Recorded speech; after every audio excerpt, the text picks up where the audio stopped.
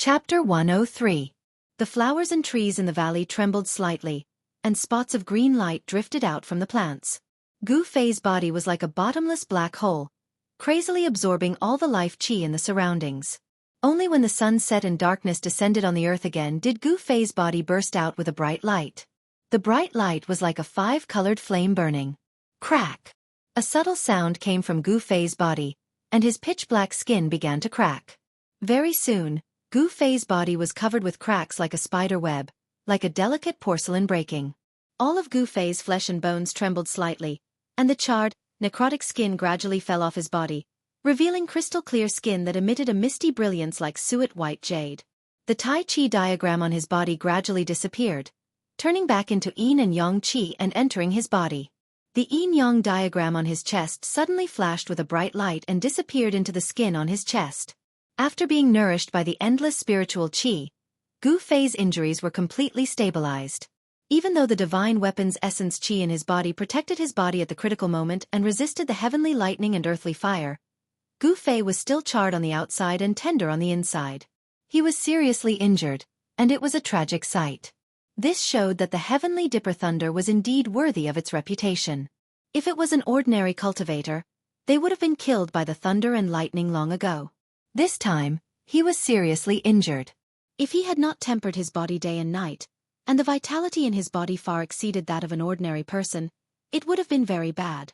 Even his cultivation might have been affected, and he would have needed a long time to recuperate. Where did that guy come from?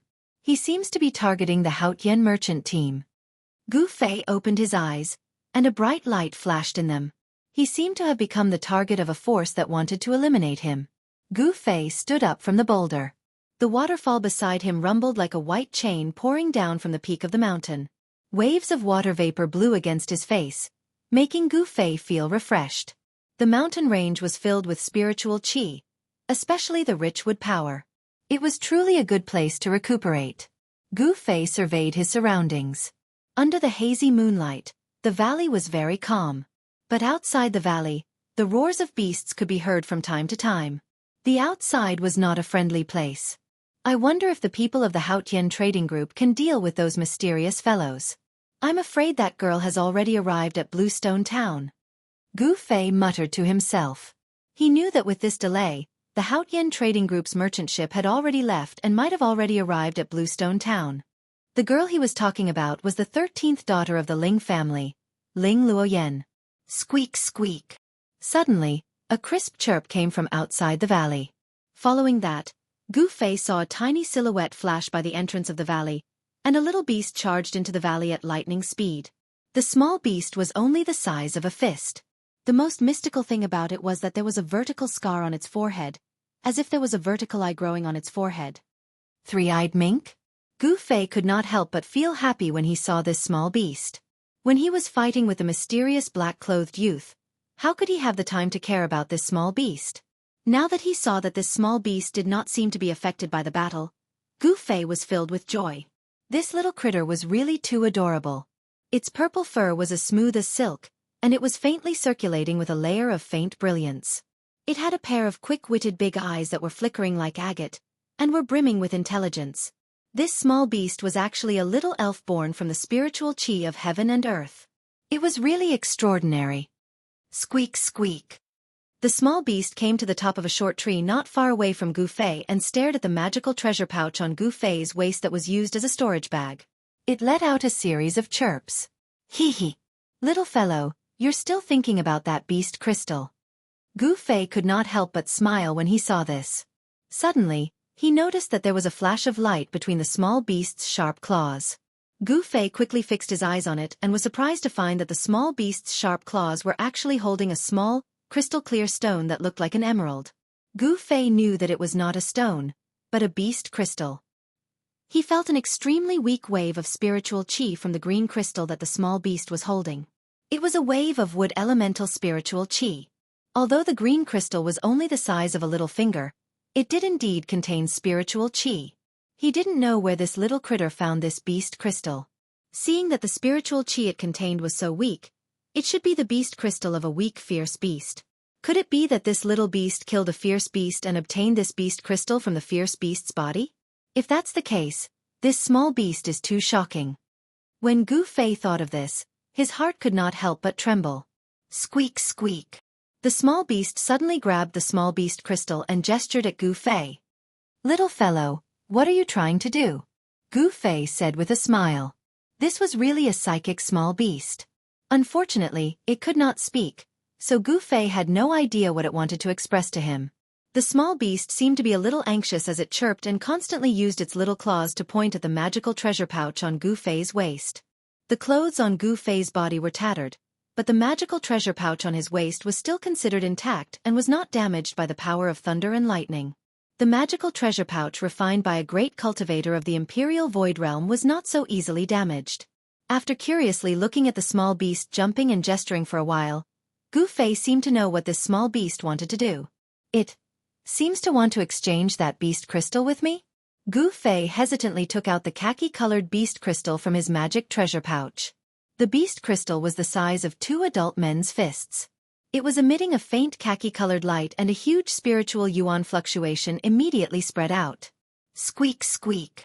When the small beast saw that Gu Fei took out the beast crystal, it immediately chirped happily and waved its 4 claws. Whoosh! A purple shadow flashed and the small beast pounced towards the beast crystal in Gu Fei's hand like lightning. Gu Fei did not stop it. He only felt a shake in his hand and the small beast flashed away again.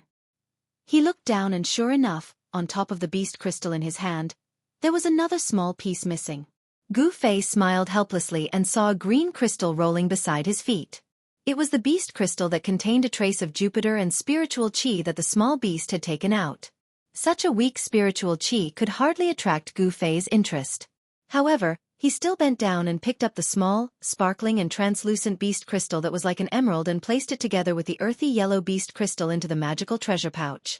When Gu Fei was about to continue sitting cross-legged on the big rock and circulate his qi to heal his injuries, suddenly a cold and gloomy aura came from the direction of the entrance of the valley. Gu Fei was startled and quickly flew behind the waterfall. Behind the waterfall, there happened to be a shallow cave that he could hide in. Just as Gu Fei hid, 2 ghost-like black shadows floated in from outside the valley. That gloomy aura immediately pervaded the valley. Through the water curtain in front of him, Gu Fei saw that beside the deep pool, there were already 2 people standing silently. These 2 people could no longer be called humans. Their faces were fair without any facial hair and their lips were pitch black. Their bodies seemed to be shrouded in a layer of misty black gas. At first glance, these 2 people seemed to be condensed from a mass of black gas. They were light as a feather and did not have a physical form. Chapter 104. The 2 ghost cultivators were looking around beside the waterfall, as if they were looking for something. One of them, a tall and skinny middle-aged man, said, "Senior brother, we clearly sensed that there was a strong fluctuation of spiritual energy in this small valley. Why did the fluctuations suddenly disappear here?" "You ask me, but who should I ask?" The other slightly short and fat middle-aged man, who had a deathly pale face, said angrily. While these 2 fellows were talking, a pair of green eyes that were like the wisps were constantly scanning the surroundings. This small valley seemed to have a circumference of 100 or 200 feet. Other than a deep pool formed by the waterfall that hung down from the mountain peak, there seemed to be only some flowers and trees. It could be said to be clear at a glance. After Gu Fei, who was hiding in the shallow cave behind the waterfall, heard the conversation between these 2 people, he already understood that when he took out the earthen yellow beast crystal from his magic treasure pouch, it had let these 2 old ghosts sense the energy fluctuation that was spreading from the beast crystal. Gu Fei subconsciously touched the magic treasure pouch on his waist that contained the beast crystal, and sneered in his heart, "These 2 ghost cultivators have very sensitive noses. It's good that they don't find me." Gu Fei was secretly on guard. Judging from the huge demonic aura emitted from these 2 ghost cultivators, their strength was not inferior to his. Moreover, he was currently injured, so it was not suitable for him to fight with others. "Who is it? Come out." Just as Gu Fei was holding his breath and carefully hiding behind the waterfall, suddenly a loud shout came from outside. "No way, I'm so unlucky. I've been discovered?" Gu Fei was immediately shocked. With a thought, he was about to rush out from behind the waterfall. "Humph. You 2 ghost things, you can actually discover me. Not bad, not bad." Just at the moment when Gu Fei was about to rush out from behind the waterfall, suddenly, There was a clear and melodious voice coming from outside. That voice was like big and small pearls falling on a jade plate. It was pleasing to the eye and sounded very comfortable. "Who is it? Come out quickly." The two middle-aged ghost cultivators at the side of the pool couldn't help but be greatly shocked when they saw that there really was someone hiding nearby, and they shouted out furiously. "You two don't know the difference between life and death. There's only one ending for anyone who dares to scold me in this world."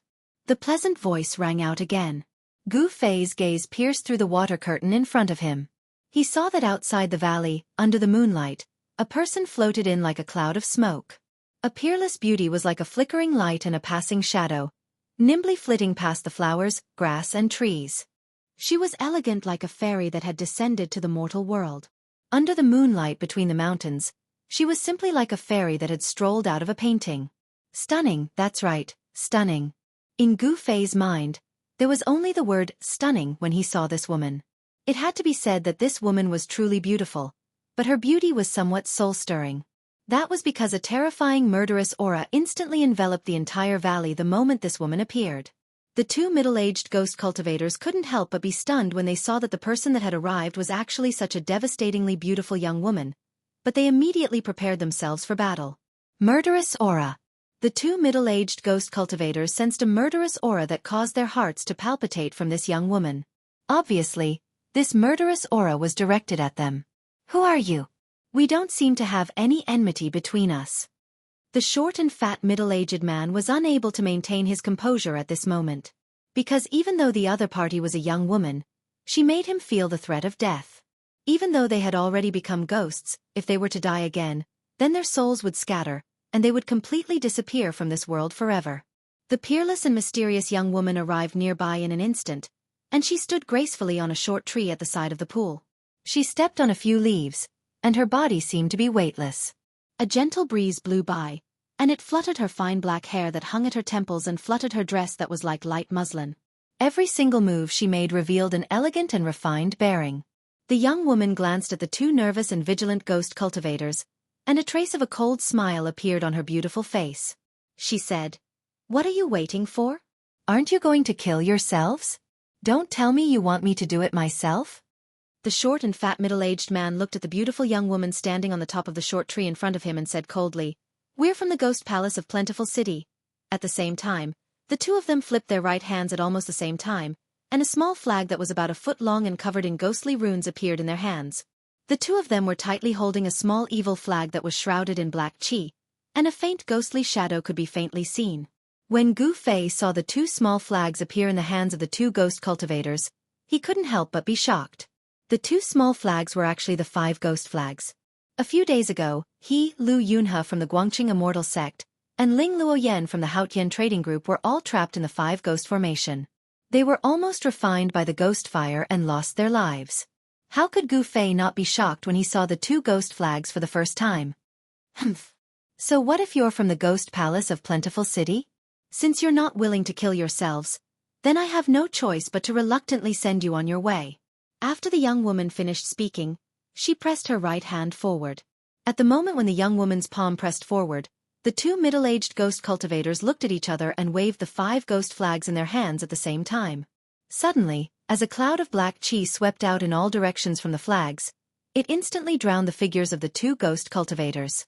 Immediately, waves of sharp ghost howls that made one's hair stand on end resounded in the valley. It was mournful and ear-piercing. Following that, the black chi and ghost fog spread out in the blink of an eye. The valley was immediately filled with a violent storm, and the sun and moon lost their light. This side of the world seemed to have fallen into the netherworld. The rolling black clouds were as fast as galloping horses, and they covered the sky and the earth as they surged toward the young woman. Amidst the black clouds, thousands of dark green sparks shot out, and the sound of explosions could be faintly heard. It was as if a sky was raining stars. It was the extremely and poisonous ghost flame lightning. If an ordinary cultivator were to come into contact with one of these dark green sparks, their bones and flesh would immediately melt and turn into a pool of yellow water. Even the origin spirit that was condensed in the Naiwan Palace would be burned into ashes by the ghost flame lightning. It could be said to be extremely sinister. Behind the waterfall, Gu Fei, who saw this scene, couldn't help but break out in cold sweat for the beautiful young woman. These two ghost cultivators had obviously been waiting for a long time. Once they attacked, they used their full strength, and they hoped to kill this mysterious young woman in one go. However, the wishful thinking of these two ghost cultivators was destined to fail. The young woman's right hand that pressed forward erupted with a vast wave of energy. After that, a large hand of raging flames rushed out from the young woman's palm, and it instantly enlarged to the size of a house. The vast and mighty raging flames burned the surging black chi and ghost fog into light smoke, and the thousands of ghosts and spirits in the ghost fog dispersed at the same time. Chapter 105. The surging black smoke and ghostly mist were caught by a faintly discernible and seemingly transparent fire net. The fire net spread out in all directions, and the black smoke and ghostly mist were immediately wrapped up like dumplings. The sharp and ear-piercing ghost howls shook the entire valley. Only now did the two ghost cultivators who were hiding in the black mist realize that they had provoked someone they shouldn't have provoked. They roared again and again in the ghost mist, releasing layers of Xianyin ghost chi, wanting to break the seal of the fire net. A myriad of ghastly green ghost flames shot out from the roiling ghost mist and collided with the flaming net, causing a myriad of dark green specks of ghost flames to spread out, and the sounds of explosions were dense like a string of pearls. The dark-een baleful energy that erupted out was like a raging sea that pounced towards the flaming net in unison. Chi! Chi! As soon as the green ghost flames and Xianyin ghost energy pounced on the fire net, they immediately emitted bursts of green smoke and dissipated into nothingness. Gu Fei, who was hiding behind the waterfall, couldn't help but be shocked when he saw the scene outside. He had tasted the power of this Xianyin ghost flame. It was extremely sinister and powerful.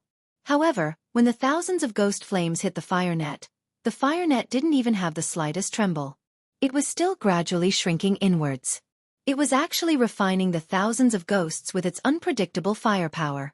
That beautiful girl actually had such a magical ability. This made Gu Fei couldn't help but look at her in a different light. Roar! Why did you attack us? Aren't you afraid of offending my plentiful city ghost palace? A mournful roar came from the ghost mist that was trapped in the fire net. The girl standing on the top of the short tree next to the pool smiled indifferently.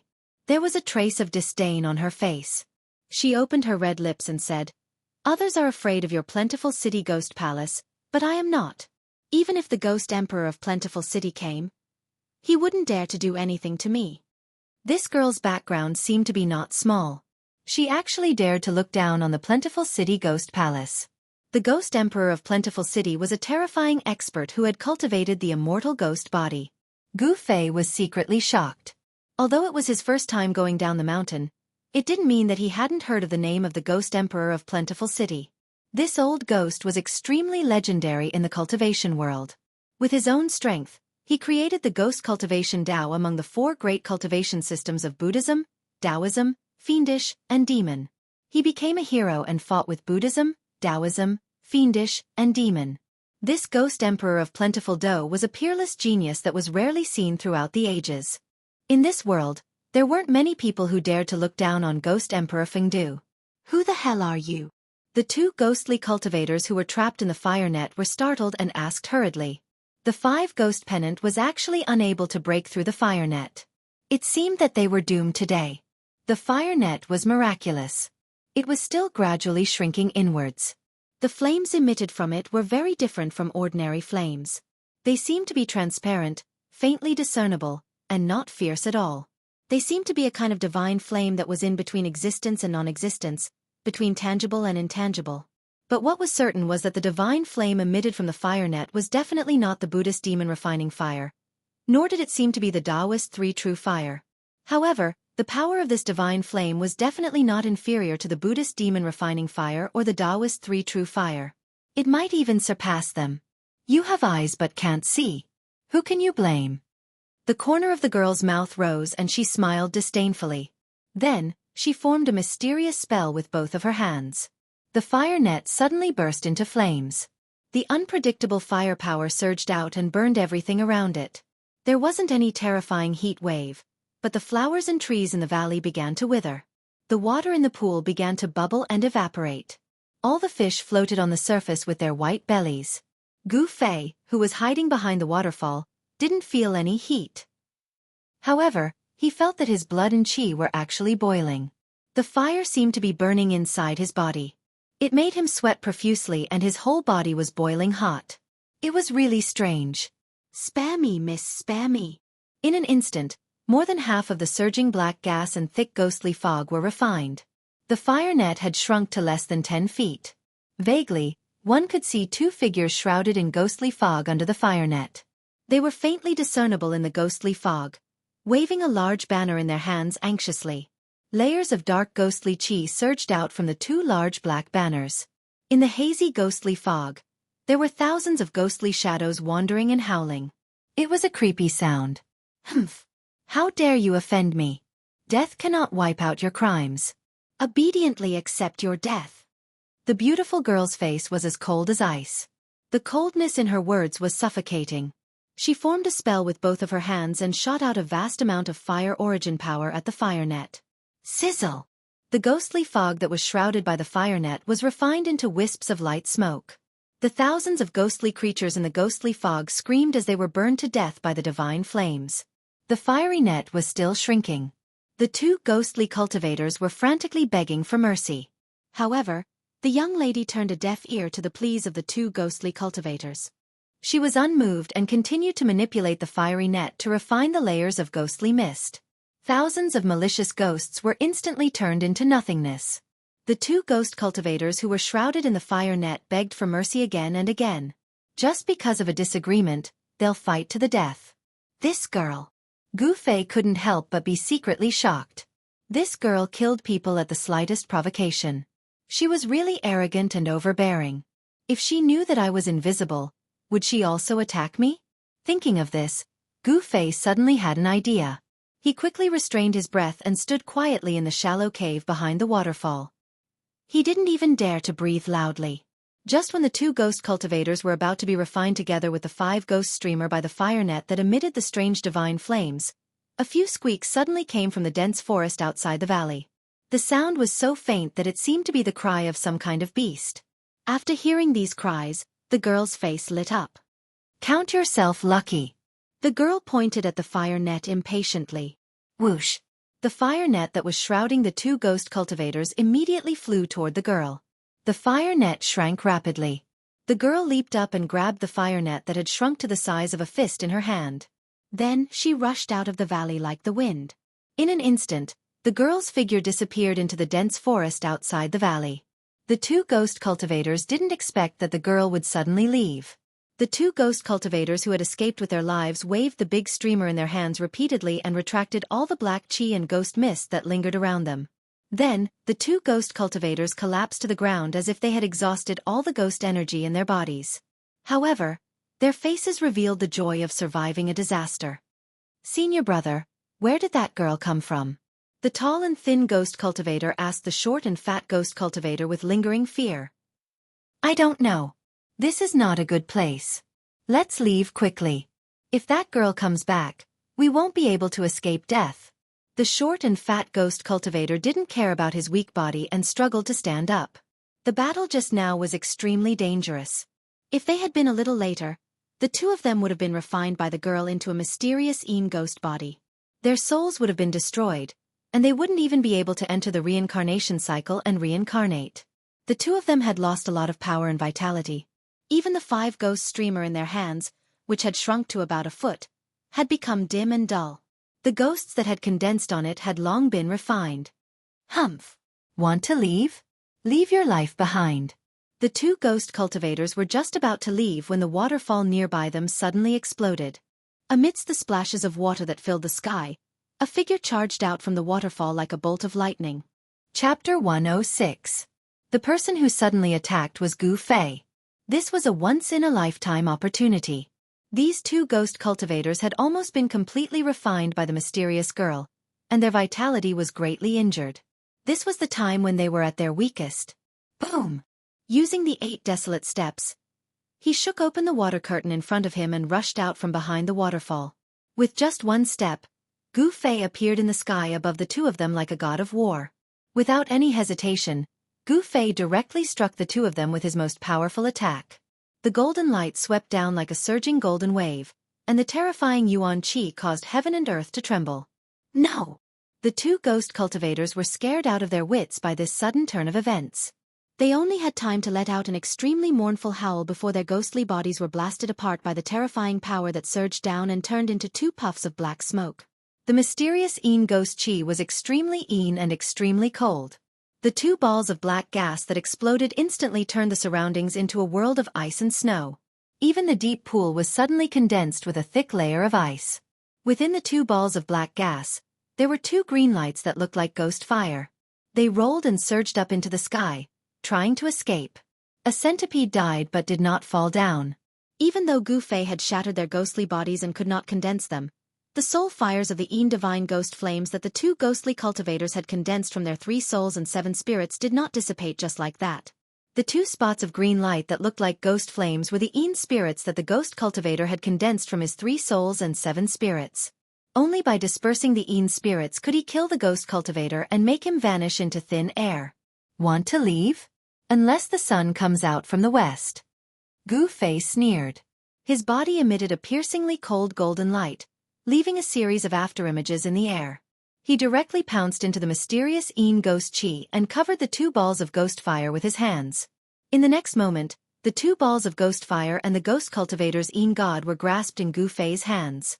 When Gu Fei held the 2 soul fires and the ghostly flames of the god, he suddenly felt a terrifying chill pass through his hands. His hands, which were filled with the power of the fire element, actually felt a little numb. Such powerful Xian ghost chi. Gu Fei was secretly shocked. Both of his hands felt like he was grabbing a mass of 10,000-year-old ice and snow essence. If Gu Fei had covered both of his hands with spiritual energy of fire beforehand, his hands would have been frozen by now.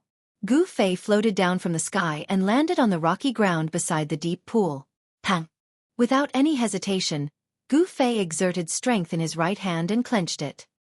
He immediately crushed the soul fire in his hand. The spirit flame directly destroyed the ghost cultivator's soul, and he would never be able to reincarnate. It wasn't that Gu Fei was vicious and merciless. It was just that the world of cultivation was this cruel. As long as one was an enemy, one had to kill them all. Because if you didn't kill them, they would kill you instead. This was a very shallow logic. When dealing with enemies, there was absolutely no room for mercy. Benevolence was not something that was suitable for cultivators. Survival of the fittest was the law of survival in the cultivation world. No! Don't kill me! When Gu Fei was about to crush the spirit flame in his left hand, the spirit flame in his hand let out a heart-wrenching roar. This was not a word. The ghost cultivator, who had already turned into a soul fire, the spirit flame, could not speak. This was a kind of soul fluctuation. It was not a language, but it appeared in Gu Fei's mind more clearly than a language. The soul fluctuation acted directly on the soul. This was the most direct communication between souls. Oh, don't kill you? Give me a reason. At this time, Gu Fei's body was still surrounded by thick Xian ghost chi. Waves of cold air constantly surged towards him, but not a trace of cold air could penetrate his protective upstanding chi and attack his body. The dazzling aura kept the ink-black profound ghost chi at bay. The soul fire flickered rapidly. The ghost cultivator was anxious. If there was nothing that could move Gu Fei, then he would follow in the footsteps of the previous ghost cultivator and end up with his soul dissipating. Go on your way. Gu Fei hesitated for a moment. His 5 fingers on his left hand immediately emitted thin, thread-like flames that entwined around the soul ghost fire. His 5 fingers slowly closed. Don't. I know a secret. I want to use this secret to exchange for a way out. The spirit flame transmitted such a message. Secret? What's the secret? Gu Fei asked curiously as he stopped his fingers from closing. A big secret. The soul fire emitted a rapid soul fluctuation. It could be seen that in this life and death situation, this ghost cultivator was ready to risk everything. The fluctuations of the soul could not be deceived. Those with great magical powers could even directly search a person's soul and read their spiritual imprint. Thus, they could know everything that the person had experienced. Cut the crap. Gu Fei was a little impatient. Yes. The people of the 3 great Dao sects will join forces and enter the southern wasteland once every 260 years. This time, our plentiful city ghost palace received news that there is a strange place in the southern wasteland that opens every 260 years. The people of the three great Dao sects enter the southern wasteland to go to that strange place. Hearing this, Gu Fei's face suddenly became a little ugly. He pondered for a moment and then asked, "Could it be that you are here for the people of the three great Dao sects? It's not just our plentiful city ghost palace. The people of the Buddhist, demon, and demon forces have also sent their outstanding successors to the southern wasteland to make things difficult for the three great Dao sects. This ghost cultivator wanted to exchange for a chance of survival, so he told everything he knew without holding anything back.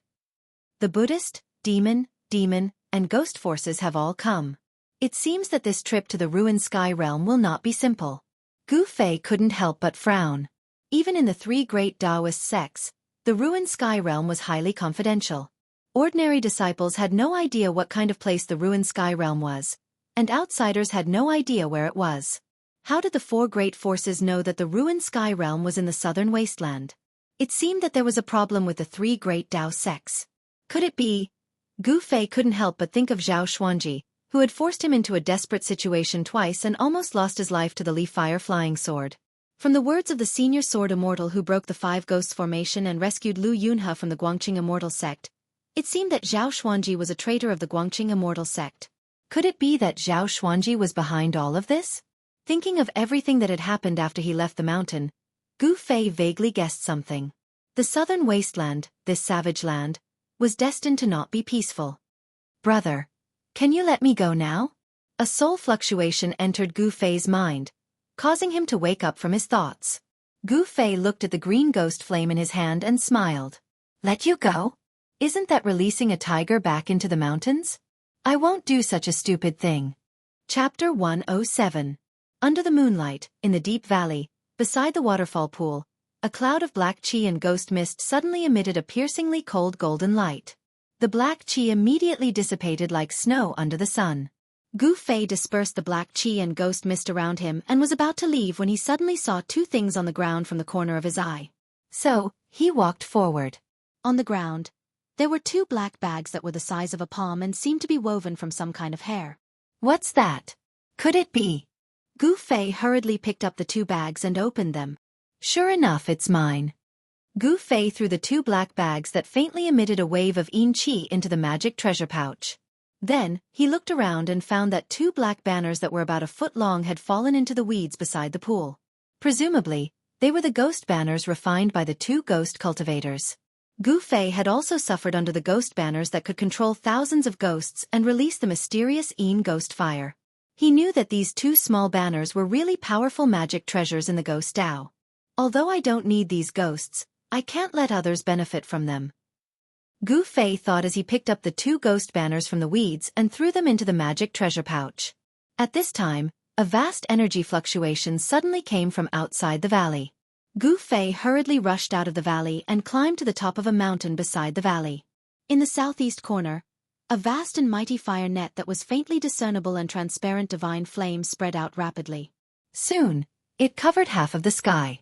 What surprised Gu Fei was that on the fire net, there stood a young girl in clothes whiter than snow.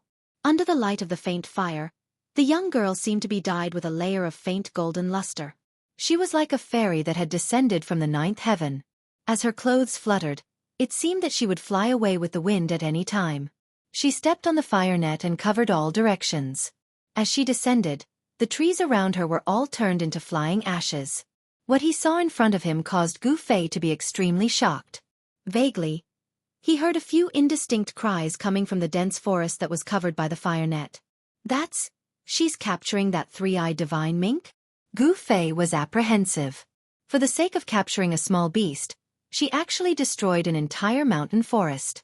This woman's methods were truly formidable. She didn't have any misgivings. The forest that was enveloped by the fire net was being destroyed.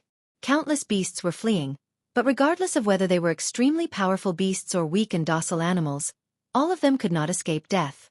Suddenly, the young girl seemed to sense something and turned her head to look in Gu Fei's direction. Gu Fei was startled and hurriedly turned to leave. The young girl only saw a blurry figure flash by. She was operating the fire net with all her strength to capture that mystical little critter. Even if there were people spying on her from the side, she wouldn't pay any attention to them. No one dared to interfere with her matters. This was the absolute confidence born from her formidable strength. Gu Fei had seen the domineering behavior of the young girl. She wanted to take someone's life without saying a word. This kind of person was absolutely not someone he wanted to provoke. Moreover, in order to kill those two ghost cultivators, he had used all his strength. His injuries that had just stabilized seemed to be showing signs of flaring up again. After identifying the direction and listening to the sound of the flowing water, Gu Fei followed the river and passed through the dense forest for dozens of miles. Then, he stopped at the bottom of a cliff by the river. On the cliff, there were many caves that looked like honeycombs eroded by the wind and rain. Gu Fei used a huge rock to seal himself in one of the caves. Then, he took out the sparkling and translucent beast crystal from his magical treasure pouch and held it in his hands. He began to operate the mysterious technique and used the ancient body refining technique to absorb the pure spiritual yuan contained in the beast crystal. Although the spiritual yuan in the beast crystal was harder to refine than the heaven and earth yuan qi, the spiritual yuan in the beast crystal was much purer than the heaven and earth yuan qi. In order to quickly heal his injuries, Gu Fei had to think about this beast crystal. The beast crystal, which was half the size of a human head, was held in Gu Fei's hands. The earthy yellow light shone brightly and illuminated the cliff cave. This was the pure thick earth qi. The misty yellow light, as if it had a life of its own, was constantly stimulated and then integrated into Gu Fei's body. As the earth energy in the beast crystal was continuously absorbed, the beast crystal slowly shrank. The pure and majestic spiritual yuan continuously surged into Gu Fei's body. The spiritual yuan in the beast crystal, after the initial refinement of the 5-colored natal qi in his dantian, spread to every part of his body. All the muscles, bones and flesh in his body unconsciously trembled slightly, slowly refining the spiritual yuan that was transported to every part of his body, and then melting it into his own yuan qi. Gu Fei was shrouded in the misty yellow light. The earth energy flowed ceaselessly and finally gathered in Gu Fei's body. After one night, the beast crystal had shrunk by more than half, and it looked to be the size of a child's fist. When the night receded and the sun rose, the beast crystal had shrunk to the size of an egg, becoming a big crystal clear bead. Until then, Gu Fei stopped absorbing the spiritual yuan and opened his eyes. As expected, with the nourishment of the spiritual yuan in the beast crystal, Gu Fei's injured body was no longer a problem. Of course, the amazing healing power of Gu Fei's body was also a big reason why his injured body could recover so quickly. After refining his body day and night, it was of course very fast for him to recover from injuries. When Gu Fei walked out of the cliff cave, climbed up the cliff, and looked south, he was surprised to find that in his field of vision, there was a dark wall at the end of the green field. Is that the Bluestone Town? Gu Fei was shocked. The river that was flowing south had changed its course. It no longer flowed south, but southwest. That pitch-black wall stood beside the river that had been diverted. I can't act rashly. According to the ghost cultivator, other forces in the world of cultivation have also sent people into the southern wasteland. The Bluestone Town is a place that must be passed to enter the southern wasteland. The situation in the southern wasteland has become very complicated. I should completely recover from my injuries before going to the Bluestone Town. This was not cowardice, but caution. All the major forces had already sent their outstanding disciples to the southern wasteland. Gu Fei had to be careful. The disciples of other forces were no worse than the younger generation of the 3 major Taoist sections. Wasn't there a disciple of the younger generation in the demonic path who used a demonic saber to fight against Li Lingfeng? The world was big, and there were many capable people. One could not underestimate the people of the world. Gu Fei urgently needed time to recover from his injuries. In the next few days, he operated the mysterious technique in the primeval forest. He absorbed the yuan qi from all directions and tempered his injured body. The closer he got to the southern wasteland, the fewer ferocious beasts in the forest. However, these ferocious beasts became more and more terrifying. Gu Fei found traces of many huge beasts in the area beside the river. Many of them were terrifying ferocious beasts. Gu Fei was too lazy to pay attention to these ferocious beasts. Apart from looking for something to fill his stomach when he was hungry, he spent the rest of his time sitting cross-legged in the cliff cave and operating the mysterious technique. The spiritual energy of the plants converged, and a green brilliance flickered continuously in the cliff cave. The spiritual energy around Gu Fei was dense, and a hazy green radiance enveloped his body. Wisps of pure spiritual energy of the plants flowed into his body, and his injured body was constantly nourished by the gentle green glow. Traces of clotted blood were discharged from his pores. After another 2 days, Gu Fei's injuries were completely healed. His entire body was filled with a vast amount of yuan qi. Every inch of his flesh and blood contained great power. Chapter 108. The southern wasteland had a vast territory. Unlike the Central Plains, more than 90% of the southern wasteland was covered by primeval forests. Greenstone Town was located in the middle of the endless forest. Instead of calling Bluestone Town, it would be more appropriate to call it a city. The city wall was 200 feet high, isolating Greenstone Town from the forest outside. It was necessary to build a city wall. The city wall was 200 feet high, enough to stop most of the beasts from entering the town. Of course, if there were some rare flying beasts, the city wall would not be able to stop them. Therefore, the Yen Kingdom sent an elite army to guard Greenstone Town. Apart from maintaining order in Greenstone Town, they could also prevent the beasts from attacking. There were 4 city gates in the east, west, south, and north of Bluestone Town. The northern city gate faced the ferry several miles away. The Bluestone Road was wide enough for a dozen horses to run side by side. People came and went, but it was the busiest place among the 4 gates. There was an endless stream of merchants coming and going from the south to the north. Compared to the north and south gates, the east and west gates were deserted. Occasionally, some hunters or herb gatherers would come and go. The primeval forest outside of Greenstone Town was a natural treasure house. There were all kinds of rare birds and beasts, and all kinds of spiritual herbs. As long as one was not afraid of death and was lucky enough to hunt 1 or 2 beasts and pick 1 or 2 herbs, it would be enough for an ordinary person to eat and drink for a lifetime. At noon, a young man in ragged clothes came from the ancient path on the east side of Bluestone Town. Even though his clothes were ragged, he was clean from head to toe. Especially the skin that was exposed, it was fair and translucent, and it seemed to be enveloped in a layer of precious splendor.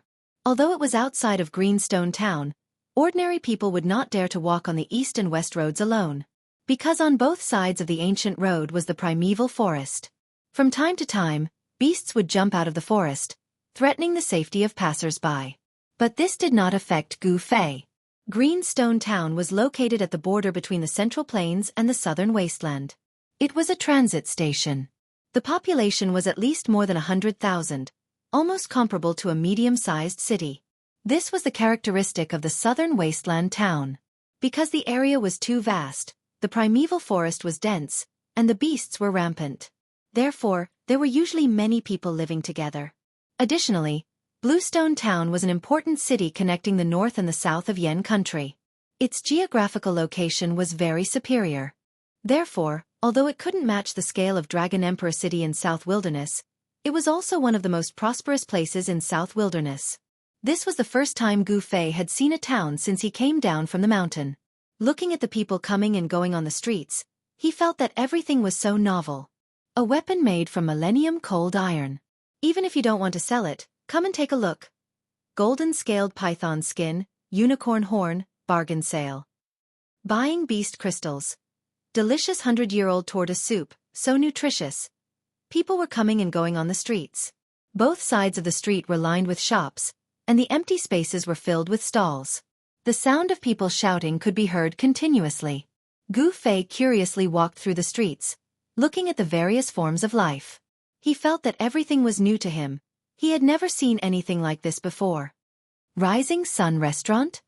Unconsciously, Gu Fei came to the door of a restaurant. Raising his head and looking at the 4 shining words above the door, Gu Fei naturally strode inside. He knew what a restaurant was. It was a place where people dined in the secular world. He was a bit hungry now. Stop. When Gu Fei was about to step into the restaurant, he heard a shout from inside. After that, he saw a young servant in cyan walking out quickly. You beggar, where are we? Get out of here. The young servant in cyan stopped Gu Fei. Not only did he not let him in, he even pointed at Gu Fei's nose and scolded him with a disgusted look. What did you say? Gu Fei's eyes widened in anger. 2 rays of sharp light shot out from his eyes. He was actually treated as a beggar. How could this be? You, what are you trying to do? The young servant in cyan was immediately intimidated by Gu Fei's imposing manner. He couldn't help but take 2 steps back with a panicked look on his face. Who are you calling a beggar? Gu Fei took a step forward and stretched out his right hand. He grabbed the clothes in front of the young servant's chest and lifted him up. The commotion at the door immediately attracted the attention of the people in the restaurant. A middle-aged man who looked like a shopkeeper quickly walked out from behind the counter. This is a restaurant under the name of the Rising Sun Trading Company. Who are you? How dare you make trouble here? The middle-aged man who looked like a shopkeeper said in a stern voice. At this moment, a few men dressed in yellow tights rushed out of the restaurant and surrounded Gu Fei. Humph. The tattered clothes on Gu Fei's body fluttered even though there was no wind. His long hair danced in the wind, and an enormous imposing manner spread out from his body. At the same time, in a private room on the 2nd floor of the restaurant, a black-clothed young man who was raising his wine cup suddenly stopped in mid-air. His expression became very ugly, causing a purple-clothed young man who was sitting opposite him to feel very astonished. Brother Bei Tang, what's wrong? The young man in embroidered clothes hurriedly asked. Humph. I didn't expect that I would actually meet an enemy of mine here. The black-clothed young man heavily placed the wine cup on the table in front of him and said fiercely. A murderous glint flickered in his eyes. The purple-clothed young man couldn't help but frown when he felt the obscure murderous aura emitted from the black-clothed young man. Outside the restaurant. At this moment, a powerful ripple of energy surged out from inside the restaurant. A figure silently appeared at the entrance of the sand restaurant. Young lord. Step back. Yes. The middle-aged man who looked like a shopkeeper did not hesitate or say anything else. He hurriedly retreated with a few yellow-clothed guards. His attitude was extremely respectful. Gu Fei felt pressured. He stared at the figure that suddenly appeared. His instincts told him that this person was an expert that could not be underestimated. It was a young man in his 20s. He was tall and slender. He was dressed in white and had an elegant demeanor. However, his appearance was not very outstanding and could even be said to be slightly ordinary. However, this person's eyes were extremely sharp. As they flickered with light, his gaze was like a blade or a sharp sword. His ordinary appearance, when paired with a pair of eyes like that, he seemed to stand out from the masses. Without a doubt, this person's cultivation was extremely powerful. Gu Fei was rather shocked. He did not think that he would meet such an expert in a restaurant. This person was only a few years older than him, but his cultivation made Gu Fei feel that it was unfathomable. He put down the green-clothed manservant who was still in the air, and the manservant immediately scrambled to escape. The servant already knew that he probably offended someone that he should not have offended today. I have failed in disciplining my servants and have offended you. I hope that you will not lower yourself to the same level as those servants. I have prepared some water and wine as an apology. I wonder if you will do me the honor? The young man had a faint smile on his face as he spoke in a manner that was neither servile nor overbearing. That's great. Gu Fei smiled and strode into the Rising Sun restaurant. Chapter 109. The small commotion only attracted the attention of a small portion of the people in the Rising Sun restaurant. The young master of the Rising Sun led Gu Fei straight to the 2nd floor. Gu Fei found that even on the 1st floor, there seemed to be many xiuzha exchanging toasts and talking loudly.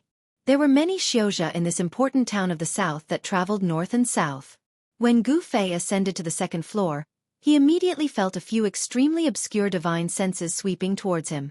This was definitely something that only an expert could do. Gu Fei was slightly surprised that there were so many hidden experts in this small restaurant. The few divine senses flashed past and disappeared. It was difficult to identify the source of the divine senses. Gu Fei couldn't help but frown. The feeling of being spied on was very bad. As for the young master of the Rising Sun, it seemed as if he didn't notice anything wrong. He led Gu Fei to a private room. This was a private room by the window. It could clearly see the endless stream of pedestrians on the street. I am Chu Tian of the Rising Sun Trading Company. I apologize to you again. My subordinate was reckless. Brother, please don't be offended. After the two of them sat down, the young master of the Rising Sun cupped his hands and apologized to Gu Fei again. Don't mention it. I am Gu Fei. I am just an ascetic cultivator. Gu Fei said indifferently and revealed his identity. An ascetic cultivator? When Chu Tian heard this, he couldn't help but feel secretly happy. This kind of practitioner who didn't belong to any sect was the easiest to rope in. He could already see that Gu Fei was extraordinary. The young master of the rising sun, Chu Tian, immediately wanted to rope in Gu Fei. Haha. It is really a great thing to be able to befriend Brother Gu. I wonder where Brother Gu is cultivating now? And where are you heading to? Chu Tian asked. Gu Fei took a sip of the fragrant tea, then said, People like us, the 4 seas are our home, we go wherever we go. Now, I want to go to the southern wasteland to see for myself. Now, Gu Fei was more cautious. The current situation in the southern wilderness was complicated, and there were many people who were against the 3 great Taoist sects. If people knew that he was a disciple of the Taishan sect, he was afraid that it would cause unnecessary trouble. There were still over 20 days before the opening of the ruins' heavenly realm. Gu Fei didn't want to cause any trouble on the way to Dragon Emperor City in South Wilderness. To the southern desolate land? Chu Tian said happily. Our Rising Sun Trading Company is also going to the southern desolate land. Aren't we going the same way? Brother Chu is also going to the southern wasteland? I see that the people of the Haotian merchant group are also heading to the southern wilderness. Why are there so many people rushing to the southern wilderness? Gu Fei asked. Haotian caravan? Brother Gu also knows about the Clear Sky merchant group? Chu Tian's expression became a little strange. What's so strange about that? Gu Fei said calmly. Even a cultivator like Brother Gu, who is dedicated to cultivation, also knows about the Haotian merchant group. Our Rising Sun Trading Company is far inferior to them. Chu Tian sighed, but he looked a little gloomy. At this moment, the door of the private room was pushed open. Gorgeous maids in palace attire walked in, carrying stacks of delicacies in their hands. This kind of enjoyment and treatment could only be experienced by the customers in the private room. Brother Gu is not a businessman, so of course you don't know the reason. This season of the year is the most abundant season in the southern wasteland. Not only our Yen kingdom, but also the other 3 empires, many merchants come to the southern wasteland to purchase goods. The Haotian merchant group is a competitor of our Rising Sun Trading Company. I see. No wonder Chu Tian's expression became a little ugly when he heard about the Haotian merchant group. It turns out that the 2 sects are enemies. After the maids placed the dishes on the table, they left. The last maid closed the door of the private room. Only Gu Fei and Chu Tian were left in the private room. Brother Gu, please. Although Bluestone Town is not as prosperous as the Central Plains, there are many rare birds and beasts. The delicious dishes cooked with them are hard to find elsewhere. As he spoke, Chu Tian stood up and filled the wine cup in front of Gu Fei. The wine in the cup was dark green and fragrant. Its color was like amber, and it was thick. It was a rare wine. Gu Fei did not comment. He only smiled and drank the wine in one gulp. This young master of the rising sun, Chu Tian, wants to win me over, but he has made a mistake. If I was really a cultivator without a sect, I might be moved by his sincerity. I have to admit that Chu Tian is indeed bold, broad-minded, and has some tricks up his sleeve. Compared to Ling Luoyen, Chu Tian was more like a businessman. However, after drinking the wine, Gu Fei's expression changed immediately. Roar! Bastard! You deserve to die! He stood up abruptly and attacked Chu Tian with his palm. A dazzling light surged forward, and the big table in front of him was instantly shattered into sawdust. Brother Gu! Such a sudden and unexpected event caused Chu Tian to be greatly shocked as well, and he hurriedly retreated while his hands moved about, causing a myriad of sawdust to form a barrier before him. Bang! The ferocious force pushed Chu Tian into the wall behind him. The entire restaurant seemed to shake, and the wall behind Chu Tian suddenly cracked like a spider's web. At this moment, Gu Fei's face turned black, and his body trembled as if he had been poisoned. It was obvious that the wine that Gu Fei drank was poisoned. Gu Fei was inexplicably shocked and angry. After pushing Chu Tian back with his palm, he staggered a few steps, and his body was on the verge of collapse. He never would have thought that Chu Tian would be so sinister. Rousing the Yuan Qi in his body, Gu Fei forced all the wine out of his body through his pores. However, what seeped out of his body was not wine, but traces of pitch-black and smelly liquid. The pitch-black liquid dripped from his body. Sizzle! White smoke rose from the ground, showing how strong and overbearing the poison was. Even the floor was corroded. Gu Fei took a deep breath, and the muscles, bones, and internal organs in his body immediately let out a muffled explosion. His muscles, bones, and organs all released all the yuan qi in his body without reservation, suppressing the spread of the poison. Seeing Gu Fei in such a state, Chu Tian was also dumbfounded. Pang! At this moment, the door to the private room was suddenly smashed, and two people walked in from outside. "It's you. When Gu Fei saw the young man in black, his eyes immediately turned red, and the muscles on his face could not help but twitch. The two people who came in were two young men, one dressed in black, the other in white. Both were handsome and elegant, and their eyes were like cold stars. They looked at Gu Fei and Chu Tian with a faint smile. The young man in black was a mysterious young expert who thought that Gu Fei was from the Haotian trading group and tried to kill Gu Fei in the dense forest by the river. Chapter 110. Gu Fei's eyes, which had turned blood red due to his anger, swept a glance at the three people in the private room. Then, without thinking, he smashed through the window and leaped out with a pang. His blood-red eyes revealed an incomparably fierce light. The three people felt as if they were being stared at by a poisonous snake, and they actually had a kind of feeling of fear. The three people were stunned, and Gu Fei had already broken the window and escaped. "Hurry up, don't let him escape," the young man in black shouted loudly, and his body rushed out from the broken window like a phantom. As he raised his hand, countless green threads shot out, like a big net, and enveloped the escaping figure in front of him. Although Gu Fei was poisoned, his body movement technique was still extremely fast. His figure flickered, and he avoided the green threads, crossed the street, and rushed out of Bluestone Town. The pedestrians on the street were immediately shocked by the sudden change of events, and they all dodged to the side. The young man in white also followed closely behind the young man in black and leaped out. In an instant, in the private room of the restaurant, Chu Tian, the young master of the rising sun, was the only one left. This, what is going on? Chu Tian still had not recovered from the shock, and he stared blankly at the broken wine pot on the floor.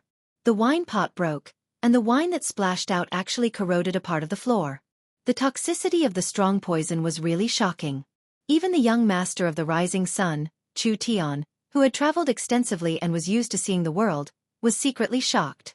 At this moment, a burst of rapid footsteps came from outside the private room, and a group of yellow-clothed guards, led by the middle-aged shopkeeper, rushed up from downstairs. Gu Fei was poisoned, and then the two young men appeared and forced Gu Fei away. All of this happened in a short time, but the unusual movements in the private room still alarmed many people. Moreover, in this restaurant, there were many cultivators with extraordinary cultivation, and some busybodies had already followed Gu Fei and the other two from afar. "Young master, what exactly happened?" the middle-aged shopkeeper asked carefully. He saw that the private room was in a mess, and the young master Chu Tian was leaning against the wall. The wall was full of cracks, and it seemed like it could collapse at any time. The shopkeeper was so nervous that he was already sweating profusely. "Hurry up and investigate the background of those two young men in white and black respectively." Chu Tian's words were squeezed out from the gaps between his teeth. He was also incomparably furious. "Yes, young master."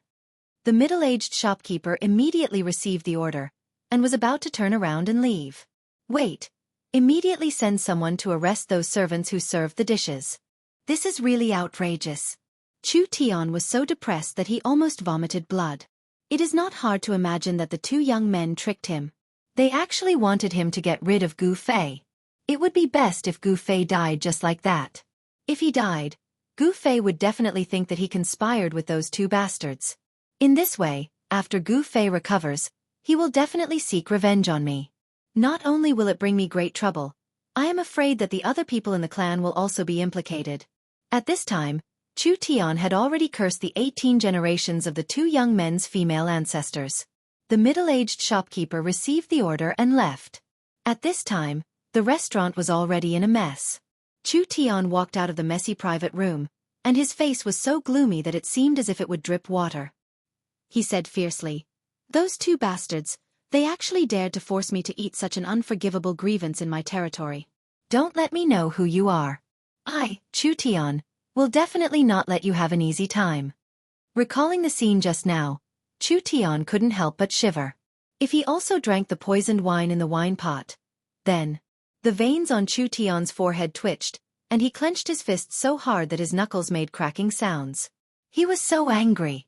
The Rising Sun Trading Company was a business organization in the Tanglong continent, second only to the Haotian Trading Company.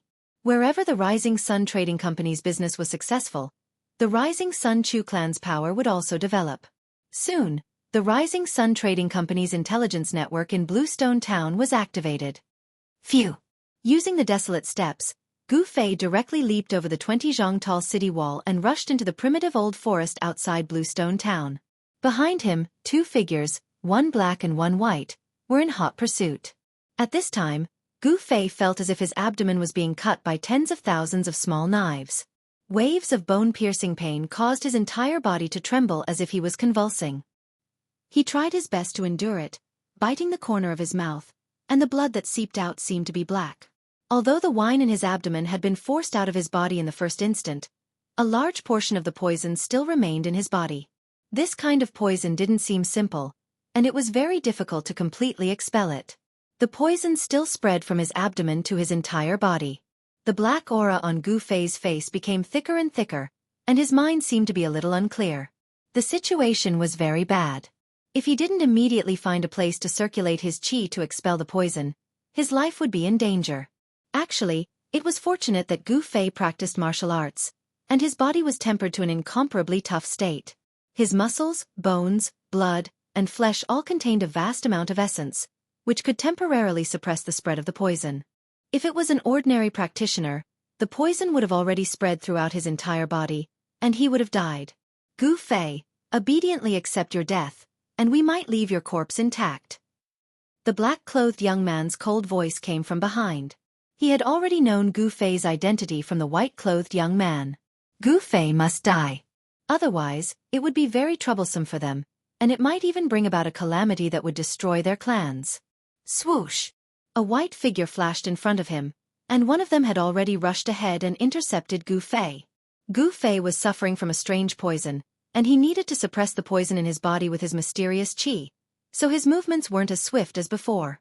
In the end, those two people still caught up to him. Now, he could only fight with his life on the line. Only by facing death would he have a chance of survival. Pang! Gu Fei wielded his palm like a saber, and a bright aura shot out from the edge of his palm. The saber light exploded, and directly chopped towards the person in front of him. Under the saber qi, the trees in front of him were constantly shattered. Humph! A trace of disdain flashed in the eyes of the person in front of him. He also wielded his palm like a saber, and similarly chopped out. A saber light. Swoosh! With a sound, it tore through the void, and instantly collided with Gu Fei's saber light. Boom! As if two thunderbolts violently collided, a burst of dazzling light burst out, and a terrifying saber qi swept out. The surrounding trees suddenly collapsed, turning into sawdust that flew out in all directions. Gu Fei's hair danced wildly, and his eyes were like cold lightning. With his injured body, his strength was greatly reduced, and he couldn't compete with the person in front of him. He was directly forced by that person's saber to cough up blood and retreat. Behind him, there was a large net made up of green energy threads that were as sharp as blades. It had already sealed off all his escape routes and was closing in on him from behind. Wherever the energy net passed, the grass and trees were all cut into thousands of pieces. Gu Fei soared into the sky, and took a step in the air. Both of his hands brandished a dazzling saber light, and cut open the energy net that was coming towards him, and rushed out of the heavy encirclement. Chapter 111. The scorching noon sun hung high in the sky, scorching the earth. However, the endless primitive forest outside of Bluestone Town did not feel hot at all. Towering trees with lush branches and hundreds of zhang-old vines climbed and twined, casting a large shade in the forest. Boom! Boom! Boom! In a forest dozens of li away from Bluestone Town, trees were constantly falling, and branches and leaves were flying everywhere. The birds nearby were frightened and flew away in a panic. The beasts in the forest were scrambling to escape. There was a chase going on here. Two figures, one in black and one in white, were emitting waves of terrifying energy. They were unleashing powerful attacks towards a fleeing figure in the forest ahead of them. The pursuers were handsome, but their faces were murderous. They were two young experts. The one being chased was a greenish-purple youth in ragged clothes who looked like a beggar. The black-clothed youth stretched out his right hand, and countless green threads rushed out of his palm and rushed forward. The green threads were like rain, like sharp blades that cut through the void. Nothing could stop them, and they cut everything in front of them. Regardless of whether it was a large tree or a path of flowers and grass, they were all cut into thousands of pieces by the green threads. The youth's footwork was marvelous, and he barely dodged the green threads the moment they attacked him. However, some of the green threads still swept across his back. A few bloody marks appeared on the youth's back. His skin was split open, and his body of bronze and iron was also injured at this time. It showed that the black-clothed youth's magical power was extraordinary. What a pity! The black-clothed youth could not help but curse a few times when he saw that his attack had failed again. The white-clothed youth placed his hand on the hilt of the saber at his waist, ready to launch a fatal attack at the fleeing person at any time. The saber at the white-clothed youth's waist was not an ordinary item. The scabbard was engraved with mysterious talismans, and there was a faint brilliance flowing on the talismans. Even so, an extremely obscure murderous saber chi still passed through the scabbard that was sealed by the talismans. This saber was not an ordinary divine weapon, but more like a saber that had been refined by a cultivator. Moreover, it was obvious that not an ordinary cultivator could refine such a murderous saber. The talisman on the scabbard seemed to be suppressing the spirit of the divine saber. Without a doubt, if this godly blade were to be unsheathed, it would shake the heavens and the earth. Perhaps even the heavens and the earth would lose their color because of this godly blade. This was definitely a great killing weapon. The white-clothed youth's hand was covered in sweat as he held the saber. His eyes were fixed on the figure moving through the dense forest in front of him. He didn't draw his saber because he couldn't find an opportunity to kill in one strike. He had his own difficulties. Even with his ability, he could only use this divine blade 3 times a day. In other words, he could only use it 3 times. After 3 strikes, if the enemy did not die, then he would be the one to die. Because at this moment, his cultivation had been completely exhausted by those 3 slashes. At this moment, his life and death were in the hands of the enemy. You 2 despicable and shameless bastards, as long as I don't die today, you can just wait to die. Gu Fei was enraged as he desperately ran through the dense forest. The strange poison in his body was acting up, and for a moment, he felt as if thousands of ants were biting his muscles, bones and flesh. That feeling made him go crazy. But the next moment, he felt as if thousands of small knives were stabbing his body. The pain was so painful that his vision turned black and he almost fainted. Endless pain was ravaging his nerves and destroying his will. But he gritted his teeth and endured it. No matter how much pain he suffered, he still maintained a trace of consciousness in his mind. He couldn't fall like this. If he did, then he would be doomed eternally. Roar! With a roar of grief and indignation, Gu Fei suddenly pounced forward like a crazy wild beast. A few green threads brushed past him and took away a few drops of blood on his body. The power of the mysterious black-robed man's divine ability was not small.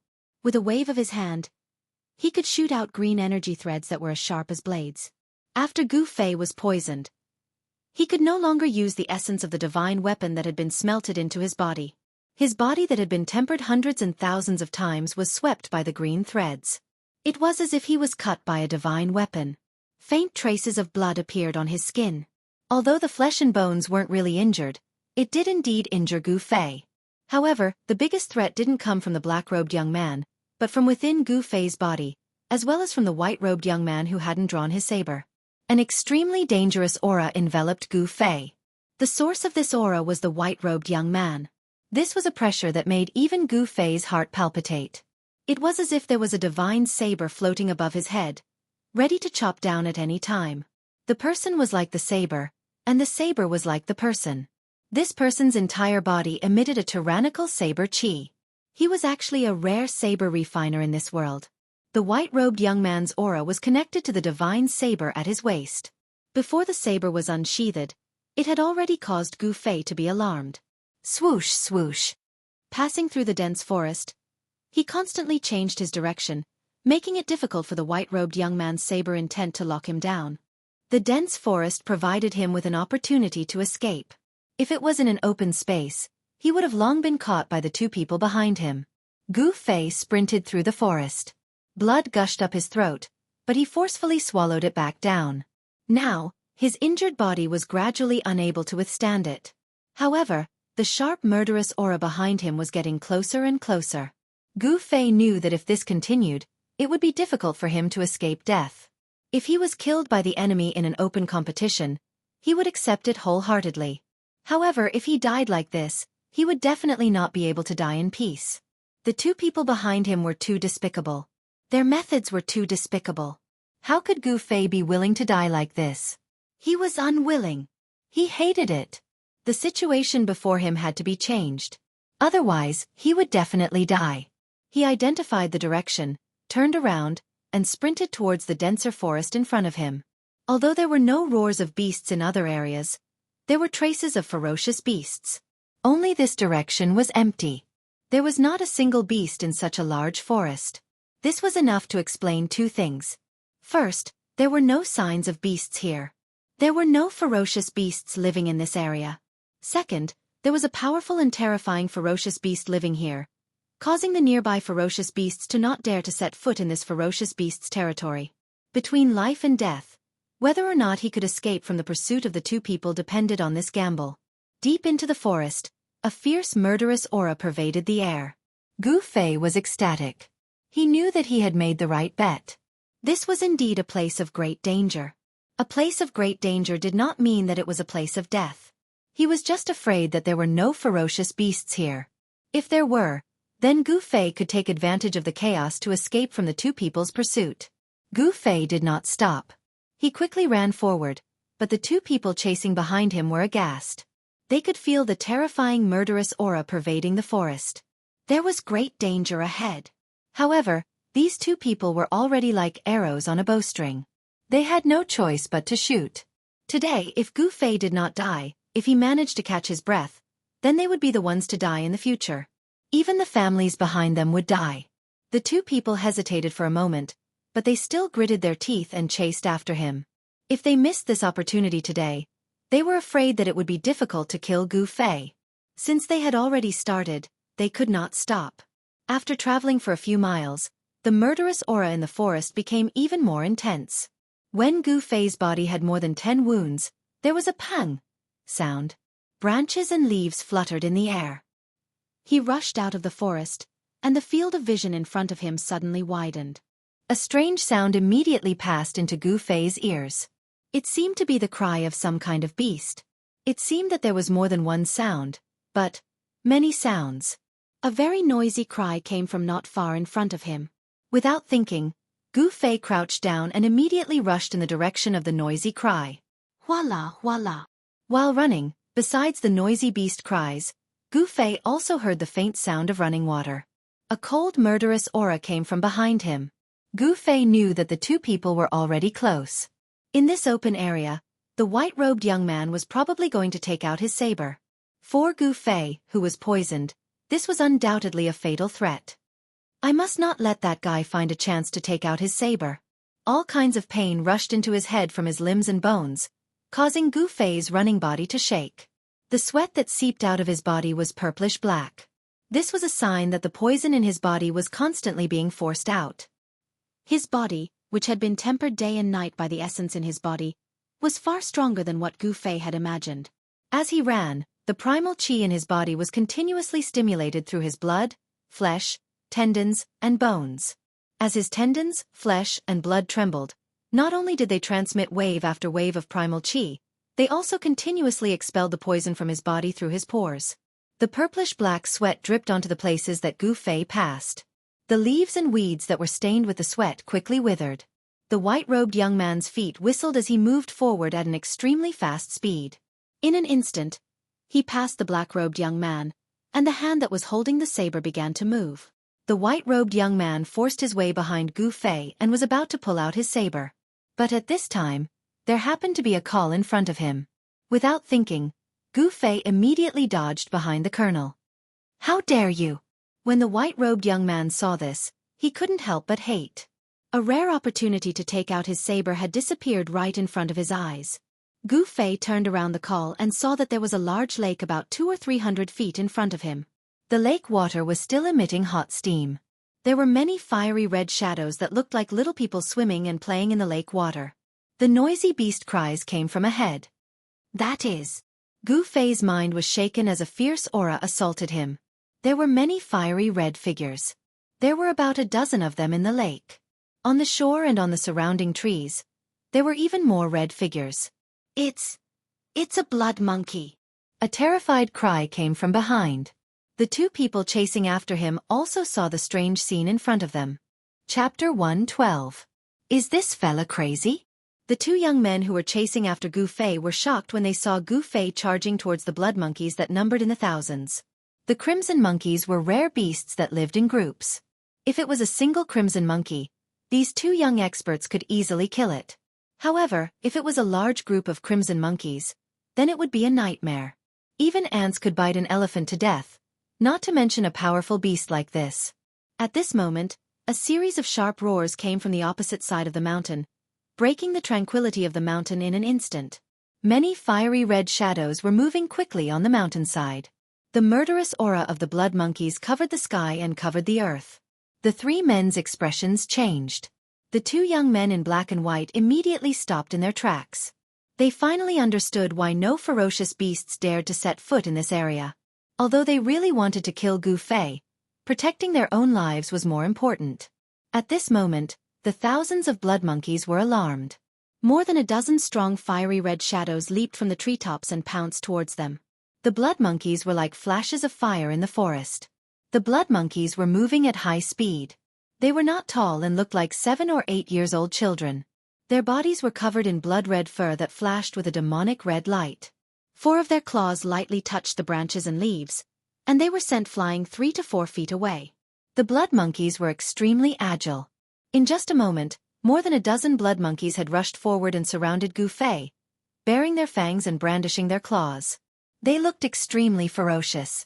The blood monkeys were violent and had a strong sense of territory. Against ferocious beasts that dared to invade their territory, they would attack in groups and use their sharp claws to tear the beasts into pieces. Although they were small in size, the blood monkeys were extremely strong. They could tear lions and tigers apart, and their sharp claws could pierce through metal. No one dared to underestimate a large group of blood monkeys. Roar! Gu Fei let out a muffled roar from his throat. Then, relying on his copper skin and iron bones, he charged directly into the group of blood monkeys. Squeak, squeak. 7 or 8 blood monkeys were knocked down by Gu Fei, and Gu Fei's clothes were torn to shreds by the blood monkey's sharp claws, leaving black and red scratch marks on his body. Although the blood monkey's claws were sharp, they couldn't break through Gu Fei's skin and flesh, which he had tempered day and night. The blood monkeys that were sent flying by Gu Fei rolled on the grass and let out mournful cries. After struggling for a while, they actually died. The blood monkeys that had grabbed Gu Fei also fell to the ground, twitching violently. After a while, they all died. The strange poison in Gu Fei's body had actually poisoned the blood monkeys. This was something that no one had expected. When the remaining blood monkeys saw Gu Fei charging over, they all retreated, not daring to touch Gu Fei. These blood monkeys were able to become fierce beasts, but they also had some intelligence. The other blood monkeys had already rushed over from all directions. The two young experts who were chasing after Gu Fei had extremely ugly expressions on their faces, and they decisively retreated. Even so, they were already surrounded by more than 10 blood monkeys. The black-clothed young man decisively waved his hands, and green energy threads shot out from his fingers towards the blood monkeys that were leading the way. Chi chi chi. The blood monkeys that were entangled by the green energy threads were all shredded into pieces, and bursts of blood mist burst out. However, once these blood monkeys saw blood, they became even more frenzied, and they pounced on the two without any regard for the consequences. Rip! One of the white-clothed youth's sleeves was torn off. Evil creature! The white-clothed young man roared and swept his right leg horizontally. Bang! He directly swept away the blood monkey that had torn off his sleeve.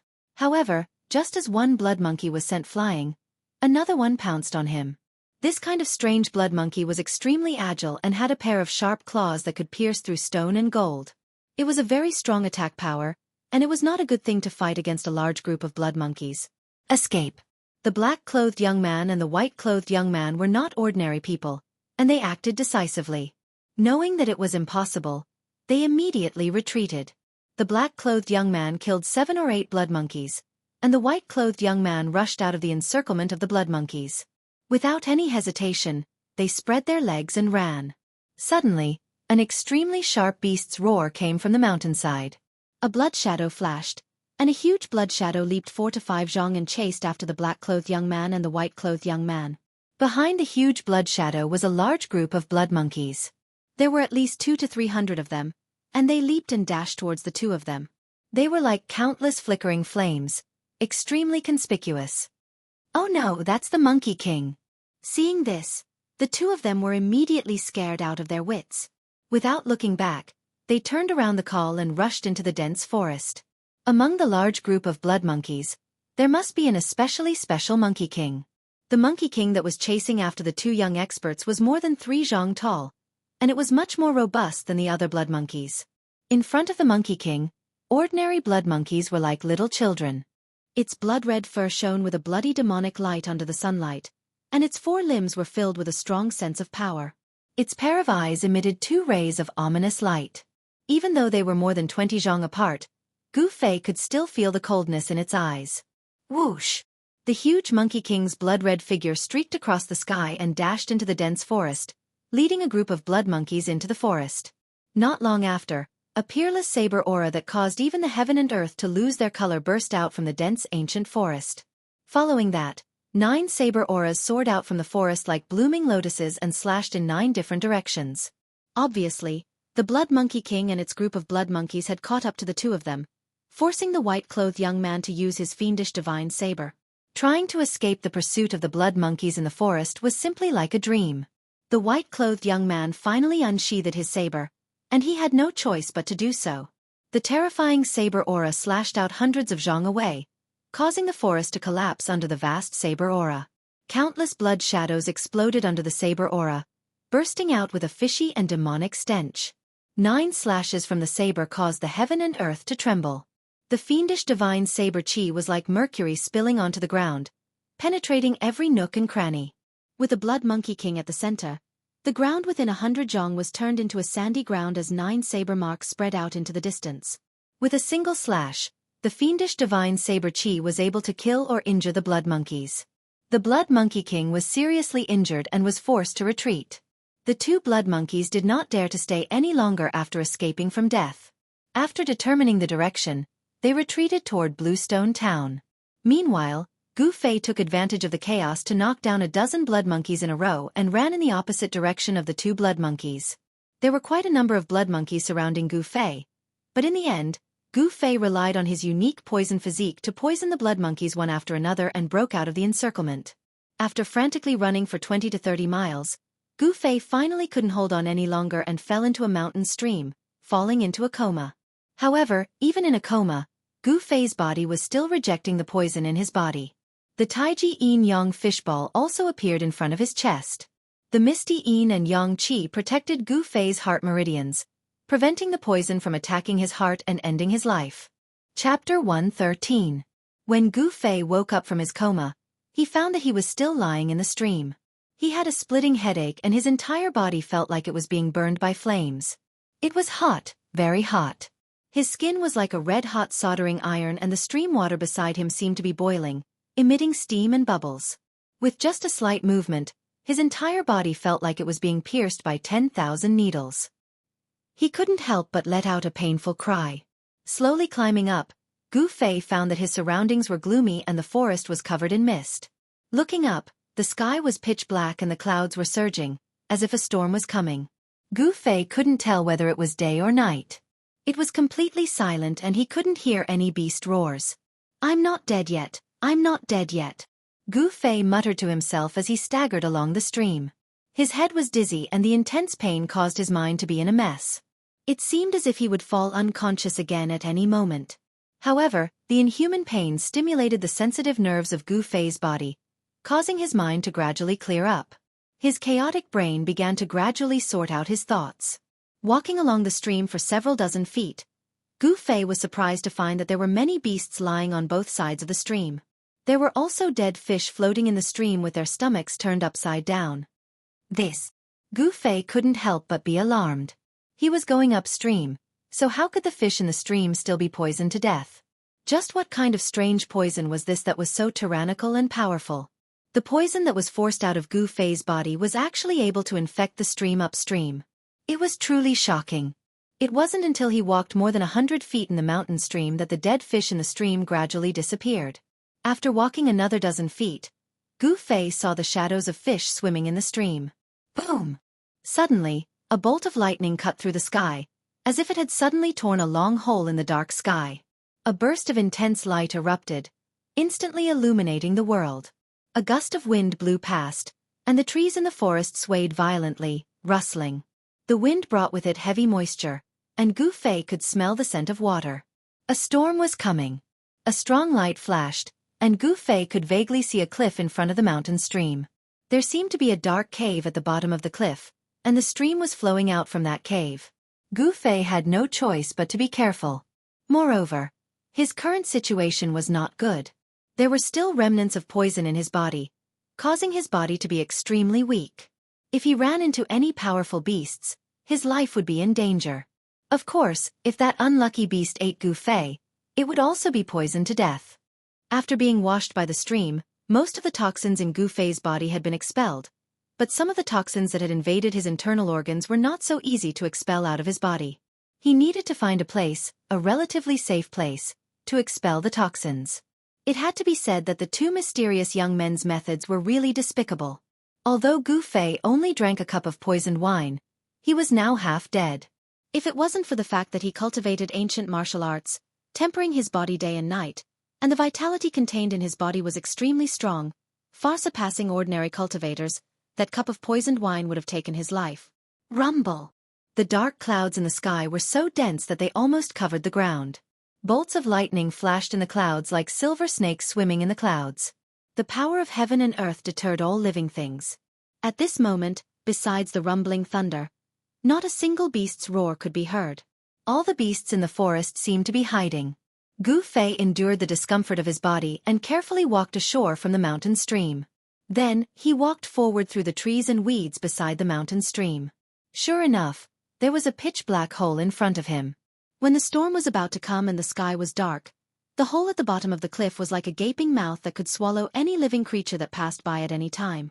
Gu Fei felt a burst of pressure. Should he go in or not? Gu Fei pondered. Rumble! Another shocking lightning flashed across the sky, and the sound of thunder shook the world.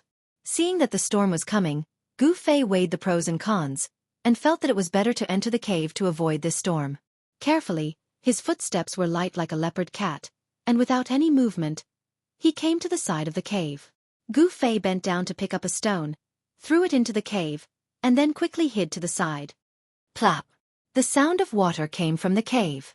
Gu Fei carefully listened to the sound in the cave, and did not move. He was not in a hurry, and it could even be said that he was very patient. After a while, there was no more sound coming from the cave, but Gu Fei still did not move. He knew that when some berserk beasts were hunting, they would hide very well and would not easily attack. Although the intelligence of berserk beasts was far less than that of humans, hunting was their nature. In this aspect, humans were far inferior to berserk beasts. They were the most outstanding killers in the jungle. Sha-sha! Heavy rain fell from the sky, covering the world with a layer of rain curtain. Lightning flashed, thunder roared, and the wind howled. The storm that had been brewing for a long time finally arrived. The rain drenched Gu Fei's clothes, blurring his eyes. He leaned against the side of the cave, motionless. Finally, after confirming that there was nothing strange in the cave, Gu Fei slowly walked into the cave. The cave was the source of the mountain stream. Through the flashing lightning from time to time, Gu Fei could vaguely see the water in the cave. After the lightning passed, the cave became so dark that he could not even see his fingers. He did not know where this cave extended to. Gu Fei did not dare to go too deep. Instead, he found a clean place near the cave entrance, leaned against the cave wall, and sat down cross-legged. He cut open his palms, and then operated the mysterious technique, slowly shaking his internal organs, muscles, and bones. Wave after wave of yuan qi began to gather in his dantian. The colorful light began to circulate, and then spread out from his dantian, spreading to his limbs and bones. The yuan qi in his body washed through his internal organs like a wave, forcing out the poison that had invaded his internal organs, through the cut skin of his palms. Gradually, with the circulation of yuan qi in Gu Fei's body, the surrounding spiritual energy also began to slowly gather towards him, seeping into his body, causing the heat all over his body to begin to ease. As time passed, traces of poisonous blood began to seep out from Gu Fei's palms. It was purplish-black blood, and besides the stench, the poisonous blood also carried a faint fragrance, like the fragrance of some kind of flower. While Gu Fei was in the cave operating the mysterious technique to expel the poison, in a courtyard in Bluestone Town, a room next to a lotus pond emitted a bright light. A black-clothed man wearing a straw raincoat and a bamboo hat braved the heavy rain and hurriedly walked in from outside the courtyard. He bypassed the lotus pond and went straight to the room that was still lit. When he came to the door, the man took off the bamboo hat and coat, put it aside, and then was about to knock on the door. "Come in." At this time, a calm voice came from inside the room. "Yes, young master." The man respectfully and carefully opened the door, and then flashed into the room. The furnishings in the room were very simple. There was a bed, a table, 2 tea tables, and several chairs. The 2 walls of the room and the table were burning with red candles. A young man was holding a book, reading under the candlelight. "Young master, this is information about those 2 people." The person who came in was a middle-aged man with yellow skin. This person's eyes were full of spirit, and his footsteps were silent. It was obvious that he was a smart and capable person. The young master put down the book in his hand, took a stack of papers from the middle-aged man, and then began to read. After only reading a few, the young man's face changed. Chapter 114. A storm enveloped heaven and earth. The lightning in the sky danced like silver snakes, and thunder shook the sky. The power of heaven and earth was irresistible. In the depths of the forest, the cave where Gu Fei was in had become a water curtain cave. The rainwater rushing down from the cliff almost covered the cave entrance. On a rock beside the cave entrance, Gu Fei sat cross-legged with his back against the cave wall. Faint rumbles of thunder could be heard all over his body, as if he was resonating with the thunder and lightning in the sky. The sound of the heavenly thunder drum forged his muscles and bones. At this moment, Gu Fei was using this divine ability to force out the poison. An endless amount of spiritual energy gathered around him, forming faintly discernible spots of spiritual energy outside his body. On his palm, the stinky purplish-black poisonous blood with a faint fragrance flowed down, dripping onto the stone in front of him, and then flowing from the stone into the water below. The poisonous blood melted into the water and gradually spread. The fish in the cave gradually floated up from the water and were all poisoned to death. This kind of strange poison was really terrifying. A drop of poisonous blood could turn a body of water into poisonous water. All living things in the water would die and become lifeless stagnant water. Suddenly, whoosh! A green shadow rushed out of the water in front of Gu Fei and then landed on Gu Fei's right palm. It was a small green snake the size of a chopstick and less than a foot long. It was really incredible that this small snake was not poisoned to death by the strange poison that melted into the water. Even a fierce beast like the blood monkey would die when it came into contact with the poisonous sweat on Gu Fei's body. This Shaoqing snake was actually able to survive. It was really extraordinary. The small green snake actually bit the middle finger of Gu Fei's right hand. 2 sharp teeth protruded from its upper jaw, breaking the skin of Gu Fei's middle finger and piercing into his flesh. It actually pierced through Gu Fei's flesh. The 2 sharp teeth of the Shaoqing snake were obviously more powerful than divine weapons. All of this happened too suddenly and too quickly. By the time Gu Fei was alerted, the Shaoqing snake had already bitten his middle finger. Gu Fei's heart skipped a beat, but immediately after, the unvented heat in his body, the astonishing heat produced by the evaporation of the strange poison in his body, suddenly seemed to have broken through a gap, and poured out from his middle finger. The bite of the Shaoqing snake seemed to have opened a gate, allowing the heat poison in Gu Fei's body to escape. Gu Fei immediately felt a cooling sensation throughout his body. His skin, which was so red that it looked as if it was about to drip blood, began to gradually fade and his body temperature began to drop. What kind of snake is this? Gu Fei did not make any move. He calmly sized up the little green snake that was biting his right middle finger. The dim cave did not hinder his vision. With Gu Fei's current cultivation, as long as there was a little light, he could clearly see everything around him. He saw that the little snake was covered with small green scales, and there was a faint green luster flowing on the scales. The entire slender snake body seemed to be carved out of jasper, crystal clear. However, What surprised Gu Fei the most was that there were two small protrusions on the small head of the Shaoqing snake. The protrusions were not scales, and the color was not green, but a faint silver, which was not obvious. Could it be that it has grown horns? Gu Fei was extremely surprised. If it really had grown horns, then this Shaoqing snake was not an ordinary snake. It was said that there were some strange beasts in the world that inherited a trace of the bloodline of ancient holy beasts. If the trace of bloodline in their body could be stimulated, and if it was enlarged infinitely, the power of ancient holy beasts could be reproduced. Could it be that this Shaoqing snake was actually a holy snake with a trace of the bloodline of a real dragon? If that was the case, the potential of this Shaoqing snake was simply unlimited.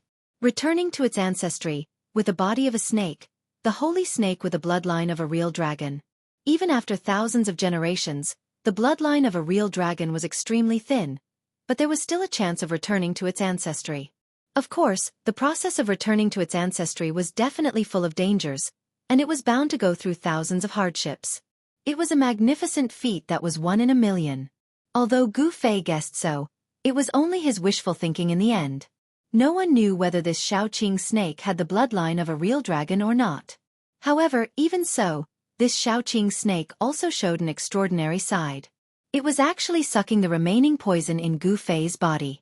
Fine purple-black poisonous qi as thin as hair converged towards the two sharp teeth of Shaoqing snake which pierced into Gu Fei's middle finger along Gu Fei's middle finger.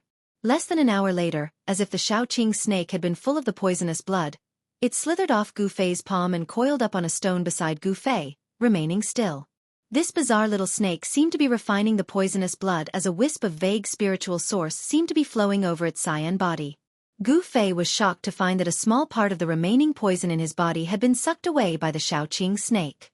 The bloody color over its body had faded away as it gradually recovered its strength.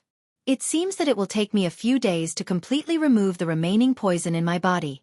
Dragon Emperor City, Ruin Heavenly Realm, I'd better not waste time. Gu Fei couldn't help but worry about it. He didn't know whether Dan Chenzi had already arrived at Dragon Emperor City with Li Lingfeng, Ziyu, and the others, or whether they would wait for him. No matter what, he had to go to Dragon Emperor City. Gu Fei faintly felt that the trip to Ruin Heavenly Realm might be an opportunity for him to break through his destiny. He would not give up until he was in despair. Among the 9 meridians of Taishien's sect, Green Spirit Peak had been declining for hundreds of years. Not only were they ridiculed by their peers, but even few people in the top 3 Taoist sects mentioned Green Spirit Peak. It seemed that people in the cultivation world had forgotten about the existence of Green Spirit Peak in Taishien's sect. Gu Fei had a heavy burden on his shoulders. Whether he liked it or not, as the only successor of Green Spirit Peak, the heavy burden of revitalizing Green Spirit Peak naturally fell on his shoulders. He couldn't avoid it even if he wanted to.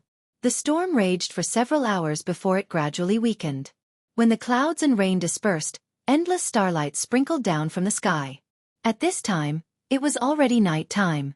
Dripping sounds could be heard everywhere, and the air was filled with water vapor. Gu Fei's body seemed to be rippling with a layer of the world's yuan qi, which was the power of water of the 5 elements. The essence of heaven and earth that Gu Fei absorbed mainly consisted of wood essence, earth essence, and water essence, while the fire essence and metal essence were much thinner. The 5 elements inside and outside resonated with each other.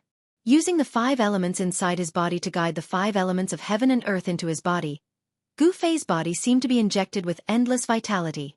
His injured body that had been ravaged by the strange poison gradually recovered its vigor.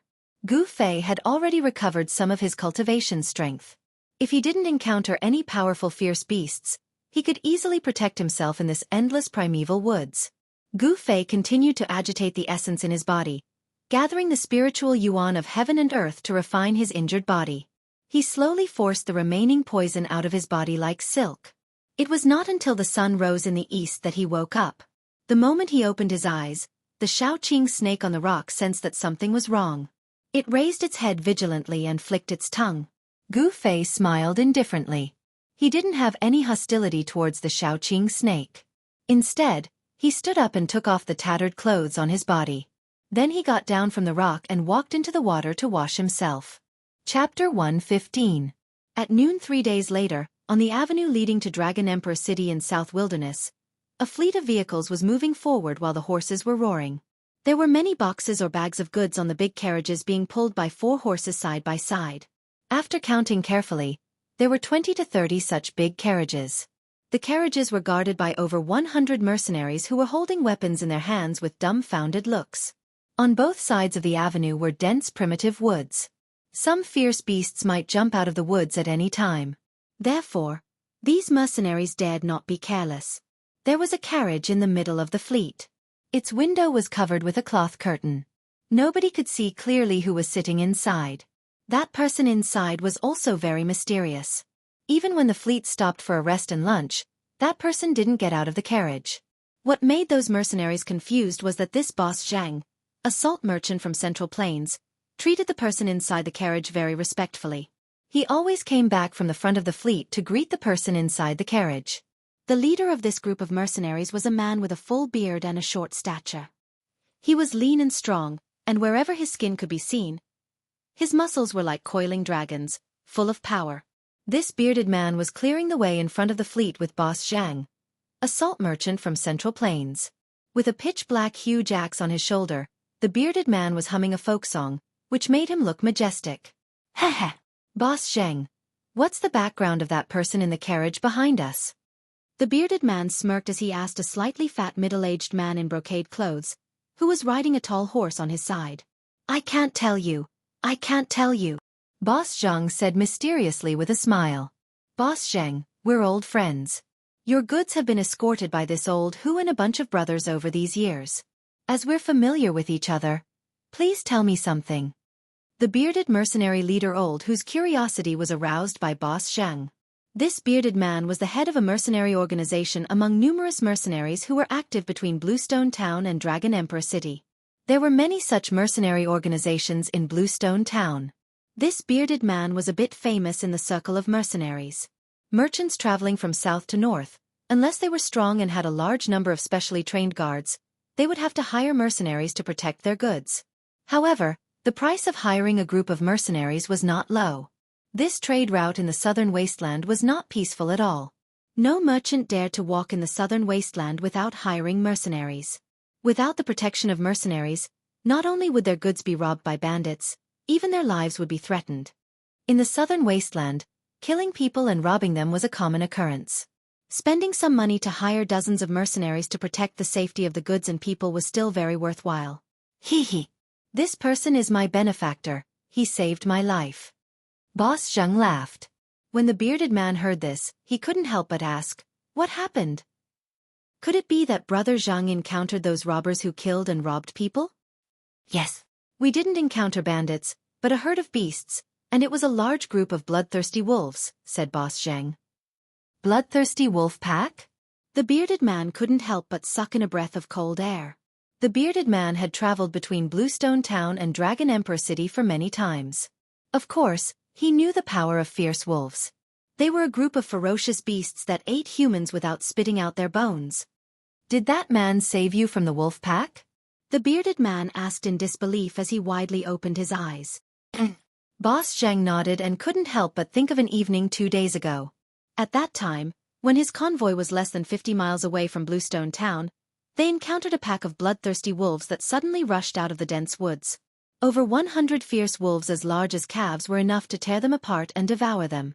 Even their bones might not be left. When they were in a hopeless situation, a man appeared. This man showed his great battle strength and easily killed the bloodthirsty wolf king among the wolves, scaring them away. Therefore, Boss Zhang went forward to express his gratitude. After a short talk, Boss Zhang knew that this youth was also heading for Dragon Emperor City. Therefore, he enthusiastically invited this youth in white clothes to go with them so that they could take care of each other on the way. Of course, this Central Plains salt merchant, Boss Zhang, also had his own selfish motives. This young man could kill the wolf king among the wolves as easily as taking something out of his pocket. With this young man in the convoy, he did not have to be so worried. After thinking about it for a short while, the youth agreed. However, he put forward a condition to Boss Zhang. He didn't want to see anyone else except Boss Zhang. Translator, WQL Editor. Alim, there was a courier station 60 miles away from Bluestone Town.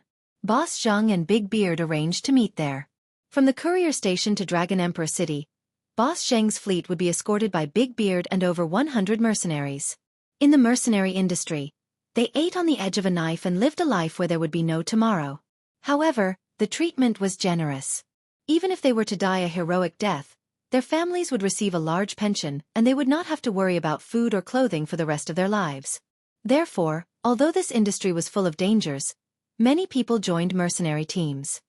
I see. After hearing Boss Zheng's explanation, the bearded man didn't ask him about that person in the carriage anymore. After all, the bearded man knew some taboos in the mercenary industry. He would never ask about things that he shouldn't know. Even if he knew, he would pretend to be deaf and dumb. Curiosity was not a good habit. It was often fatal. While the bearded man and Boss Zheng were talking in the front, they didn't know that their words had been heard by the youth in the carriage behind them. The carriage that the young man was in was at least 100 feet away from Big Beard and the others who were clearing the path ahead. However, with the young man's cultivation base, any movement within 100 feet would not be able to escape his eyes and ears. Even if an embroidery needle fell to the ground, he would be able to hear it clearly. Humph! This guy surnamed Zheng is smart. He didn't expose my look. A youth was sitting in the carriage with legs crossed. A small cyan snake was coiling on his right hand. 2 tiny teeth holes could be vaguely seen on the middle finger of the youth's right hand. The carriage seemed to be filled with a faint fragrance of plants. The youth's eyes were like cold stars, his face was like a knife, and his black hair casually draped over his shoulders. Who else could it be but Gu Fei? You little guy. You actually swallowed a beast crystal. That's really surprising, Gu Fei said with a faint smile as he gently played with the Shaoqing snake on his hand. It turned out that when this little azure snake had entered Gu Fei's magic treasure pouch that day, it had actually gone for the beast crystal within the magic treasure pouch and swallowed the jade green beast crystal that was the size of a finger. The jade green beast crystal that looked like a pearl was something Gu Fei had obtained from the 3-eyed divine mink that he had met by chance. However, it had now been swallowed by the Shaoqing snake. After swallowing the beast crystal, the Shaoqing snake's abdomen bulged. That beast crystal was not that easy to refine. After swallowing the beast crystal, the Shaoqing snake became listless. Only when Gu Fei used his power to expel the poison did the Shaoqing snake slowly crawl out of the magic treasure pouch and suck the poison in Gu Fei's body. 2 days ago, when Gu Fei came out of the primitive forest, he met Boss Zheng and his group who were surrounded by wolves. So he killed the Wolf King, scared off the wolf pack, and saved Boss Zheng and his group. He didn't like to deal with people, so he wanted to leave. However, when he talked with Boss Zheng, he found out that Boss Zheng was a salt merchant in the Central Plains. He was preparing to transport 10 carts of salt to the southern wasteland to sell. The southern wasteland didn't produce salt, so it was rare in the southern wasteland.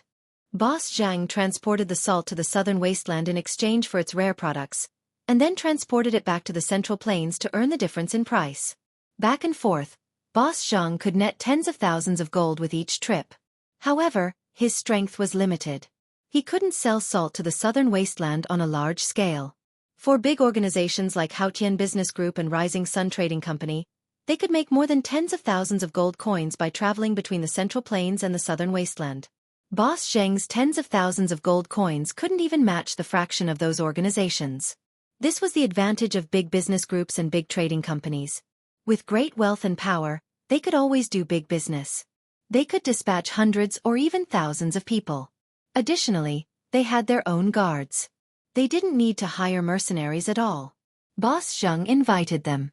Therefore, Gu Fei agreed to go to the Dragon Emperor city in the southern wasteland with Boss Zheng and his group.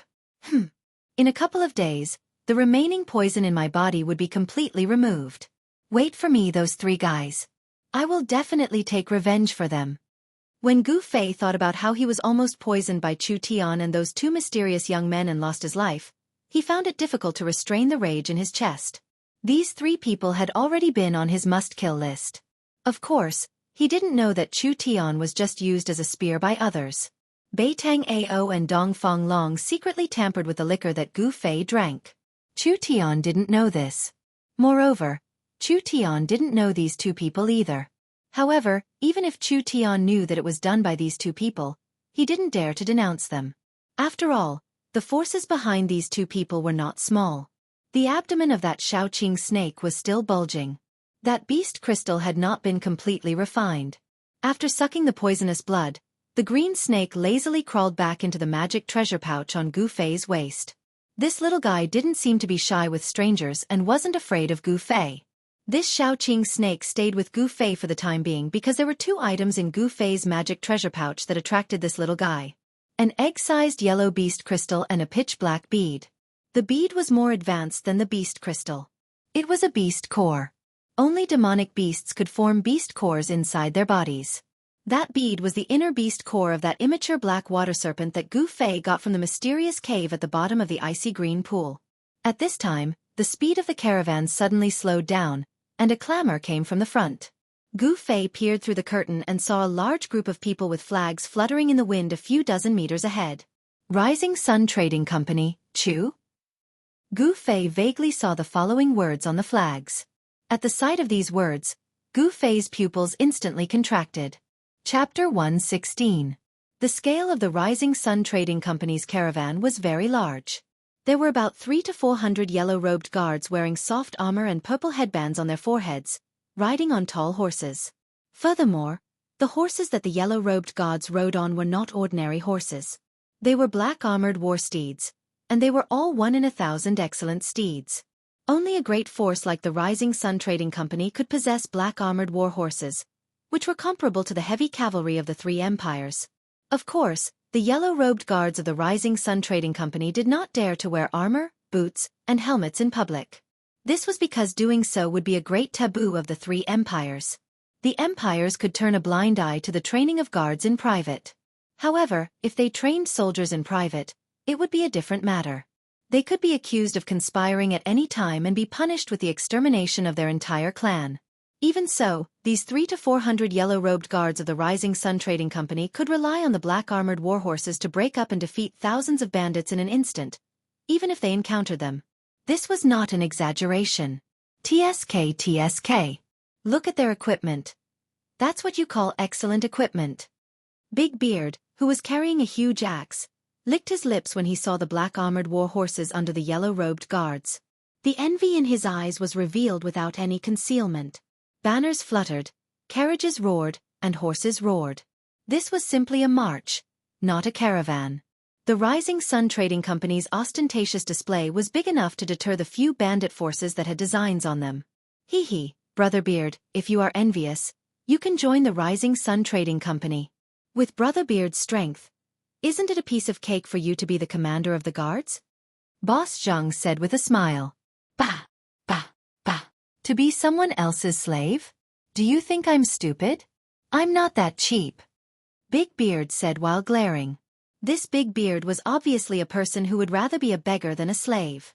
Big Beard and the others slowed down the speed of the caravan and followed the Rising Sun Trading Company from a distance. The smoke and dust in front of them blew over from time to time, but they did not mind it. Instead, they chatted and laughed in a relaxed manner. It seemed that following behind them and eating their dust was also a pleasure. Even the big bearded man hung the big axe on the saddle, tore open the leather armor on his chest, and chatted with Boss Zhang.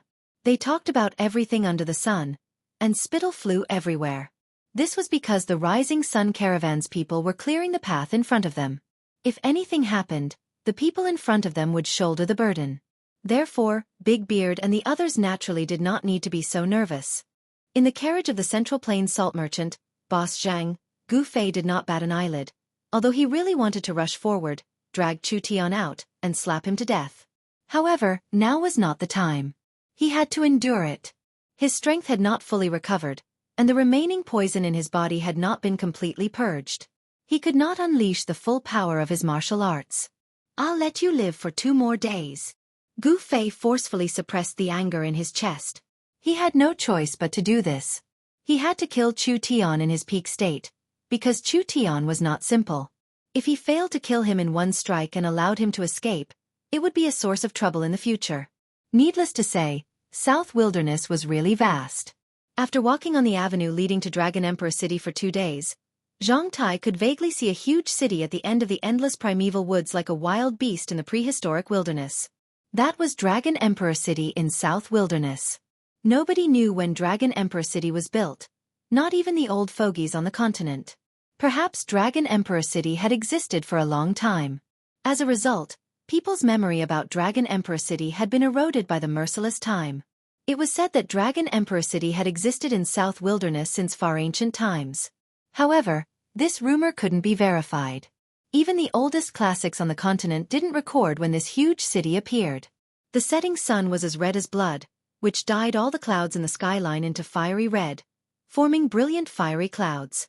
On the avenue, the fleet of carriages stretched for miles. Noisy people and horses neighed. In front of the fleet was the most powerful and well-equipped rising sun caravan with fluttering flags.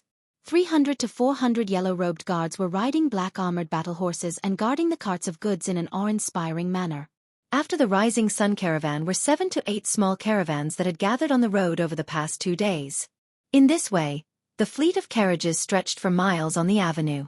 Actually, these small caravans behind the rising sun caravan had the same idea as Boss Zhang, the salt merchant from the Central Plains.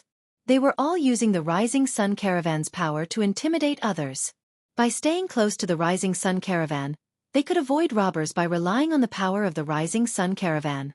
Over the past 2 days, Gu Fei, who was hiding in the fleet of Boss Zhang, finally got rid of all the remaining toxins in his body and recovered to his peak state. He planned to launch an attack tonight. Chu Tian dared to use despicable methods to harm him. His actions were unforgivable. Only by using Chu Tian's blood could he quell his anger. The light between the heavens and the earth receded and darkness gradually descended. Night came quietly. The endless stars in the sky were like shy girls slowly removing their veils, sprinkling down endless starlight. After a day's journey, the people and horses were tired. When night fell, the fleet of carriages that stretched for miles also stopped. They set up camp by the roadside and lit bonfires. Some people directly walked into the forest by the roadside and hunted a few wild animals, or untied their rations from the carriages and swallowed them with coarse wine.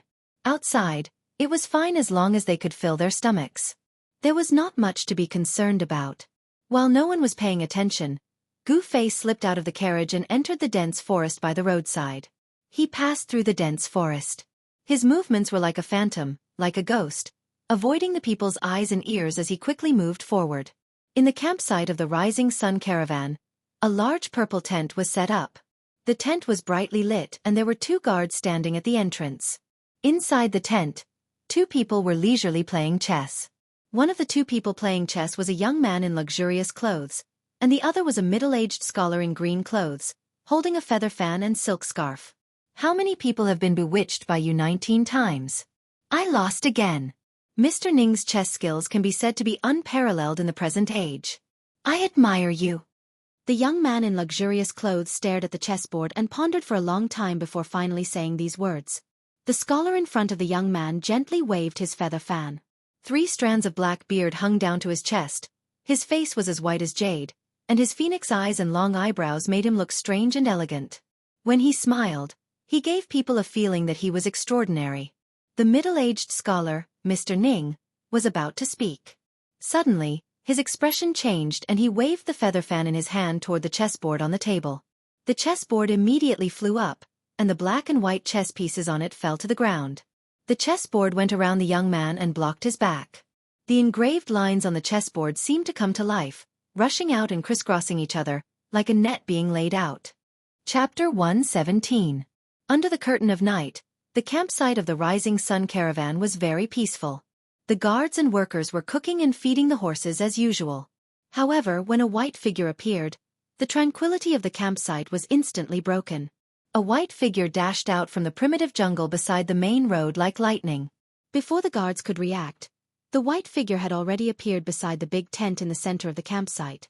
He directly broke open the tent and stepped into the tent. Boom! The campsite of the rising sun caravan was instantly in an uproar. The yellow-robed guards who had woken up turned pale with fright. They picked up their weapons and rushed towards the tent in the center from all directions. However, at this moment, there was a scene in the tent. A cold-looking young man with long hair fluttering in the wind and a murderous aura was punching towards the young man in embroidered clothes who was sitting beside the table in the tent. The pneuma was vast and mighty, and the misty 5-colored aura surged forward like a surging river. Pang! The dust on the ground seemed to have been lashed by a whip, rushing up and spreading in all directions. All of this happened too suddenly. When the young man broke open the tent and entered, the young man in embroidered clothes was startled by the enemy's attack. He turned pale with fright and stood up from the chair. However, the response of the middle-aged scholar opposite the young man was extremely fast. When the young man broke open the tent, the feather fan in his hand swept across the chessboard in front of him. The chessboard immediately burst out with misty light, bypassing the young man in embroidered clothes and moving forward to block the young man in embroidered clothes. The 19 vertical and horizontal lines on the chessboard seemed to have come to life. They rushed out from the chessboard and interweaved into a net. The net quickly spread out and caught the young man's incoming fist energy. Seeing this, the young man could not help but be startled. He seemed to have not expected that there was such an expert by Chu Tian's side. However, the young man's fist momentum did not change. His fist was like a meteorite falling from the sky, but also like a meteor streaking across the sky. The green-robed scholar Mr. Ning could not help but be moved at this moment. The newcomer was incomparably powerful and the strength he displayed was frightening. An expert. Definitely a rare expert. The energy net instantly collided with the young man's fist, making a sound like cloth being torn apart.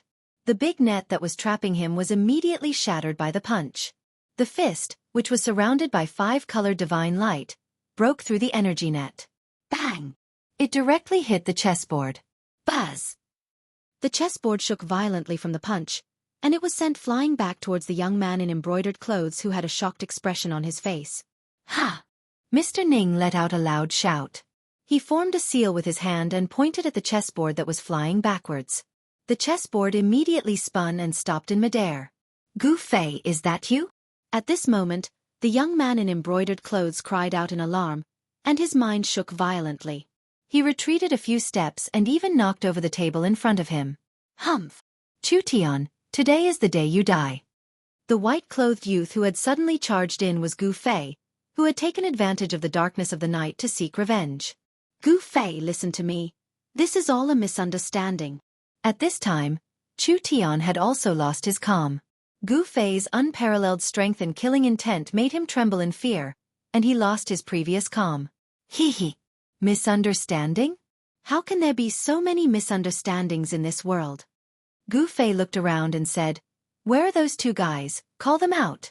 At this time, there was a clamor of people outside. Shouts rose and fell, and heavy footsteps quickly moved towards this place. Dozens of yellow-robed guards had already rushed in from the big hole behind Gu Fei with swords and sabers in their hands. Kill! A man who seemed to be the leader of the guards pointed at Gu Fei with a long sword in his hand.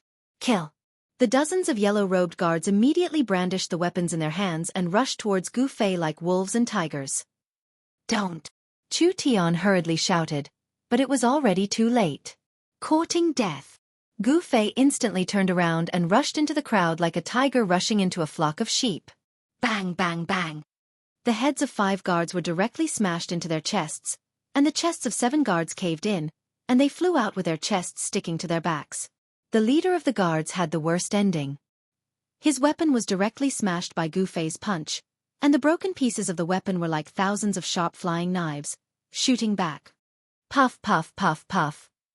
The leader's body was full of holes. Even though he was wearing a soft armor inside, it was still pierced, like a water bag being pierced through, and blood spurted out from the leader's body.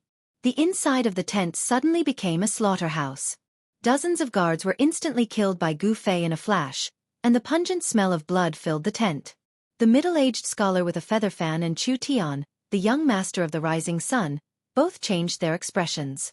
Gu Fei's power immediately deterred the group of guards who were about to rush in. An ominous glint flashed in Gu Fei's eyes, like a peerless ferocious beast. He coldly glanced at the people outside, and the group of guards outside the tent immediately became restless.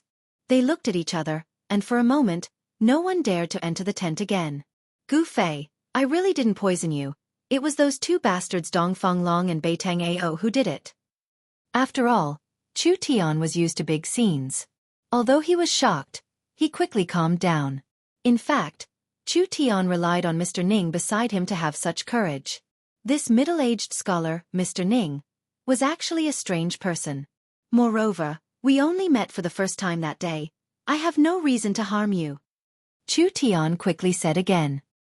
He could see that Gu Fei was a decisive person, and this kind of person was not to be trifled with.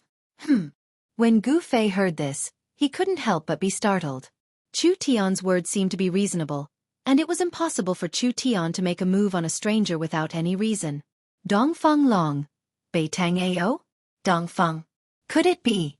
When Gu Fei thought of this, his eyes shone brightly, and a heart-palpitating evil qi surged out from his body, and everyone immediately felt an indescribable pressure. Gu Fei's action made the hearts of the two people opposite him jump. Mr. Ning even suspended the chessboard in front of him, and looked at Gu Fei with a serious expression. If Gu Fei made any strange movements, he would mercilessly attack. This chessboard had actually been refined into a treasure by Mr. Ning, and the power displayed just now was just the tip of the iceberg. At this moment, a white strange bird flew in from outside the tent and landed on Chu Tian's shoulder. This strange bird was only the size of a fist, and its feathers were as white as snow.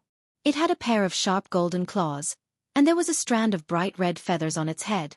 If one didn't look closely, one would think that it had a red flesh crown. There was a cylinder tied to the strange bird's leg. Chu Tian quickly untied the cylinder from the bird's leg, and then took out a roll of paper from it. Gu Fei, I know where Beitang Ao is. You can go find him directly, and prove that what I said is true. Chu Tian opened the roll of paper, and said to Gu Fei after reading it anxiously. He is there? Gu Fei asked. He had already vaguely guessed that this matter was not that simple, and it might be a disaster. Dongfeng family. Gu Fei felt a burst of irritation. They are confronting the Haotian caravan 30 li ahead. Chu Tian said quickly. Whoosh! A strong gust of wind suddenly blew within the tent. Gu Fei's figure had already disappeared from the tent. A white figure quickly rushed out of the Rising Sun Caravan's campsite. Chapter 118. Gu Fei left in the blink of an eye. The battle didn't break out. Chu Tian instantly relaxed his tense nerves, making him feel exhausted. Only then did he realize that his clothes had long been soaked in cold sweat. Gu Fei gave him a terrifying feeling. He was like a deity or a demon. Gu Fei was decisive in killing. In a split second, he had killed over a dozen guards with the force of a thunderbolt. Looking at the mess in front of him and the pungent smell of blood rushing into his nose, Chu Tian's face was still extremely pale. He couldn't calm down for a long time. He didn't doubt Gu Fei's determination to kill him at all. If Mr. Ning was not present, he might have died here with a grievance. If he was really killed by Gu Fei, then he, Chu Tian, would have died in vain. The guards that were killed by Gu Fei were in an incomparably miserable state.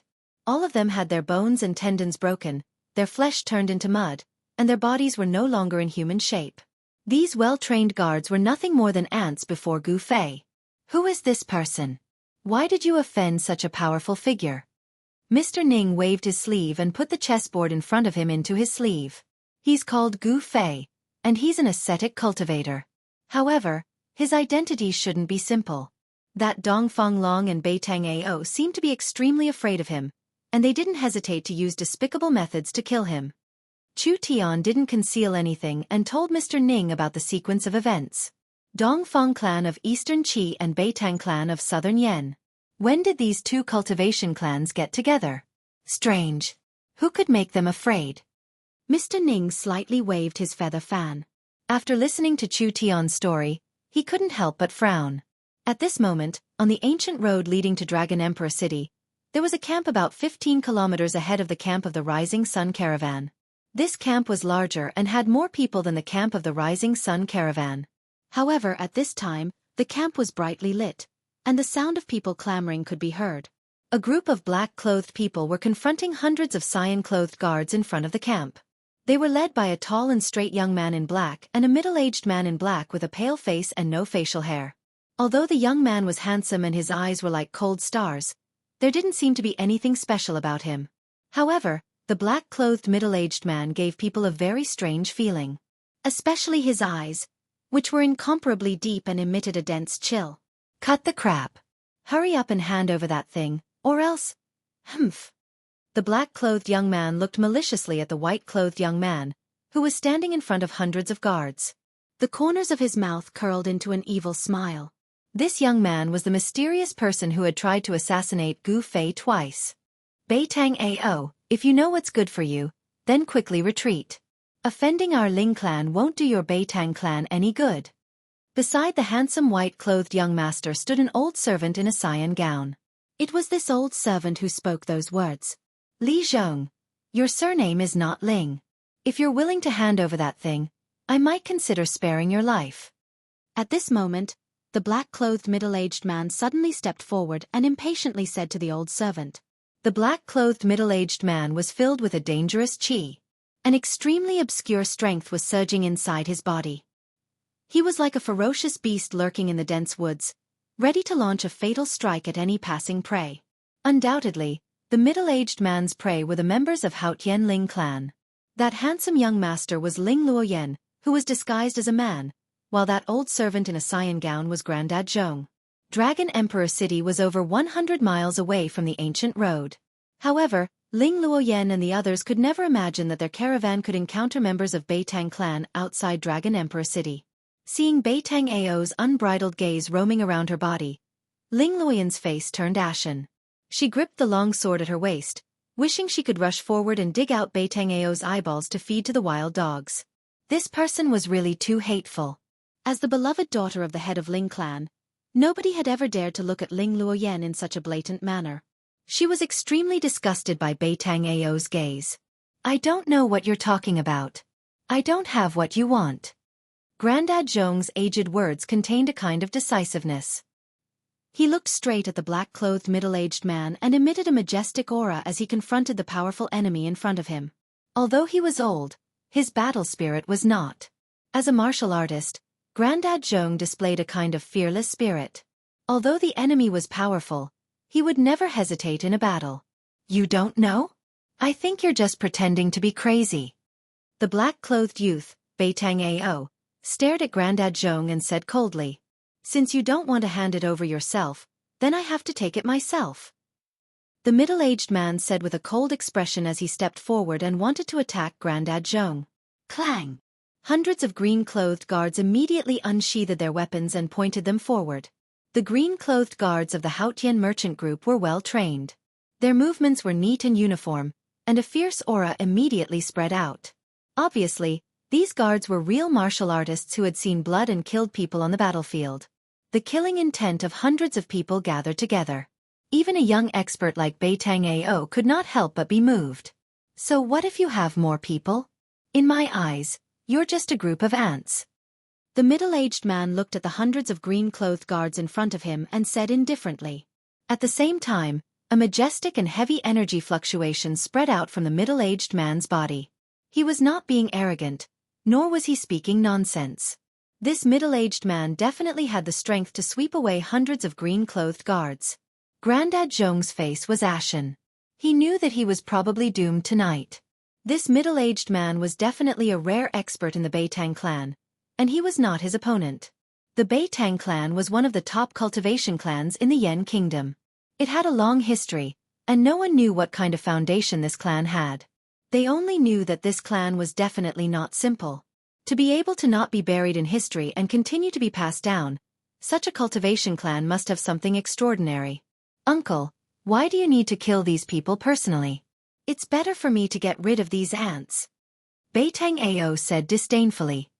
He did not put the people of the Haotian merchant group in his eyes at all. All right. Quickly bring the things over. I don't want to have any more problems. The middle-aged man nodded and retreated. This place was not far from the Dragon Emperor City.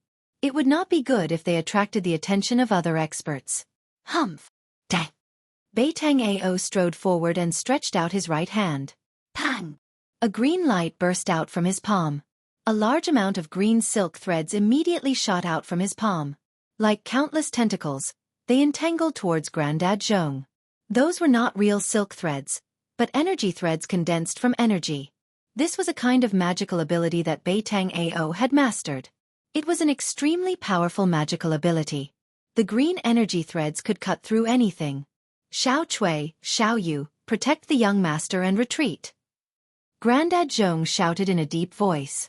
Then, he took a step forward and shook the long sword in his hand. OM! A dragon-like sword cry resounded as a dazzling sword light suddenly appeared. The dazzling sword light, like a silver dragon, soared up to meet the entangling green energy strands. Unparalleled sword chi constantly shot out and destroyed the thousands of green strands. Then, Grandad Zhong soared into the sky, turned around in the air, and waved the long sword in his hand. The tip of the sword turned into many cold stars and fell down from the sky, shrouding Beitang Ao under the endless starlight, blocking all of his escape routes. Grandad Zhong's sword move was very marvelous. Heh! Beitang Ao's face revealed a trace of evil smile. Reversal of heaven and earth. With a light shout, Beitang Ao waved his hands, and a wave of bizarre energy fluctuations suddenly surged out from his hands. In an instant, Grandpa Zhong felt like the world was spinning. It was as if the universe had turned upside down. In the next moment, a horrifying scene appeared in front of him. Chapter 119.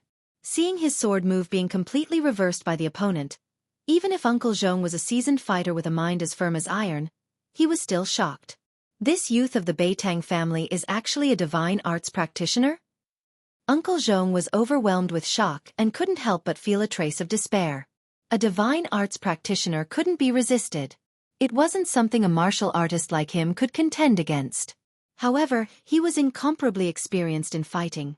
When he felt something was wrong, he immediately spun his sword and used it as a shield, blocking in front of his body. The sword chi crisscrossed, and with a sizzling sound, it actually sealed the space in front of him. The starlight sword chi that shot back instantly collided with the sword shield. Ding ding ding. A burst of crisp sounds of collisions that were as dense as rain erupted. Specks of bright sparks, like gorgeous fireworks exploding, sprinkling down a starry radiance. At the critical moment, Uncle Zhong tried his best to block the endless starlight sword chi, but in the end, he was also knocked back by the unparalleled sword chi and lost his footing. However, it also resolved the danger of being injured by his own sword move. The two of them exchanged blows for a short moment, but it made the spectators' hearts palpitate. Especially the unfathomable divine art that Beitang Ao displayed, which could actually reverse the opponent's attack, was truly terrifying. Uncle Zhong was secretly shocked. Bean-sized beads of sweat flowed down from his forehead. This youth in front of him, with this divine art, was already in an invincible position. Protect the young master and retreat. Uncle Zhong made a prompt decision and shouted at the group of guards. Ling Luoyan was a woman disguised as a man, so Uncle Zhong didn't call her young miss, but young master. Yes. The dozen or so yellow-clothed guards immediately accepted the order and led the hundreds of green-clothed guards to spread out, protecting Ling Luoyan, Xiao Cui, and Xiao Yu within them before retreating. Even though there were many guards of the Ling family, they didn't panic and were orderly. Every one of them was an experienced martial artist. In the secular world, these guards all had the strength of a third-rated martial artist, so it wasn't a problem for them to lift 1,000 caddies. Of course, the martial artists in the secular world had long lost the true inheritance of martial arts. Although there were thousands of people who practiced martial arts, they were all martial arts that strengthened the body. The martial artists who had truly succeeded in practicing martial arts had long gone extinct. If the hundreds of third-rate warriors of the Ling family were to be released, they would be comparable to an army of thousands of men and horses. Their strength was not to be underestimated. However, in the eyes of those in the cultivation world, third-rated martial artists in the secular world were just a bunch of ants. They could kill as many as they came. You want to leave? The middle-aged man who was watching from the side waved his hand, and the dozens of black-clothed men behind him immediately rushed out like phantoms. Swoosh, swoosh, swoosh. All of them forced their way towards the several hundred green-clothed guards. If it was at any other time, then it would simply be the stupidest thing to do, like smashing an egg against a rock, and it was no different than a mad act of suicide. But today it was different. All of these black-clothed figures surged with a horrifying baleful aura, and they emanated a vast, ghastly and terrifying aura. They were simply like over 10 madmen. The chi released by the dozens of black-clothed people faintly overwhelmed the chi released by the hundreds of green-clothed guards, which was really incredible. Beitang-yi, do you really want to kill all of us? Grandpa Zhong said in a muffled voice as he put his sword horizontally in front of him and gazed at the middle-aged man in black with his sharp eyes. I will say it again, hand that thing out. Otherwise, don't blame me for being merciless. Beitang-yi said sternly. I will say it again, I have no idea what you're talking about. Although Grandpa Zhong knew the situation was critical, he still didn't want to hand that thing out. Because he knew that the owner of this thing was in Dragon Emperor City. That person's background was greater than that of Beitang clan. If that person couldn't see this thing, Houtyin Business Group would face a great disaster. Ao, do it. Beitang E ordered Beitang Ao as he squinted his deep eyes into a line. Yes, big uncle. Beitang Ao revealed a cruel smile as he strode forward. Numerous cyan strands appeared on his body, making him look like a huge cyan cocoon that was releasing tens of thousands of strands. Go! Beitang Ao roared as tens of thousands of strands of energy instantly soared into the sky and interweaved into a huge net, which covered the hundreds of people of Houtyin Business Group in front of them. These hundreds of cyan guards were the backbone of Houtyin Business Group. As long as they were killed, the rest were just common workers. It didn't matter whether they were killed or not. At the same time, the cyan strands shot towards Grandpa Zhong. After Grandpa Zhong tried his best to resist them for several times, his long sword was entangled by the cyan strands. Bang! The long sword was instantly minced by the cyan strands, turning into thousands of pieces that fell on the ground. Wah! With a miserable shriek, blood burst out of the cyan light as an arm flew off. That arm was holding a sword hilt. A thin figure staggered backward. You old man, go to hell! Countless cyan strands of energy rushed forward. When hundreds of people were about to be killed, Beitang Ao's reckless words were like a bolt from the blue in the ears of the others. With such a remarkable ability, even a powerful army might not be able to defeat this terrifying youth. Beitang Ao. Just when everyone was in despair, suddenly, an earth-shattering roar came from the back of the camp. The rolling sound waves were like galloping horses. Hundreds of people's ears immediately buzzed, and the world became silent for a moment. Who is it? Everyone was shocked, especially Beitang E, whose face suddenly became incomparably solemn. As for Beitang Ao, his face even paled. Outrageous, that maleficent star actually didn't die. This is troublesome. Let's kill these people in front of us first. Beitang Ao's mind was shaken. The countless strands interweaved into a huge net and shrouded the hundreds of cyan guards. It's him. Ling Luoyan, who was protected by hundreds of cyan guards, was completely dumbfounded when she heard this voice. Everything in the outside world seemed to have nothing to do with her. The person she cared about appeared in her moment of crisis. On the ancient path, a white shadow rushed from behind like the wind and lightning. The speed of the person was so fast that he left a series of afterimages in the void as he passed. In an instant, he came close to them. A mountain-like fluctuation of yuan qi surged over. Even the people of the Beitang clan turned pale. The dozens of black-clothed men were forced to retreat, and their figures were unstable. Damn it! When the person saw the scene in front of him, he was instantly furious. He directly pushed his palm forward, and endless golden light swept forward like a golden wave. Beitang Ao's cyan large net was about to descend on the heads of the hundreds of cyan guards, but the countless strands were all shattered and dissipated under the golden light. Beitang Ao felt as if he was struck by lightning. His body shook violently, and he continuously retreated a few steps. His face suddenly flushed red, and the blood in his chest and abdomen were rolling up and down rapidly. When his divine ability was broken, he suffered a not small impact. The palm power that was like a surging golden wave cancelled out the thousands of strands. Whew! A gust of wind rose, and the white figure had already arrived in front of Beitang Ao in an instant.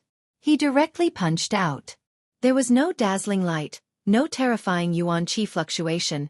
It was just an ordinary punch. However, this seemingly ordinary punch caused ripples to appear in the space in front of the fist. This was pure power that caused the space to shake. Chapter 120. His fist was like a landslide. Its momentum was extremely fierce. Beitang Ao only felt pain from the strong wind blowing against his face. Before the fist arrived, the wind had already risen.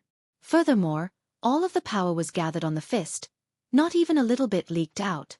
Beitang Ao had an unfathomable divine ability, but he had a kind of feeling of powerlessness. It was a pure martial skill, not a Dao technique or divine ability. The most frightening thing was that there was no power leaking out. In other words, there was no power for Beitang Ao to shift, block, or reverse. Beitang Ao was so depressed that he almost vomited blood. He was truly aggrieved. He had no choice but to retreat. However, he was shocked to find that if he didn't retreat, Gu Fei's fist suddenly accelerated and appeared in front of his chest in an instant. Under the pull of qi, Gu Fei followed him like a shadow, not leaving any leeway for Beitang Ao to retreat. The strong wind set off by the fist had already pressed a fist mark on the clothes on Bei Tang Ao's chest. It was as if a 10,000 gene boulder was pressing on his chest, making him unable to breathe. My life is over. Although he rapidly retreated, he still couldn't get rid of the fist that was smashing towards his chest. Bei Tang Ao was immediately scared out of his wits. He was so nervous that his heart seemed to have stopped beating. In an instant, he felt the aura of death. Seeing that he couldn't avoid it and was about to be hit by Gu Fei's fist, Bei Tang Ao suddenly felt the back of his neck tighten. After that, his body was pulled back by a powerful force. At the same time, a bright golden palm stretched out from his side and welcomed Gu Fei's fist. Boom! With a loud sound, the fist and the palm collided in an instant. A gust of wind suddenly appeared out of nowhere, and a glaring light burst out. Like lightning, it instantly illuminated the dark night. The terrifying power caused the heaven and earth to tremble. The remaining power swept out, and the surrounding people were all knocked to the ground, looking extremely embarrassed.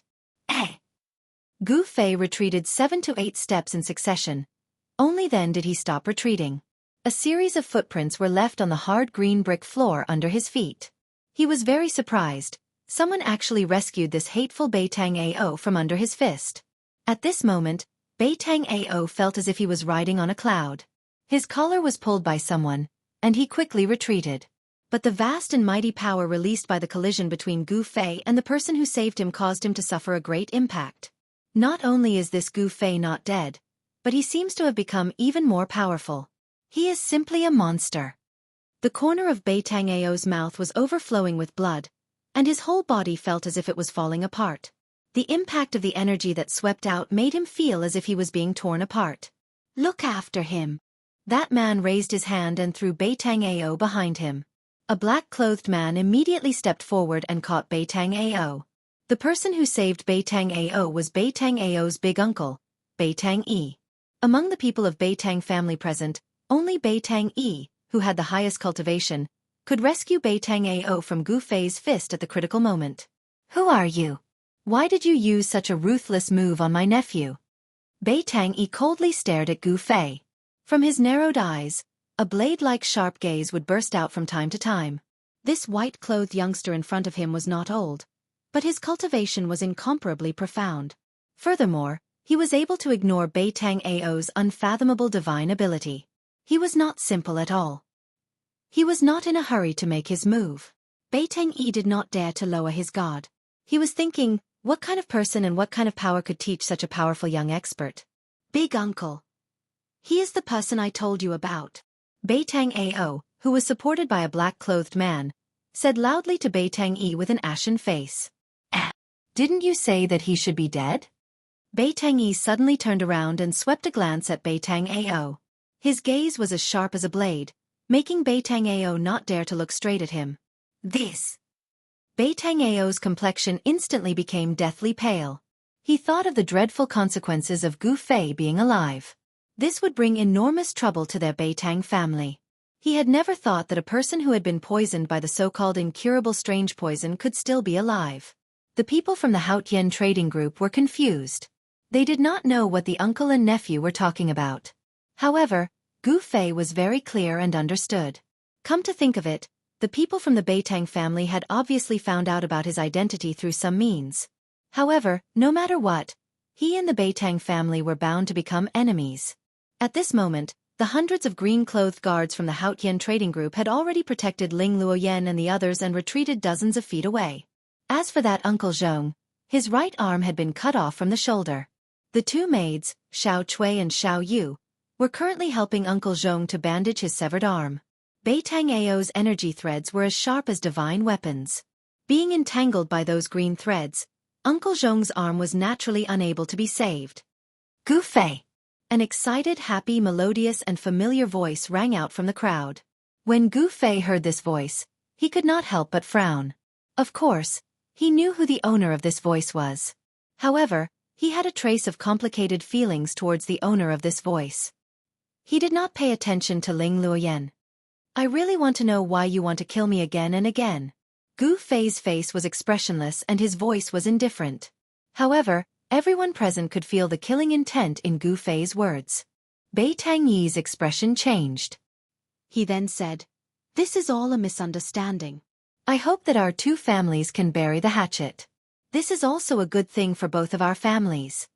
Bei Tang Yi wanted to persuade Gu Fei and resolve the grudge between Gu Fei and Bei Tang Ao. Humph. You can treat it as if nothing happened just because of a misunderstanding? Do you think that's possible? Gu Fei could not help but feel that it was a little funny. He was also very disdainful of these people's faces. If the first ambush was a misunderstanding, Gu Fei could still reluctantly accept it. However, the second poisoning was absolutely unforgivable. He knew that if the other party did not know his background, he would definitely not be so humble. He was afraid that he would have already taken action against him. Then, how are you willing to resolve this misunderstanding? Bei Tang Yi's voice started to turn cold. He never thought that this matter would be resolved so easily. Resolve? Unless that Bei Tang Ao dies. Gu Fei said angrily. When he thought about how he almost died in Bei Tang Ao's hands twice, he could not help but be furious. Especially the second time, he actually used such a despicable and shameless method like poisoning. That means that there is no room for discussion. Very good. Bei Tang Yi's eyes flashed with killing intent. A terrifying fluctuation that was as heavy as a mountain spread out from his body. Since that's the case, I can only kill you. Bei Tang Ao took a step forward. His long hair fluttered without any wind. His right hand pressed towards Gu Fei. Metal divine ability, 1,000 blades. Along with Bei Tang Ao's cold words that seemed to have floated up from the 9 hells, a golden light burst out from his right hand that was pressing towards Gu Fei. It was as if the metal elemental energy between the heavens and the earth had been drawn by an unfathomable force at this moment, gathering from all directions. Amidst the surging golden light, thousands of sabers and swords were condensed and slashed towards Gu Fei in an overwhelming manner. Chapter 121. The metal element skill was overwhelming. The surging golden energy waves condensed into numerous sabers and swords. The saber chi rushed towards the sky while the brilliant golden light illuminated the dark night. Everyone was shocked by Bei Tang Yi's immortal skill. It was like an immortal skill, which made everyone's heart palpitate. Divine abilities were not immortal techniques, but if one was able to successfully cultivate them, they would not lose out to immortal techniques. Bei Tang Yi's metal divine ability seemed to have truly connected with the stars in the sky, drawing in the endless starlight and transforming it into a myriad of weapons. Among the 5 elements, the power of stars belonged to metal. It was one of the most overbearing forces in the world. Wherever the sabers and swords pointed at, everything would submit to it. It was extremely powerful. Humph! I've not imagined that this guy could trigger the power of metal element. That's really amazing. Facing the overwhelming sabers and swords, Gu Fei still looked calm. The metal wind was like a blade, and the sharp metal chi collided with the ground. Poof poof poof. The hard paving stones were instantly covered with countless slashes from swords and sabers. However, they were unable to injure Gu Fei. This ancient road leading to Dragon Emperor City was paved with extremely hard bluestones. Although it had existed for so many years, it could only leave some traces of carriages and horses on it. Among the 5 elements, fire can subdue metal. I'll use the fire elemental fist to break your divine ability. Gu Fei stood proudly. His long hair was blown backward by the surging metal wind. Fire movement fist. Gu Fei directly punched forward. His move was simple and direct. It was the embodiment of strength. Under the endless golden swords and sabers, his figure was incomparably tall. How dare you resist my 1,000 sabers and swords head-on? You're courting death. Bei Tang Yi revealed a disdainful look when he found that Gu Fei didn't retreat. Instead, he launched a counterattack. However, in the next moment, he couldn't laugh anymore. An immortal flame-like chi surged out of Gu Fei's fist like a great fire burning the sky. The dazzling red chi surged forward like fire dragons as if they were going to burn all the visible and invisible things in the world. They surged towards the golden sabers and swords in an overwhelming manner. Vast waves of heat surged out in all directions. Everyone felt as if they were in an oven. The oppressive heat made it hard for them to bear. The heat didn't seem to come from outside their bodies, but from within their bodies. Gu Fei's punch actually caused everyone present to feel as if their entire bodies were being burned by raging flames. The hundreds of green-clothed guards and the dozen black-clothed men from the Beitang clan were all drenched in sweat as they retreated repeatedly. If he was an enemy, He would never show mercy. If he showed mercy, he would never spare his opponent any chance. This was Gu Fei's consistent principle when facing an enemy. In a duel, it was a battle of life and death. The overwhelming golden sabers and swords instantly collided with Gu Fei's fiery fist. A rumbling sound broke out. The sound wasn't loud, but it shook the world. Thousands of golden sabers and swords were shattered into streams of light that streaked across the sky. Finally, they were extinguished in the surging fire. There were flames everywhere and sharp edges everywhere.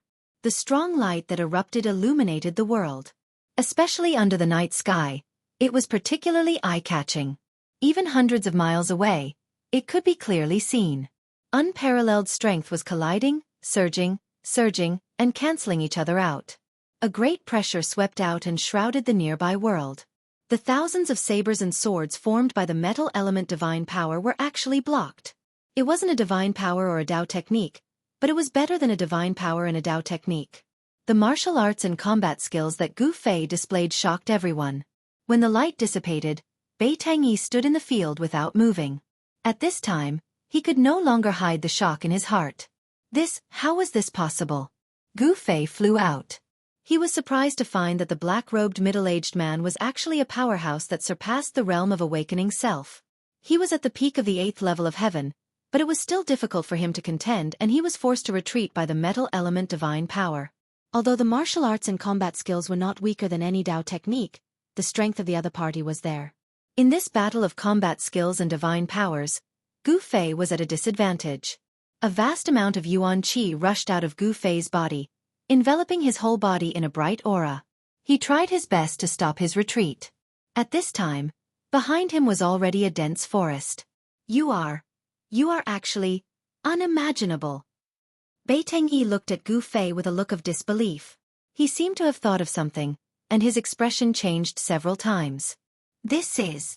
Uncle Zhong, who was being protected by a group of guards, was speechless for a long time when he saw the scene just now. At this time he trembled and muttered to himself, I can't believe. The legend is actually true. Martial arts are not inferior to divine powers and Dao techniques. Uncle Zhong, what divine powers and Dao techniques? What are you talking about? Ling Luoyan asked. Her gaze was still on the imposing figure in front of her. You wouldn't know even if I told you. Uncle Zhong said excitedly. His face, which was pale due to losing a large amount of blood due to his broken arm, now had a hint of redness. I can't believe that I would be able to see true martial in my lifetime. Uncle Zhong seemed to have seen through Gu Fei's martial arts and seemed to know that it was another cultivation system that was different from divine powers and Dao techniques. You have surprised me too much. I can't believe that I, Bei Tangyi, am actually fighting with a true martial artist. You are a Dao sect's disciple, yet you cultivate martial arts. You are really unconventional. Bei Tangyi took large strides towards Gu Fei. At this time, anyone could see that Gu Fei seemed to be at a disadvantage. Ling Luoyan and the rest couldn't help but break out in cold sweat for Gu Fei. As for Bei Tangyi, who had retreated to the side, he looked at this scene excitedly. With his big uncle making a move, Gu Fei was definitely going to die this time. No one was clearer than Bei Tangyi about how terrifying his big uncle was. His big uncle had just broken through to the transcending mortality realm not long ago, and was a divine arts practitioner that could contend with martial cultivators. The Bei Tang family's 5 elements divine powers were rumored to be able to shake the heavens and move the earth, and kill immortals and gods. It was a supreme divine power. Of course, Bei Tangyi's cultivation was still far from the level of killing immortals and gods, but it was enough to show how extraordinary the 5 elements divine powers were. Words are useless, let's see who's the real deal. Gu Fei's expression was incomparably grave. The aura on his body was pulsating like a divine flame, and the muscles and bones in his body started to let out faint sounds of thunder. All the energy in his body was gradually being stimulated. Gu Fei felt a dangerous aura from Bei Tangyi's body, which made him feel slightly uneasy. Bei Tangyi's cultivation had probably broken through to the transcending mortality realm. Chapter 122. The thick earth chi surged violently and couldn't be resisted. Dusky dust covered half of the sky. That wasn't real dust, it was the great power displayed by the earth element divine art. What a powerful earth element divine art! Gu Fei was secretly astonished. This didn't mean that he was afraid of Bai Tang-yi. On the contrary, Bai Tang-yi's strength had stimulated Gu Fei's arrogance. Martial arts practitioners were natural warriors. They pressed forward with indomitable will and were fearless. Even if they knew blood would be spilled 5 steps away, they would still fight, fight, fight. They would rather die standing than live kneeling. Gu Fei's martial heart was extremely pure and untainted by any worldly concerns. His actions were all from the bottom of his heart. It was because Gu Fei had no distracting thoughts in his heart that he could advance bravely and cultivate his martial path to such a stage. He didn't retreat or give way. Facing the thick earth qi that was swallowing him, he instead took a step forward proudly. He was still incomparably powerful as he punched out fearlessly. Fighting force with force, so what if he was a divine arts practitioner of transcending mortality realm? He would continue to fight without hesitation. He wanted to borrow Bai Tang-yi's hand to temper himself, to search for that sliver of opportunity to break through in his cultivation in the face of adversity. Gu Fei wasn't stupid to fight with a strong practitioner of the older generation like Bai Tang-yi, who was on transcending mortality realm. He was forcing himself into a dead end and then forcing himself to break through the barrier of cultivation. What Gu Fei executed was Wood Element Fist, using wood to subdue earth. Among the 5 elements, the wood element innately restrained the earth element. You have the divine arts of the 5 elements, I have the battle techniques of the 5 elements. Furthermore, Gu Fei still had something to rely on. It would be very difficult for Bai Tang-yi to kill him. That indomitable punch seemed to have borrowed the endless power of the wood element in heaven and earth and communicated with the boundless primitive forest. The essence of the plants gathered and formed a green ocean in front of Gu Fei. The resplendent green light illuminated the entire sky and earth. Wood element fist versus earth element divine art. The 2 terrifying forces instantly collided together. Rumble. This was an intense collision that shook one's soul. Everyone paled and retreated further away in fear. They were afraid that they would be caught in the crossfire. Even if it was just the aftershock of their clash, it wasn't something they could withstand. Gu Fei, don't lose. Under the protection of a group of guards, Ling Luoyan retreated far away. She kept looking back at the scene, praying in her heart.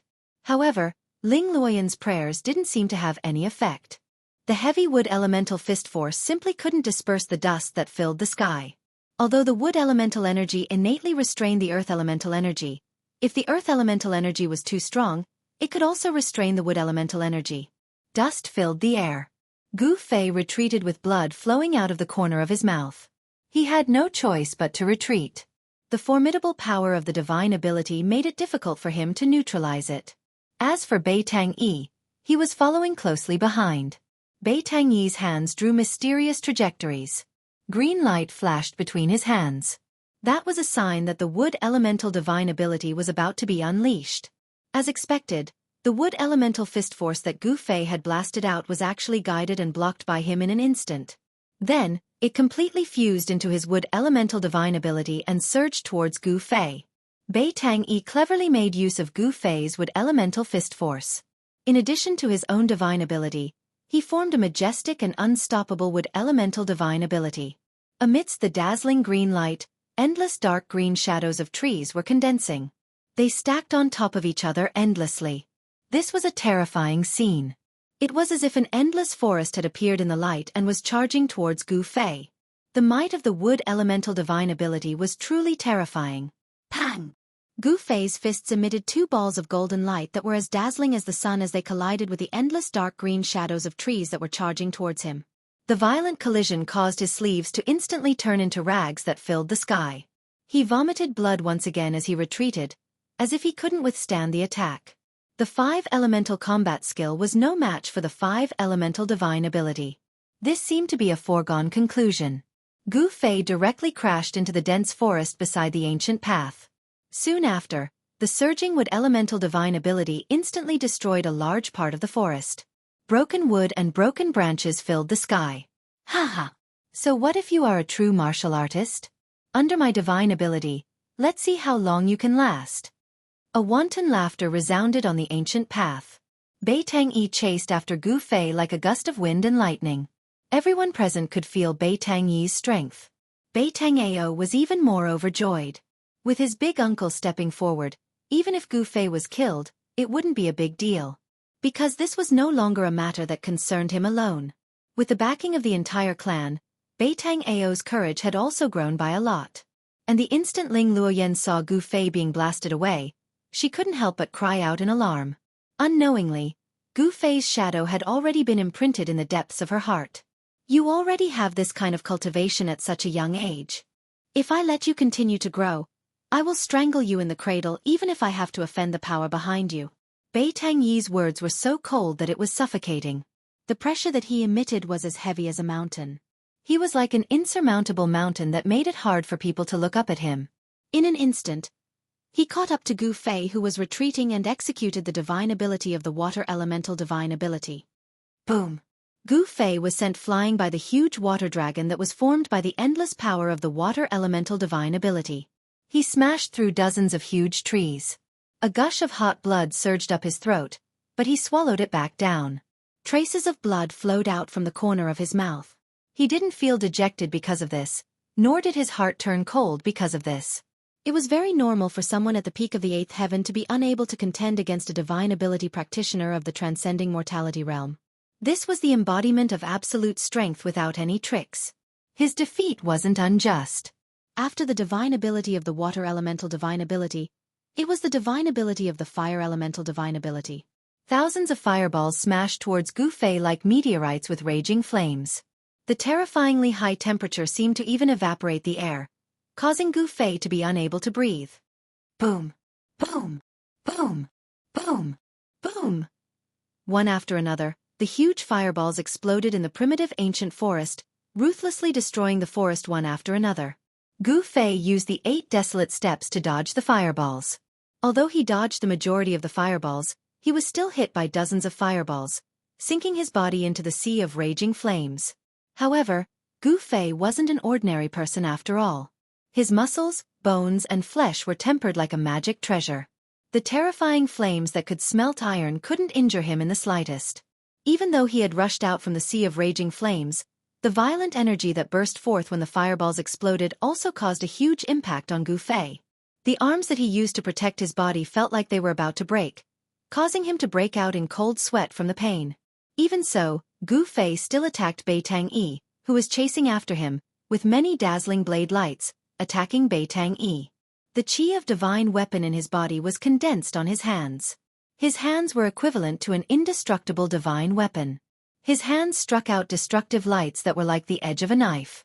They had great power that tore through the void and destroyed everything. Even Beitang Yi didn't dare to take them head-on and could only retreat in anger. Divine arts practitioners were the same as martial cultivators. They didn't cultivate their corporeal bodies but divine arts. Therefore, Beitang Yi's corporeal body wasn't strong. If he was hit by the lights from the chi of divine weapon in Gu Fei's body, he would still die. Using desolate steps and relying on the extreme speed of 8 steps and the technique of weapon refinement, Gu Fei was firmly suppressed by Beitang Yi. However, Beitang Yi couldn't kill Gu Fei in a short period of time. The two of them rushed into the primitive ancient forest and chased each other in the forest. In an instant, they were far away. On the ancient path, only the hundreds of guards and workers of Haotian caravan, as well as Beitang Ao and the rest of Beitang family were left. Kill, don't leave a single one alive. Beitang Ao came back to his senses and immediately gave a murderous order to the dozen black-clothed men. Yes! The dozen black-clothed men received the order in unison. They pulled out the weapons at their waists and pressed towards the hundreds of black-clothed guards of Haotian caravan. On the ancient path, the weapons swayed and flashed with cold lights. Instantly, a murderous aura filled the air. Chapter 123. Roar! Under the lead of Beitang Ao, the dozens of Beitang clan experts roared and charged towards the Haotian merchant group. These dozens of people's eyes were frighteningly sharp without a trace of emotion. Their footsteps were steady and they moved quickly. They were definitely killing machines. Protect the young master, kill! The 12 yellow-clothed guard commanders of the Haotian merchant group raised their arms and shouted at the same time. They charged towards the Beitang clan experts. Kill! Hundreds of green-clothed guards shouted in unison.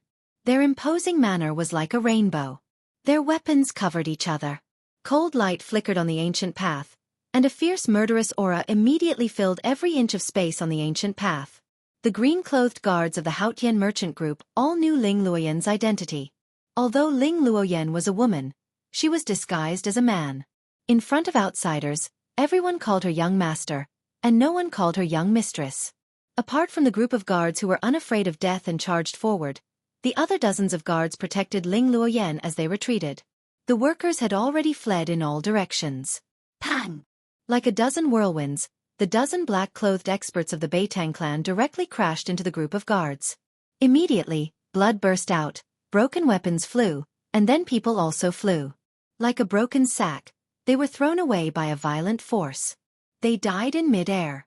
A massacre suddenly broke out on the ancient path under the moonlight. Can't even withstand a single blow. Beitang Ao was like a sharp black sword. He was directly among the hundreds of Imperial guards. His body emitted a bizarre energy fluctuation. All the weapons that were chopping towards him were inexplicably reversed and chopped the bodies of the Imperial guards who were attacking him. Beitang Ao was too lazy to care about these guards. With his hands behind his back, he quickly passed through the hundreds of guards. Wherever he passed, the guards beside him all fell to the ground. He did not attack those guards. Those guards were all killed by their own swords.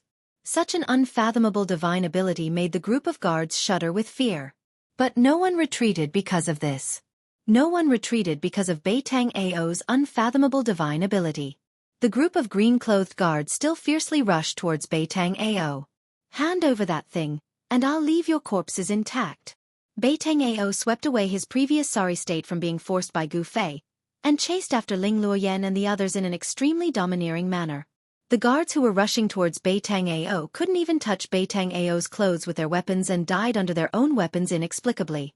Along the way, the sound of bodies crashing onto the ground could be heard. Fresh blood stained the bluestone on the ancient path, then seeped into the ground through the cracks. The green-robed guards of the Haotian caravan were not on the same level as the experts trained by the Beitang clan. Their screams were earth-shattering. The green-robed guards' screams before they died were shrill and ear-piercing. Flesh and blood splattered everywhere. The ancient path turned into a living hell in an instant. Beitang Ao. When Uncle Zhong saw more than half of the guards he had trained were killed in an instant, he couldn't help but feel extremely angry. Wah! He spurted out a mouthful of blood. Hee hee. Beitang Ao grinned hideously as he approached Ling Luoyan, Uncle Zhong, and the others. His surroundings seemed to have turned into a black hole, causing others to be unable to sense any of his aura. It was as if he didn't exist. A yellow-robed guard commander pushed his feet off the ground and leaped into the air. The long sword in his hand turned into a dazzling ray of light and slashed towards Beitang Ao's head. Die! The yellow-robed guard commander roared angrily. His eyes were filled with fury and his face was filled with determination. He knew that this demon-like guy would reverse his move, but he still made his move. Humph! Beitang Ao sneered disdainfully and continued to walk forward as if he was taking a stroll in the park. Sure enough, before the resplendent swordlight could strike Beitang Ao, the yellow-clothed Imperial Guard commander felt his wrist fiercely shake. After that, the swift and fierce swordlight that he struck out, under his horrified and inconsolable gaze, turned around and struck towards his own head. It was the same move, the same sharpness, the same indomitable will. Puff! A mist of blood burst out in the air and 2 pieces of a corpse fell from the sky. The yellow-robed guard commander was actually split into 2 halves by his own sword move. Seeing this scene, the 2 maids, Ling Luoyan, Xiao Chui, and Xiao Yu, instantly turned pale with fright. The incomparably bloody scene made their chests feel stuffy and they had the urge to vomit. I don't have time to play with you guys. Beitang Ao's face revealed an evil smile. Then, his right hand directly grabbed towards the heavily injured Uncle Zhong, completely ignoring the 20 to 30 guards that were protecting Ling Luoyan. The dozens of green-robed guards that were protecting Ling Luoyan, Uncle Zhong, and the others as they retreated were now left with only 20 to 30 people. Even their commander had died tragically. However, it must be said that the green-robed guards of the Haotian merchant group were extremely loyal to Ling Luoyan. Even when facing a terrifying enemy like Beitang Ao who they knew they couldn't defeat, they still showed no signs of collapsing. None of them dared to escape without permission. Thousands of green energy threads shot out from Beitang Ao's right hand like silk and entangled Uncle Zhong who was protected in the middle by a group of guards. Chi chi chi. The extremely fine green energy threads rapidly traversed in the void, emitting a slight sound of breaking through the air. Everyone's expression changed and they felt despair. Even Uncle Zhong's arm was cut off by this strange green energy thread. This damn thing could even cut weapons. If a person was entangled by it, wouldn't he die without a complete corpse? Just when Ling Luoyan and the others thought that they couldn't escape death, a tiny purple shadow suddenly shot out from the dense forest beside the ancient path. That purple shadow's momentum was very fast. It actually rushed into the midst of the guards in an instant before Beitang Ao's green energy silk fell on everyone. Everyone only saw a purple shadow flash before their eyes. A large hole was torn in front of Uncle Zhong's chest, revealing the close-fitting clothes inside. Not good. A thought flashed in Uncle Zhong's mind. He spread open the 5 fingers of his left hand and immediately grabbed towards the purple shadow in front of his chest. Although he had lost an arm, his reaction was fast and extremely fast. However, that purple shadow had already used its claws to push against Uncle Zhong's chest and was sent flying. At this moment, everyone could clearly see that this little thing that was moving quickly was actually an extremely cute purple sable that was only the size of a fist. This little sable was different from an ordinary sable. It was much smaller than an ordinary sable, and it had a pair of ruby-like big eyes that were filled with incomparable intelligence. On its forehead, there was a deep purple vertical line that looked like a closed eye. Three-eyed divine sable. When Beitang Ao saw this little beast, he couldn't help but be moved. What shocked him the most was that this little beast was actually holding a small box in its claws. This was a brocade box that was 3 fingers wide and less than half a foot long. It was covered with talismans that were circulating with spiritual power and seemed to emit a misty radiance. Obviously, this was a box that was sealed by a talisman. The little beast holding this box looked extremely comical, as if it was a child carrying a big stick. It was very awkward. The movement speed of the little beast holding the box had obviously slowed down, but it was still extremely fast. It was like a purple shadow that was rapidly leaping through the crowd, wanting to pounce into the dense forest beside the ancient path. Quickly catch that sable. How could Beitang Ao still care about Ling Luoyan and the others? He waved his right hand, and the thousands of green threads immediately changed direction and enveloped the 3-eyed divine sable. Chapter 124. This little marten was the mystical little marten that Gu Fei had encountered previously, the one that fed on the crystal cores of fierce beasts. That night, the mysterious woman used her great divine ability to seal the heaven and earth with a fire net. She did not hesitate to destroy a part of the forest and slaughter thousands of beasts in the forest, all for the sake of subduing this 3-eyed divine marten. However, what was unimaginable was that this little beast actually appeared here and snatched away the mysterious box that Uncle Zhong kept close to him. As a result, Beitang Ao's target immediately shifted to the little marten. To be exact, it shifted to the small box that was sealed by the talisman. Quickly catch that purple marten. Don't let it escape into the forest. Beitang Ao roared and waved his hands continuously. A large net formed by interweaving green energy threads immediately appeared in the air in front of him and enveloped the little beast that was leaping and escaping below. Apart from the little beast that was holding the mysterious small box, there were also 7 or 8 Qingyi guards from the Haotian merchant group that were enveloped by the energy net. None of them were spared as they were all sliced into thousands of pieces by the energy net that enveloped them. Blood sprayed everywhere as their entire bodies collapsed like building blocks, turning into a pile of minced meat. Wah! Seeing such an extremely bloody scene, Ling Luoyan and the 2 maids, Xiao Chui and Xiao Yu, immediately felt as if their chests were overturned and they vomited out everything that they had eaten during dinner. When Uncle Zhong and the group of guards saw this, their faces became incomparably pale. This black-clothed youth's method of killing was extremely bloody. Even though they were used to seeing death and blood, they still felt fear and trepidation. Although the little marten was holding a box that was even taller than it, its movement speed was still extremely fast. In the instant that it was about to be enveloped by the energy net, it actually scuttled out from under the net. Chop chop. The little marten let out a cheerful chirp.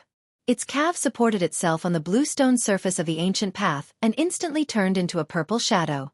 It held the small box and rapidly pounced towards the dense forest beside the ancient path. As long as this little beast entered the dense forest, it would be difficult for Beitang Ao and the rest to capture it. At this moment, the dozen murderous black-clothed men had already surrounded it. Pang! His 5 fingers were like steel hooks. One of the black-robed men directly grabbed at the purple shadow. The power of the claw shook the void, making the sound of the air exploding. Such a powerful claw force. Uncle Zhong, who was protected by a group of guards, couldn't help but be shocked when he saw how powerful the black-robed man's casual grab was. At this moment, the Qingyi guards that had been scattered by the dozen or so Beitang family experts had already gathered towards Ling Luoyan's side. After being attacked by the dozens of black-clothed men for a while, the hundreds of green-clothed guards were either dead or injured. There were less than 200 people left. It could be said that they had suffered heavy casualties. The subordinates trained by the Beitang family were even more terrifying than the Grim Reaper that harvested human lives. The bloody battle just now was simply a one-sided situation. Even the hundreds of green cloth guards found it difficult to contend against these dozens of death gods. The black-clothed man's peerlessly swift and fierce claw instantly enveloped the little marten. However, the little marten let out a squeak, and a ball of dazzling purple light suddenly erupted from its body, directly colliding with the black-clothed man's sharp claw. Wah! In the next moment, a painful roar sounded. The black-clothed man's sharp claw that was swiftly grabbing down actually exploded. His entire palm was blasted apart by the ball of purple light, turning into a mist of blood. Not only that, the purple ball of light that the little marten had transformed into flashed in the air. Pooh! It directly pierced through the black-clothed man's chest, piercing through his entire body. Pooh-chee! Pooh-chee! Fresh blood spurted out from the pierced chest, and the black-clothed man fell stiffly backwards. Even in death, he couldn't believe that the one who killed him was actually a little beast. Everyone who saw this scene couldn't help but be stunned for a moment. This was simply too unbelievable. Everyone was flabbergasted, and even thought that their eyes were playing tricks on them. Especially those green-clothed guards that had exchanged blows with the black-clothed man. That fellow was simply as terrifying as the Grim Reaper. An undefeatable and powerful enemy had died just like that. This made the group of green-clothed guards feel as if they were in a dream. Whoosh! Taking advantage of the moment when everyone was absent-minded, the little marten instantly rushed into the dense woods beside the ancient road, leaving a purple trace in the air. However, the moment the little marten rushed into the dense woods silently collapsed. Someone had secretly made a move, and a vast force had fixed the little marten in the air. Beitang Ao, who was about to make a move, immediately stopped. He knew that the movement here had alarmed the powerhouses of Dragon Emperor City. Beitang Ao hurriedly looked around. As expected, there were mysterious figures flashing in the surrounding dense woods. However, Beitang Ao couldn't identify who was the one who had secretly made a move. Squeak, squeak. Little marten, who was confined in the air by an unfathomable force, let out a sharp and anxious cry. Waves of enormous force erupted from little marten's body, and a glaring purple light dyed the surroundings purple. However, no matter how the little marten struggled, it couldn't break the unpredictable force. The little marten and the small box that it was holding were about to be taken away by someone's great ability. Right at this moment, a huge fire broke out on a hillside several miles away. A part of the woods was instantly burned into ashes by the terrifying flames. A figure wrapped in black chi rushed out of the flames in an embarrassed manner. Then, it directly turned into a ball of demonic chi and soared into the sky, trying to escape. At this moment, the force that confined the little marten disappeared. The little marten immediately uttered a squeak and rapidly darted towards the flames. How dare you touch the belongings of our demon race? You deserve to die. A slender figure walked out of the flames. Her clothes were whiter than snow. Under the illumination of the flames, it was as if her entire body was dyed with a layer of fiery red brilliance. She was like a fairy of fire. As her sleeves fluttered, it seemed as if she would soar into the sky at any time and ride the wind. No one could see her face clearly. Her face was covered with a layer of veil. With a rumbling sound, she lightly raised her right hand and a fire net flew out from her hand. It flew towards the escaping demonic chi. The fire net instantly spread out and enveloped a part of the world. Just like that, it wrapped around the demonic chi in the sky, as if casting a net to catch fish. Roar! Within the fire net, the demonic chi surged. The person who was caught in the net roared again and violently tried to break the net. However, everything was futile. It was impossible to break the fire net. The fire net emitted a faintly discernible, transparent flame that burned in all directions. The surging demonic chi in the net was immediately burned into green smoke and dissipated. The mysterious woman who was surrounded by the monstrous flames waved her hand towards the fire net that trapped the demon cultivator. The fire net immediately flew back to her. After the mysterious woman revealed this move, the people who were secretly watching began to retreat. Some mysterious figures began to retreat, but there were still people who were watching from the side. I am a demon general under the command of the Devil Domain's great demon sovereign. If you know what's good for you, then quickly release me. Seeing that he couldn't break the fire net, the demon cultivator couldn't help but roar in a stern voice. Noisy! The mysterious woman only lightly said these 2 words. Then she pointed at the fire net that was flying back to her. The fire net suddenly emitted an endless colorless and transparent flame. The demon cultivator only had time to let out a terrified scream before he was refined into ashes along with the demonic chi in the net.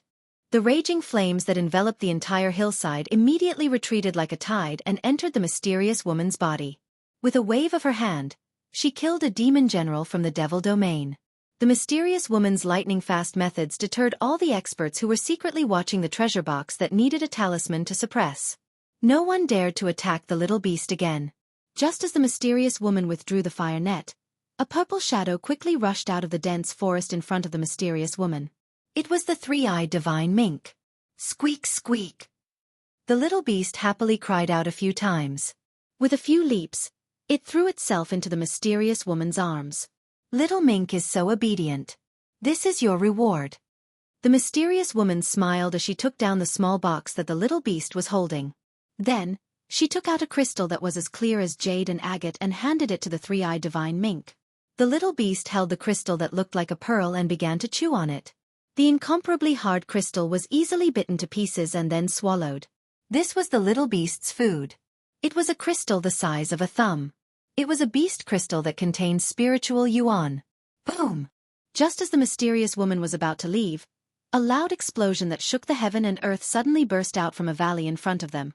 Boundless vital chi suddenly burst out and immediately disturbed the vital chi of heaven and earth. After that, astonishing golden rainbows shot out from the valley. Those golden rainbows seemed to be connected to the boundless power of the stars in the sky. They emitted a wave of energy that made people's heart palpitate. The mysterious woman immediately stopped her footsteps. She stared at the valley and muttered to herself, I didn't expect there to be such a powerful martial arts practitioner in this world. His opponent seems to be a divine arts practitioner. Whoosh! The mysterious woman's figure disappeared in an instant. No one was able to see how she disappeared. The demon race has appeared again. After the mysterious woman disappeared, these words faintly came out from the darkness. Let's go! When Beitang Ao saw the mysterious woman taking away the treasure box, he immediately brought his subordinates and rushed into the dense forest. They rushed towards the valley where the loud explosion was coming from. In the valley a few miles away, the battle between Beitang Yi and Gu Fei had already reached the climax. Beitang Yi still held the absolute upper hand and firmly suppressed Gu Fei. But as the battle continued, Beitang Yi was secretly startled because Gu Fei was terrifyingly tenacious. Even after suffering continuous attacks, he still stood up from the ground and wiped the bloodstain from the corner of his mouth. Then, he continued to fight with him like a madman. Chapter 125. This was a small valley, a messy little valley. The ground was cracked, the trees were toppled, and the huge rocks were shattered into pieces. Shocking pits of all sizes were scattered all over the valley. In the entire valley, there was no piece of land that was intact. It was all destroyed by the aftershocks from the battle between Gu Fei and Beitang Yi. At this moment, Gu Fei climbed out from a pit and shook off the dust on his body. He wiped away the blood on the corner of his mouth and looked indifferently at the figure that was standing on a broken tree stump like a huge mountain. A divine arts practitioner of transcending mortality realm is indeed powerful. However, this person has probably just broken through to transcending mortality realm not long ago.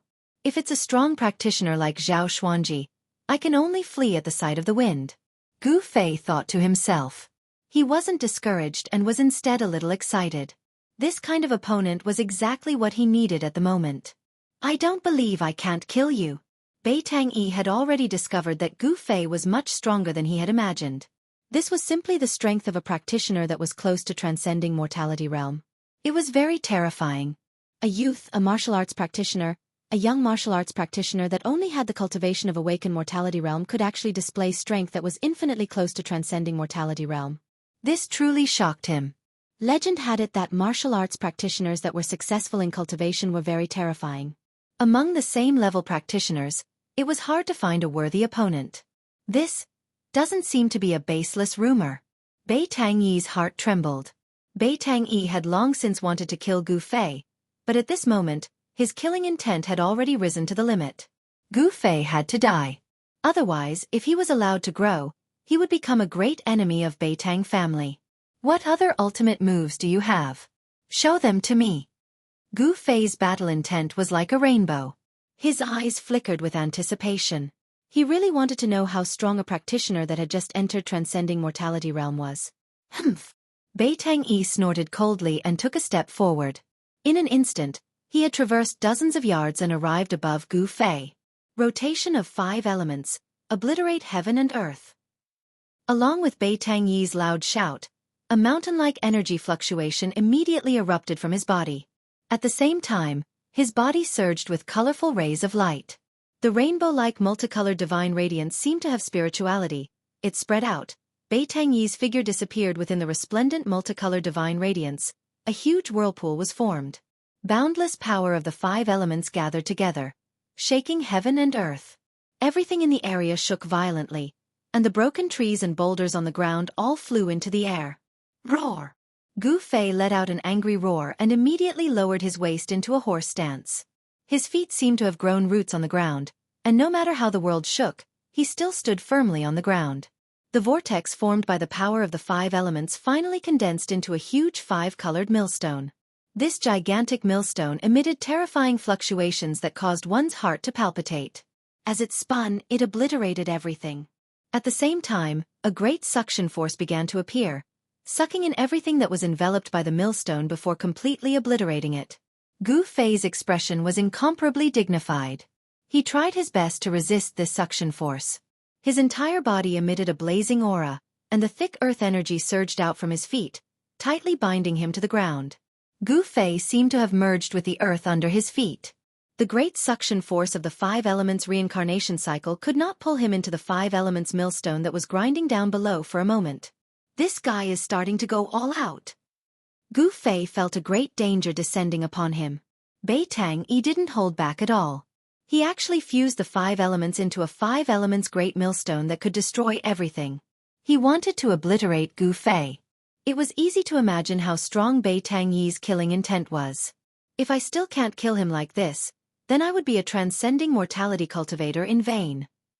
At this moment, the clothes on Bei Tangyi's body, which had transformed into the great millstone of 5 elements of extinction, had already been torn to shreds. Blue veins were popping up on his body. He had exerted all his strength, but because he had overloaded his 7 apertures by activating the 5 elements as one divine ability, traces of blood were seeping out. Even if he could successfully kill Gu Fei, his vitality would be greatly damaged. All the experts who were secretly watching this battle were shocked by the profundity of the Bei Tang clan's 5 elements. The power of the 5 elements rotated and obliterated the heaven and earth. If this divine ability was cultivated to the extreme, what kind of scene would it be? The Bei Tang clan was indeed a cultivation clan with an incomparably rich heritage. Some people couldn't help but be vigilant towards the Bei Tang clan of Yen country. The 5 elements formed into the Samsara millstone emitted a terrifying aura that could destroy the heaven and earth. This made Gu Fei feel the aura of death. Transcending mortality cultivators were indeed outstanding. Even if he had just entered the transcending mortality realm, this Bei Tangyi was already very scary.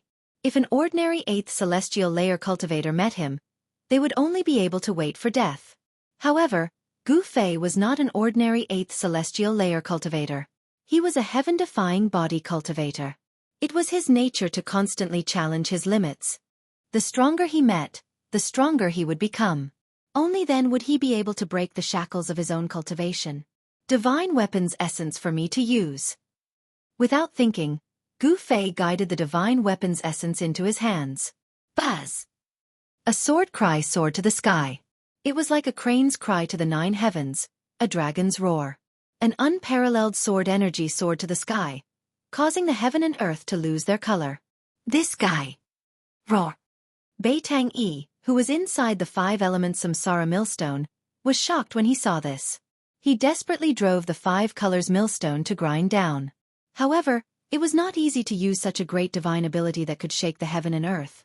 Blood flowed from Beitang-yi's 7 orifices. His face was as ferocious as an evil spirit. However, it was difficult for him to drive the five-element samsara millstone to grind down Gu Fei. However, the speed of the five-element samsara millstone's grinding speed had increased by a lot. At this time, the slowly rotating five colors millstone was less than 5 zhang away from Gu Fei. The mighty destructive power caused the heaven and earth to shake. Cracks began to appear on the ground. If you can unite the five elements, so can I. Gu Fei went all out. He had no choice but to go all out. The five-element samsara millstone could only be used with the cultivation of the transcending mortality realm. However, he didn't care so much. The Xian Qi in his body rapidly circulated. Yuan Qi surged in his flesh and bones like a river. The five elements Yuan Qi in his body were all stimulated by him and gathered towards the essence of the divine weapon in his hands. He was overdrafting the strength of his body. The consequences of doing so were terrifying. His body would probably suffer irrecoverable injuries. The vast five elements Yuan Qi fused with the purple essence of the divine weapon. 100 zhang long sword light soared from Gu Fei's hands. The extremely sharp sword Qi seemed to be able to pierce through the void. Within a dozen li, any sword cultivator that had cultivated their sword to become spiritual felt the sword Qi in their body tremble at this moment. It resonated with the shocking sword Qi that erupted from Gu Fei. Break for me. Gu Fei's long hair fluttered in the wind. His eyes emitted a dazzling divine light. He held the sword with both hands like an invincible god of war. He waved the 100 zhang long five-color sword Qi and fiercely slashed at the five colors millstone in the sky. Qi! A light sound, like a piece of cloth being suddenly torn apart, emitted an ear-piercing sound. Wherever the sword light passed by, space split. The destructive power of the five elements that descended from the sky was immediately split in half by the sword Qi that was like a waterfall. Chapter 126. Beitang-yi and Gu Fei both attacked with all their strength, no longer holding anything back. One was a strong practitioner of the older generation who had just entered transcending mortality realm, while the other was a young martial arts practitioner who was at the peak of awakening mortality realm. No one thought that Gu Fei could win. Jumping levels to challenge a cultivator of a higher realm than oneself wasn't something that didn't happen in the cultivation world. However, challenging a strong practitioner that was a realm higher than oneself was something that had never happened before. No one would be so stupid to challenge an opponent that they couldn't defeat. This was no different from a suicidal action. Five elements divine arts were said to be able to destroy heaven and earth. When executed by a divine arts practitioner of transcending mortality realm like Beitang-yi, it was naturally impossible to destroy heaven and earth. However, with the cultivation of transcending mortality realm, he had the upper hand. Boundless power of the five elements gathered together, and the huge millstone of five elements gave off a terrifying aura as it crushed down on Gu Fei. That imposing manner was also extremely terrifying. In front of Beitang-yi's ultimate move, Gu Fei had no choice but to risk it all. The divine weapon's essence that had been refined in his body fused with the five elements and five Qi in his body before transforming into a shocking sword rainbow that was 300 yards long and slashed upwards in defiance of the heavens. Pang! Gu Fei's clothes were instantly shattered into thousands of pieces by the sword Qi that burst out, revealing his body that seemed to be cast from iron. His dragon-like muscles flowed with a five-colored luster, giving people a feeling of pressuring strength. The unparalleled sword light was like a beam of divine light that sliced through the void, tearing apart heaven and earth. It directly broke through the destructive storm of the five elements annihilation millstone and collided with it. Everything between heaven and earth seemed to have stopped. In that instant, there was no sound, it was terrifyingly silent. In the next moment, a terrifying light that could tear apart heaven and earth burst forth. Boom! The sky seemed to have collapsed and the earth seemed to have caved in. The power of the five elements surged violently, and the destructive energy storm swept out in all directions. The entire valley was like a wave as the ground undulated up and down violently. Everything on the ground, the flowers, the trees, the rocks, everything turned into dust, completely turned into dust. Then, this layer of dust was blown into the air by another gust of wind. It covered the sky and covered the sun as it surged outwards, turning the entire place into a grayish haze. It actually created a sandstorm that was absolutely impossible to appear in the southern wasteland in the middle of an endless primitive forest. It was really shocking. The millstone of destruction that could shake an entire region of the world had shattered, and so had the astonishing sword light. At the center of the collision between the millstone of destruction and the sword light condensed from the battle skills of the 5 elements, the violent power of the 5 elements seemed to have turned the region of space into chaos. The pressure that surged out caused the hearts of the people who were secretly watching to palpitate. Bai Tang-yi was sent flying more than 300 zhong away by the frightening power that burst out. Only after falling down from the sky did he stagger a few steps and spit out a mouthful of blood. After forcefully executing the 5 elements unification great divine ability, Bai Tang-yi appeared to be very tired, and his expression was weary. It was obvious that his vitality had been injured. A warrior of the self-awakening realm had actually injured his vitality. Bai Tang-yi was so depressed that he wanted to vomit blood. His face was gloomy, and there was not a trace of happiness on his face. Because defeating Gu Fei was a matter of course. He knew that there were people spying on him in the vicinity. In this battle, it could be said that he was bullying the weak, and it would damage his reputation. And Gu Fei's ending had already been decided. Defeat was a given. The gap of a realm seemed to be an insurmountable chasm. He was defeated miserably. He had already been seriously injured in the battle with Bai Tang-yi. He was merely relying on his unyielding fighting spirit to contend with Bai Tang-yi. The violent impact had broken both of his arms. He spat out a mouthful of blood, and was sent flying by the energy storm. Like a withered leaf falling from a tree, he rolled and flew out. Rolling and rolling until he was sent flying out of this small valley. Only then did he fall down from the sky, passing through the dense branches. With a pang sound, the withered leaves rushed up, and Gu Fei smashed into the jungle below. Not only were his arms broken, but his sternum had also cracked, as if an exquisite porcelain had been struck by an external force and had shattered. His bones, which had been tempered to be as hard as fine iron, were already covered with a layer of multicolored luster. But now, there were actually cracks on them. It could be imagined how fierce the impact just now was. The moment his back hit the ground, Gu Fei turned over and stood up.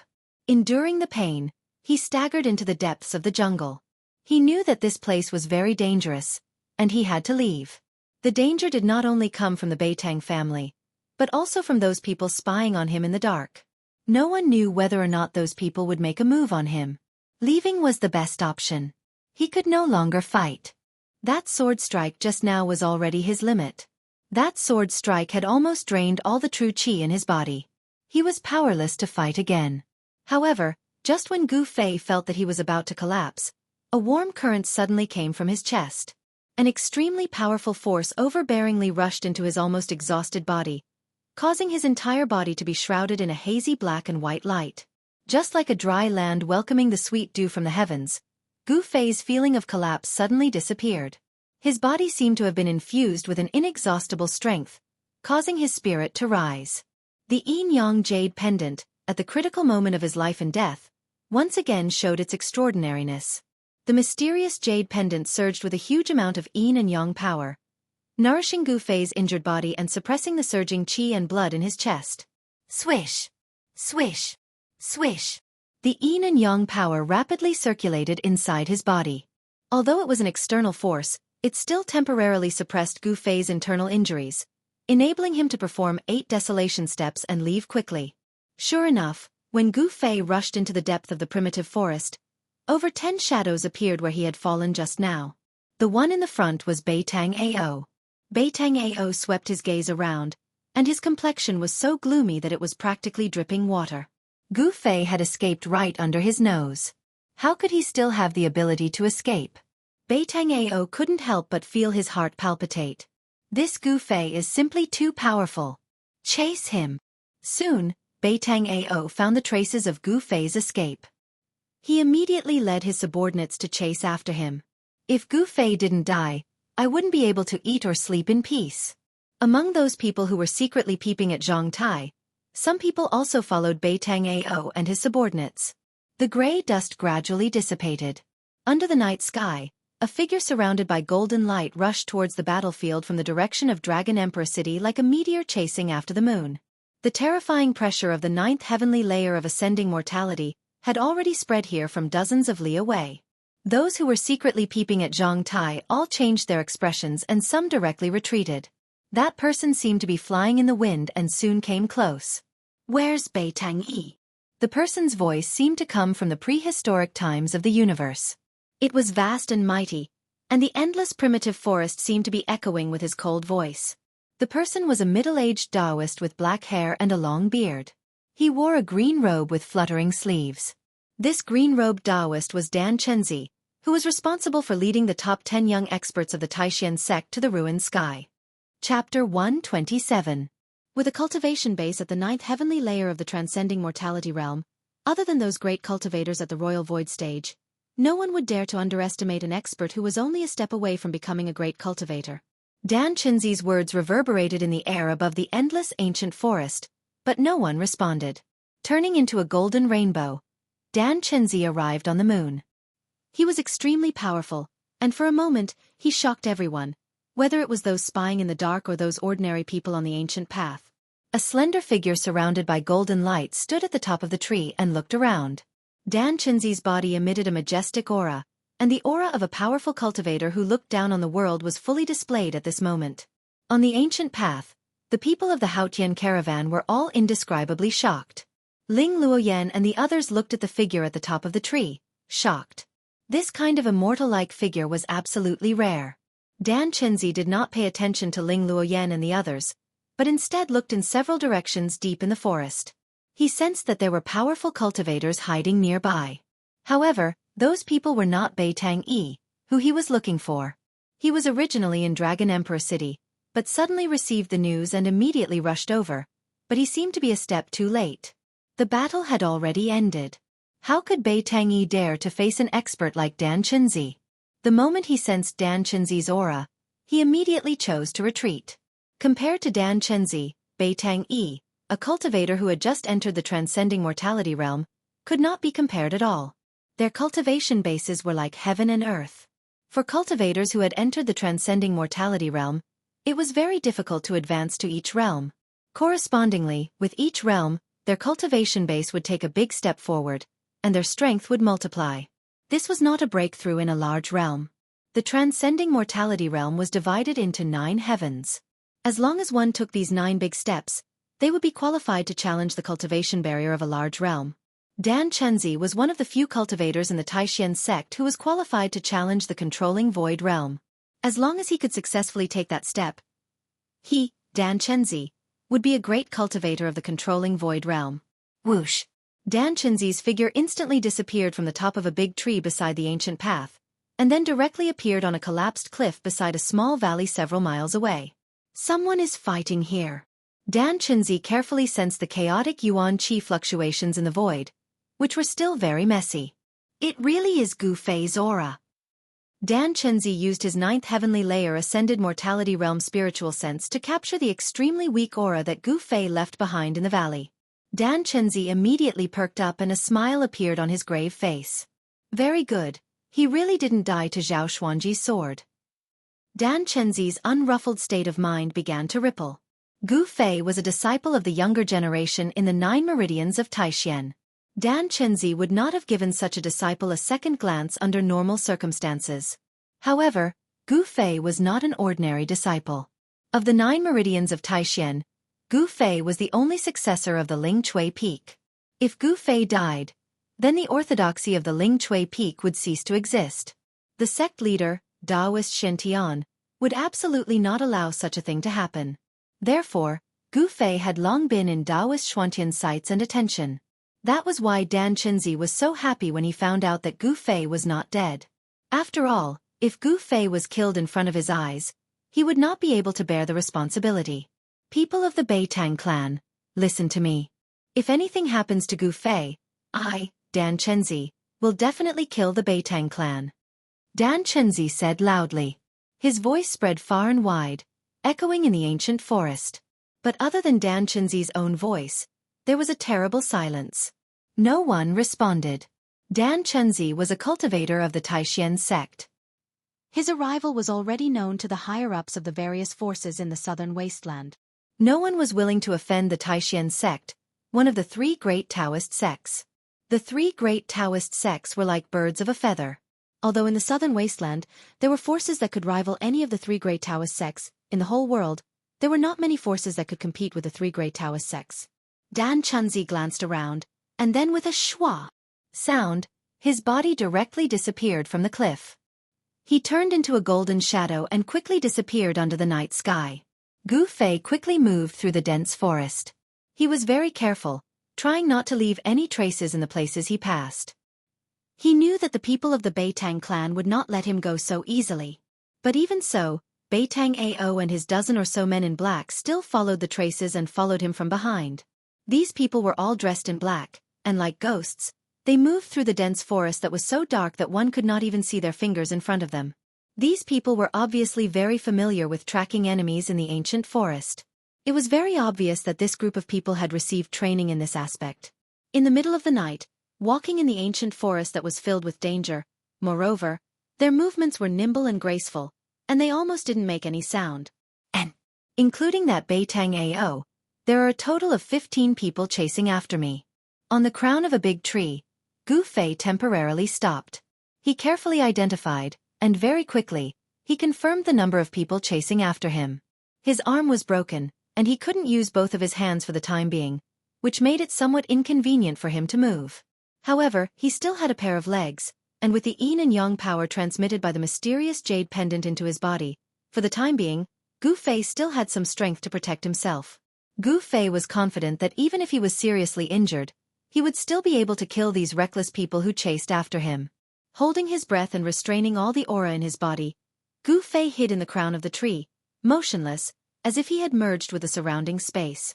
Sure enough, very soon, a black shadow appeared near the big tree where Gu Fei was hiding, and was carefully moving towards the big tree. This was a man with a hideous scar on his face. He was like a cheetah, vigilantly glancing all around. As if he had sensed something, he began to slow down his speed. The forest was covered with a thick layer of withered branches and withered leaves, filling the air with a rotten smell. The quiet mountain forest gave people a kind of invisible oppressive feeling. From other directions came a very light sound, which was practically negligible. This man's companions were very close to him. The nearest two people were less than 30 meters away from him. 15 people, including Beitang Ao, were advancing in the forest in a fan shape. Just at the moment when that black-clothed man touched the bottom of the tree, Gu Fei moved. Like a goshawk hunting its prey, he silently swooped down from the tree. Gu Fei bent both of his legs and directly knelt down in front of that man with the pressure of empty thigh. By the time that man realized that something was wrong, both of Gu Fei's knees were already on the shoulders of that black-clothed man. Suddenly, a burst of crackling sound came from inside that black-clothed man's body. His spine was instantly broken into 17 or 18 pieces by the fierce power. His whole body became shorter out of nowhere, and he didn't even have the time to scream. His throat was blocked by the blood that gushed out. Gu Fei grew up in the Lingchui peak of Taishan Mountain. Usually, when he had nothing to do, he would go into the depths of the mountain forest to find ferocious beasts to practice martial arts. Calling him the king of the mountain forest was not an exaggeration at all. Everything in the mountain forest was very familiar to him. After kneeling down and neatly killing this black-clothed man, Gu Fei somersaulted in the air. After landing on the ground, he didn't stop and instantly rushed into the dense forest at the side. Swish! Swish! Swish! Shadows flashed, and Beitang Ao's figure appeared under the big tree. He looked at the corpse on the ground that no longer had a human shape, and his complexion became extremely ugly. Soon after, 13 black shadows also walked out. Seeing this scene, these people's complexion couldn't help but change. Chapter 128. The two black-clothed men carefully and cautiously covered each other as they searched in the dense forest. Their foreheads were full of sweat due to nervousness. They couldn't help but be nervous because there was a very dangerous person hiding in this forest. Even if this person was seriously injured, he still had the ability to easily kill them. The scar-faced man who was killed by that person was the best proof. Thinking of the scar-faced man's corpse, no one would not be frightened. Even if these Beitang family's men were used to seeing blood and didn't know how many people died in their hands, it didn't mean that they were willing to see their own blood. It didn't mean that they weren't afraid of death. Carefully searching forward for less than 20 feet, suddenly, one of the black-clothed men felt his feet go soft. The place where he landed did not seem to be covered with dead branches and leaves. Not good. In that instant, the black-clothed man felt goosebumps all over his body, and his hair stood on end. "Achoo!" sound came from beside his ears, and a huge black shadow suddenly shot up from the ground under his feet. Like a foot stepping on the body of a giant python, this shadow suddenly wrapped around the black-clothed man's body with lightning speed. Kacha kacha kacha. The black-clothed man's body immediately issued a creepy sound of bones breaking. This sound was especially terrifying in the dark forest. In the next moment, the black-clothed man vomited blood. He only felt that all the bones in his body were broken, and then his vision went black. His consciousness fell into the endless darkness, and he didn't know anything. Gu-Fei suddenly sprang up from the dead branches and leaves on the ground. With a python coiling around his body, he immediately crushed all the bones in the unlucky black-clothed man's body. This sudden action was simply too fast. After strangling the black-clothed man, he didn't wait for his companions to react. His feet landed on the ground and fiercely pushed against the ground. Pang! The dead branches and leaves under his feet suddenly exploded. At the same time, Gu-Fei's body, like lightning, crashed into the arms of another black-clothed man. This move was learned by Gu-Fei in the Taishan Mountain when he was fighting with the giant bear of the mountain. This giant bear had 3 killer moves when hunting other beasts. They were hug, hit and slap. The giant bear was extremely strong. Hugging, ramming, and smacking were the giant bear's trump cards. A single hug from the giant bear could break the bones of a ferocious beast. A single charge from the bear could even shatter a boulder. A single slap from the bear could break a towering tree. If a human was hit by a giant bear like this, even if they didn't die, they would be half dead. The powerful force of Gu-Fei's shoulder was even more ferocious and terrifying than the impact of a giant bear.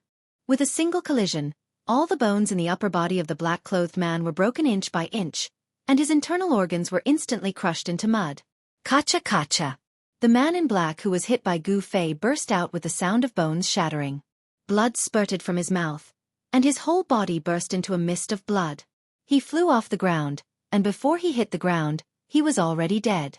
At this time, the other people of the Beitang family in the vicinity had already noticed the strangeness here, and they quickly rushed in the direction of Gu-Fei from all directions. There were 4 people rushing in from the front, 3 on the left, 3 on the right, and only 2 behind. In just a moment, Gu-Fei was able to distinguish the number of people rushing in from 4 directions. Swoosh! He immediately retreated. His body only turned around in the process of retreating. Pang! Broken branches and leaves swirled in the air as Gu-Fei's body rushed into the thicket behind him. Gu-Fei could clearly see the panic on the faces of the 2 black-clothed men who were rushing in front of him. His body moved like the wind and lightning, and the strong wind rolled up the fallen leaves on the ground, fluttering in the air. 8 desolate steps. 8 steps, 8 kills. With 1 step, Gu-Fei crushed the head of a black-clothed man who was rushing in front of him. With a second step, the body of the other black-clothed man was immediately torn into pieces, and a mist of blood burst out in the forest. The experts trained by the Beitang family were simply unable to withstand a single blow from Gu-Fei. Under his combat skills, they simply didn't have the strength to fight back. Gu-Fei instantly broke out of the encirclement, leaving behind 2 mutilated corpses. The forest was filled with an extremely strong smell of blood. Roar! Gu-Fei! Beitang Ao rushed out, and he was extremely furious. 9 figures flashed behind him, but they didn't even see Gu-Fei's shadow. Gu-Fei had already gone far away. Gu-Fei had already killed 5 people, 5 experts that the Beitang family had spent countless efforts to train. These experts were comparable to ordinary cultivators. Even when fighting against hundreds of well-trained Haotian caravans Tsing-Yi guards, they were still able to reap the lives of the Tsing-Yi guards as if they were cutting melons and vegetables. At this time, Beitang Ao was very angry and very depressed. The death of his 5 underlings made him feel endless heartache, and Gu-Fei's cunning made him even more furious. Beitang Ao knew that Gu-Fei was intentionally avoiding him and making a move on his underlings. In front of the already seriously injured Gu-Fei, only Beitang Ao could pose a threat to him. As for the others, Gu-Fei simply didn't put them in his eyes.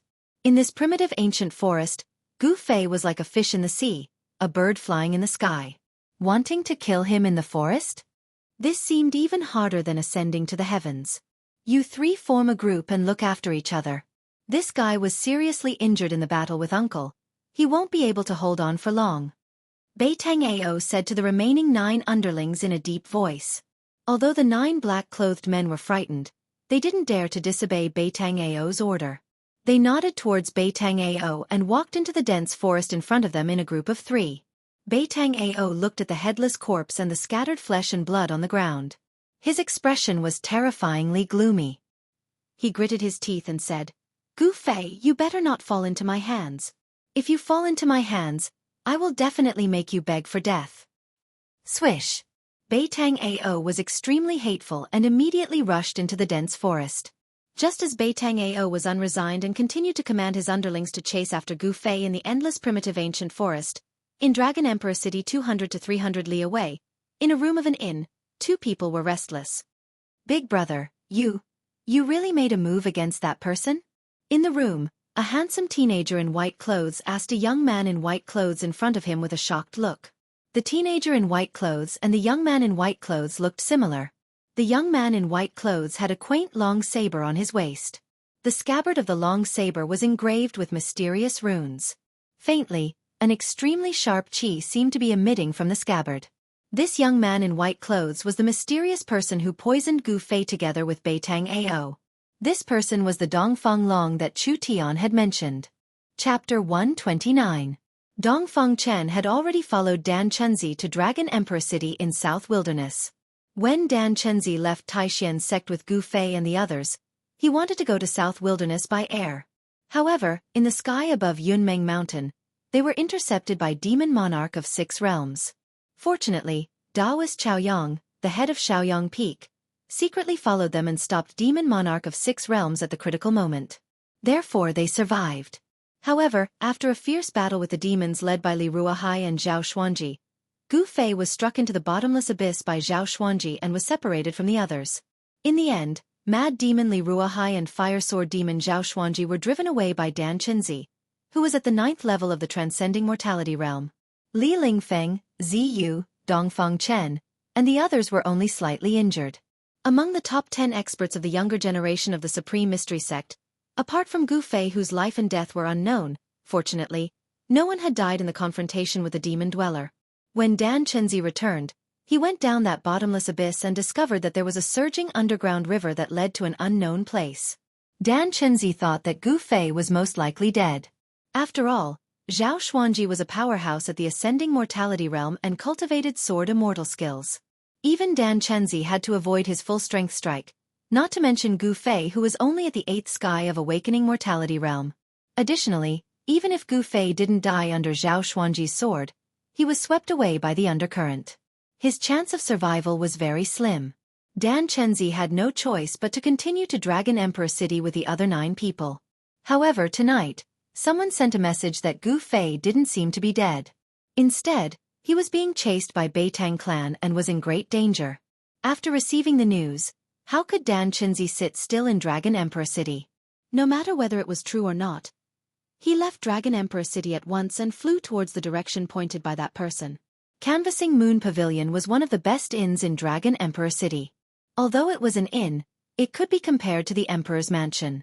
In Dragon Emperor City, the king's mansion was not the most magnificent mansion. This was the southern wilderness, not the central plains.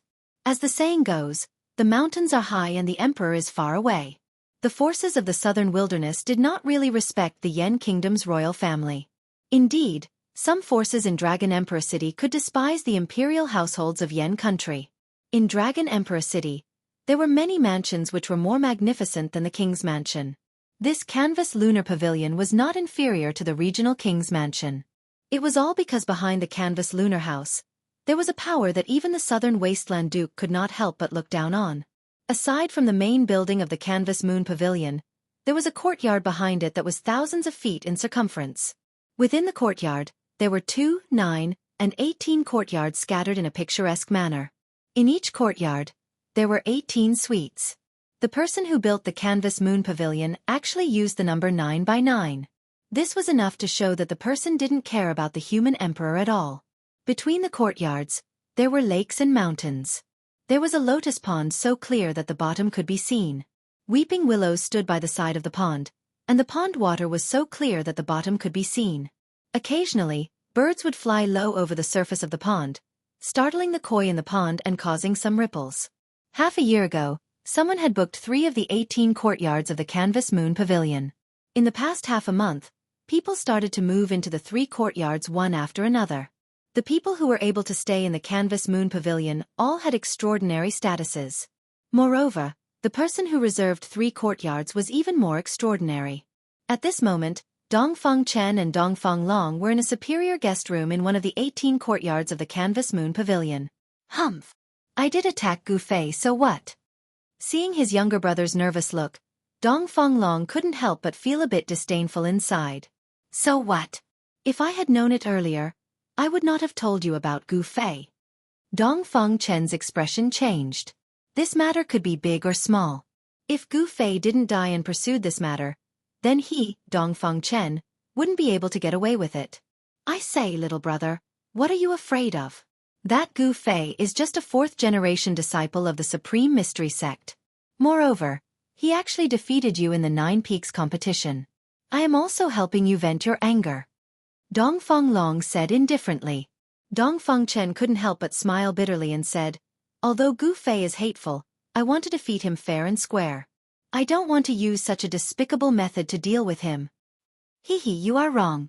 The idea of poisoning him was not mine, but Beitang Ao's doing. Dongfang Long laughed. Furthermore, haven't I already leaked the news of the Beitang family's pursuit of Gu Fei to that martial uncle of yours? An imperceptible cold light flashed across Dongfang Long's deep eyes. The Beitang family and Gu Fei have long been enemies.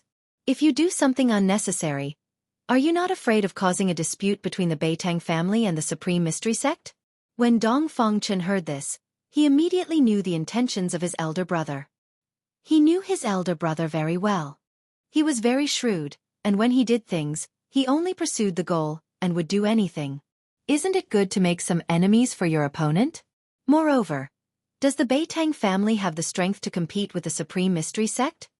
Dongfang Long looked at Dongfang Chen meaningfully and said with a faint smile, You! Dongfang Chen couldn't help but be angry. A cultivation family that could be passed down in the cultivation world was not as simple as it seemed on the surface. If the Beitang family suddenly had 1 or 2 great cultivators of the controlling void realm, it would be enough for the Supreme Mystery Sect to suffer. When the Dongfang brothers were talking in the room, in the endless primitive forest hundreds of miles away from Dragon Emperor City, Gu Fei had already killed the 7th subordinate of Beitang Ao. At this time, the eastern sky began to turn white. It was almost dawn. After a night of continuous fighting, if not the yin and yang power of the Tai Chi diagram on his chest that supported Gu Fei and prevented him from falling down, Gu Fei would have long been exhausted and killed by Beitang Ao. This yin-yang fish jade pendant that had integrated into his chest definitely had a big secret. Although the extraordinariness of the jade pendant made Gu Fei a bit uneasy, he was still glad that this mysterious jade pendant had saved him once again. Beitang Ao was completely driven mad. Seeing his subordinates being killed by Gu Fei one after another, he couldn't do anything to Gu Fei, which made him furious. 7 of his 14 subordinates had already died. Additionally, it was almost dawn. In the dark, he couldn't do anything to Gu Fei. When dawn came, Gu Fei would have nowhere to hide. You 7, don't scatter. Beitang Ao directly ordered. He wanted to persist until dawn. In the dark environment, Gu Fei could take advantage of it. In the daytime, he wouldn't be so lucky. However, things often didn't develop according to people's ideas. No one could predict what would happen in the next moment. When Beitang Ao was thinking about how to kill Gu Fei, an unexpected person suddenly appeared and directly took Beitang Ao away. The 7 men in black were suddenly shocked and at a loss. Because the person who took Beitang Ao away was his uncle, Beitang Yi. Uncle! Beitang Ao said in shock. Be quiet, Beitang Yi said in a low voice. His expression was a bit flustered. He didn't care about the life and death of his 7 subordinates.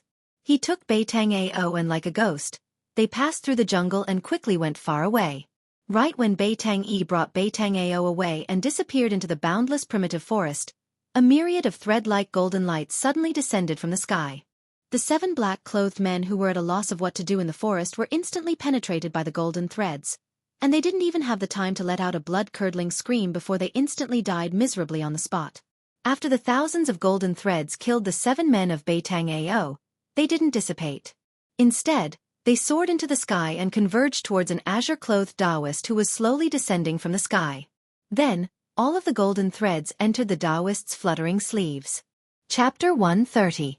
Standing at the top of the tree, Dan Chenzi glanced around and couldn't help but frown as he sensed that there were some extremely obscure auras nearby. Not all of the people who were peeping in the dark left. Some of them followed him. At this moment, a figure silently walked out of the woods. "Greetings, Uncle Master." The man came under the tree and bowed towards Dan Chenzi. Dan Chenzi lowered his head and looked at the man under the tree. He was in rags and had messy hair and a dirty face. It was almost impossible to identify his appearance. How dare they? Dan Chenzi couldn't help being furious at the sight of Gu Fei's appearance. Beitang clan is too much. How dare they hunt down a disciple of my Taishan sect? After the incident in the ruined sky realm, I will definitely demand an explanation from the Beitang clan. Although Gu Fei was in an extremely sorry state, he was still alive.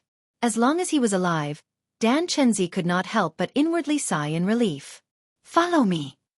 Dan Chenzi waved his sleeve as a ball of golden light rushed towards Gu Fei. It wrapped Gu Fei and flew to Dan Chenzi's side. Then, a golden light burst out of Dan Chenzi's body and flew towards Dragon Emperor City with Gu Fei. In one of the 18 courtyards of Canvassing Moonlight Pavilion, Gu Fei was sitting in a superior independent guest room with legs crossed and regulating his breath. The one who built Canvassing Moonlight Pavilion had really invested a lot in it.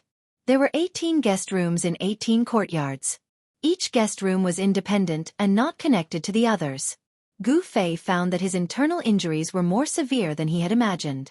The battle with Beitang Yi had caused him an unimaginable impact. The bones in both arms were broken, the sternum and even the ribs had cracks. If it was a normal Xiuzha that received such heavy injuries, they would have fallen to the ground already. How could they have killed 7 experts trained by the Beitang family? His powerful physical body, which had been tempered day and night, displayed its extraordinary side at this moment. The terrifying regenerative ability caused Gu Fei's injuries to gradually heal. Of course, this self-healing process was not as terrifying as being able to recover in an instant. On the skin in the middle of his chest, a looming pattern of yin-yang fish was emitting a warm current that nourished Gu Fei's flesh, tendons, and bones, accelerating his recovery speed. Yin and yang were the 5 elements, and the 5 elements combined to create everything in the world. The yin-yang qi from the yin-yang fish jade pendant was 1 level higher than the 5 elements. Of yin-yang qi, Gu Fei noticed that the yin and yang qi that flowed through his limbs and bones finally converged at his dantian, where it was converted into wisps of 5 elemental yuan qi by the dim ball of 5 elemental origin light in his dantian. The wisps of 5 elemental yuan qi fused into his flesh and blood, healing his injured body. After the battle of life and death, Gu Fei's insane method of comprehending the essence of martial arts in the midst of life and death seemed to have some effect. He seemed to have understood something. He no longer deliberately operated the Xian Qi and let the yin-yang and 5 elements in his body interact. In the end, his heart became calmer and calmer. Naturally, he entered the state of forgetting everything. At this moment, Gu Fei's mind was filled with the diagram of the ancient Xian Qi technique. In the ancient Xian Qi technique, there were many obscure words, but now he gradually understood them. This made Gu Fei have a feeling of dispelling the clouds and seeing the blue sky. In the ancient Xian Qi technique, there were many obscure words, but now he gradually understood them. This made Gu Fei have a feeling of dispelling the clouds and seeing the blue sky. A life and death battle had deepened his understanding of the martial Tao. The problems that he had encountered in his cultivation had also gradually become clear. At this moment, Gu Fei's state of mind had risen to a new level. On this day, Gu Fei's room was filled with ripples of yuan qi. Vaguely, there was even the sound of wind and thunder. As Gu Fei's cultivation increased by the day, the thunderous sound of the heavenly drum that came from the vibrations of his muscles and bones had started to become louder and louder. The sun rose and set, until night once again enveloped the earth. An indescribable sense of oppression began to gradually emit from Gu Fei's room. In the same courtyard, there lived Li Lingfeng, Ziyu, Dongfang Chen, and the other 9 most outstanding people of the Supreme Profound Sect's younger generation. They had long sensed the strangeness of Gu Fei's room. And the great master Dan Chenzi, who was at the 9th level of the transcending mortality realm, sat directly outside the suite where Gu Fei was. He knew that Gu Fei was in the middle of a breakthrough, and Dan Chinzi did not want anyone to disturb Gu Fei. The 18 independent rooms were actually equivalent to 18 pavilions. In the other pavilions in the courtyard, Li Lingfeng, Ziyu, and the others all came out of their rooms and leaned against the railings to look. There were also people watching from the other courtyards, and in the other 2 courtyards that were adjacent to the disciples of the Supreme Profound Sect, there were people directly walking into the courtyard where the disciples of the Supreme Profound Sect were. These people were all young men and women who were not even 20 years old. They were also dressed in white, but what was different from the disciples of the Supreme Profound Sect was that these people's sleeves were embroidered with imprints. There were 2 kinds of imprints on the sleeves. One was a small sword, a small cyan sword, and the other was a yellow rune. Some people had already noticed the imprints on the sleeves of these young men and women, who walked into the courtyard where the disciples of the Supreme Profound Sect were. They suddenly realized that these people were all disciples of the 3 great Taoist sects. The young men and women in white with a small cyan sword embroidered on their sleeves were the disciples of the Guangqing Celestial Sect. The young men and women with a small rune embroidered on their sleeves were the disciples of the Shangqing Sect. These people were all disciples of the 3 great Taoist sects who had come to participate in the training in the ruined sky. They were also the most outstanding disciples of the younger generation of the Guangqing Celestial Sect and the Shangqing Sect. Only people from the 3 great Taoist sects would dare to walk into the courtyard where the disciples of the Supreme Profound Sect were at this time. The others, even though they had sensed the strange fluctuations coming from the courtyard where the disciples of the Supreme Profound Sect were not willing to enter the courtyard to avoid offending the disciples of the Supreme Profound Sect. These outstanding disciples of the Shangqing Sect and the Guangqing Celestial Sect all felt a great pressure when they walked into the courtyard where the disciples of the Supreme Profound Sect were. Everyone looked at the pavilion where Gu Fei was in amazement, especially the figure sitting cross-legged in front of the pavilion, which shocked the disciples of the other 2 great Taoist sects even more. Dan Chenzi was a strong cultivator who was only 1 step away from becoming a great cultivator, but he seemed to be protecting the person in the pavilion. Just who was the person in the pavilion? Why was Dan Chenzi paying so much attention to him? The curious people began to ask the disciples of the Supreme Profound Sect they knew. There were no lights in the pavilion.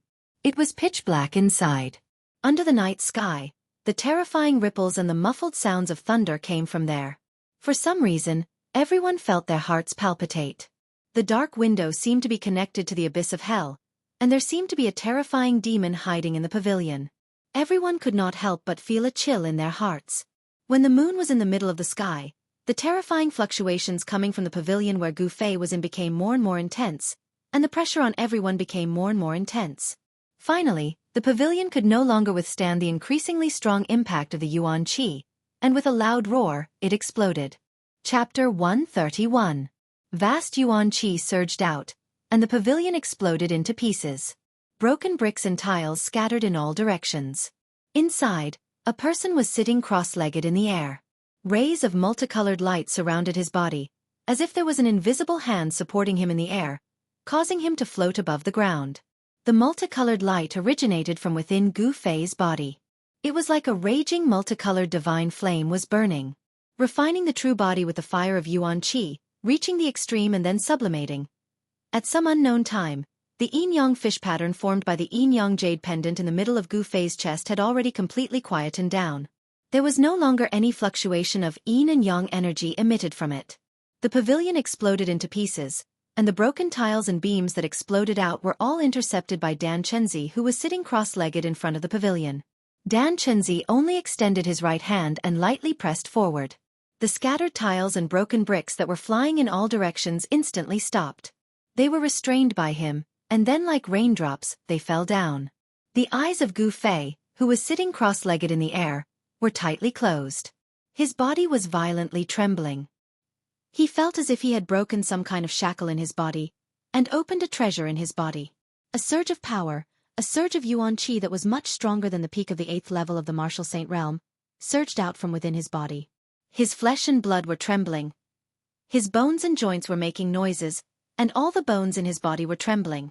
Every inch of his body that could be reached by Yuan Qi seemed to be undergoing a subtle change. Like broken porcelain, his sternum and ribs that were full of cracks were repairing at a speed visible to the naked eye, and new bones were growing from the wounds. The broken bones in his arm were also joined together by the surge of Yuan Qi. They grew and repaired in the multicolored light that was like waves of the sea. Gu Fei seemed to have been reborn from the ashes. His heavily injured body was rapidly healing. The battle of life and death last night had allowed him to take another step forward on the road of martial arts. He was undergoing a metamorphosis. This transformation could be said to be a transformation that paved the way for the final breakthrough to the transcending mortality stage. Gu Fei walked step by step on the road of martial arts and finally reached the end of the realm of self-awakening. He stood in front of the screen wall of another great realm. The thunderous sound of the sky drum had strengthened his bones and muscles. Faint thunderous sounds could still be heard coming from Gu Fei's body. Along with the frequency of the thunderous sounds, the natural energy around his body began to vibrate rhythmically. Visible ripples spread out from Gu Fei's body. In the nearby pavilions, the outstanding members of the younger generation from the three great Taoist sects couldn't help but exclaim in admiration. Among them, the eyes of the female cultivators shone brightly. However, not everyone was happy to see Gu Fei make a breakthrough in his cultivation.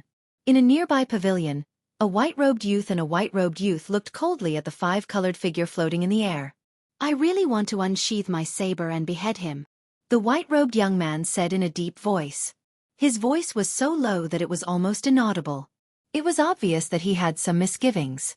"Don't act rashly," the handsome youth standing beside the white-robed youth said in a low voice. He looked at the figure in front of him with an extremely solemn expression. His eyes flickered as if he was thinking about something. "Humph, I'm just saying. With your martial uncle Dan Chenzi protecting him, who in Dragon Emperor City dares to attack him?" The youth looked at the other figure in the cyan robe in front of him. "Big brother, I hope you don't attack him anymore." "Gu Fei is mine," Dong Fengchen said calmly. Dong Fengchen said calmly. Seeing that Gu Fei had made another breakthrough on the path of cultivation, the urge to surpass Gu Fei in his heart became even stronger. Dong Fenglong glanced at his younger brother with disdain and said, "You're really stubborn. If we let this person grow up, it will be a disaster for us, even for our Dongfeng clan. Since we've already offended this person, we should cut the weeds and eliminate the roots. We should nip the disaster in the bud. That's the wise thing to do." Dong Fengchen remained silent. He didn't agree with his elder brother Dong Fenglong's words. He didn't agree with his elder brother's words.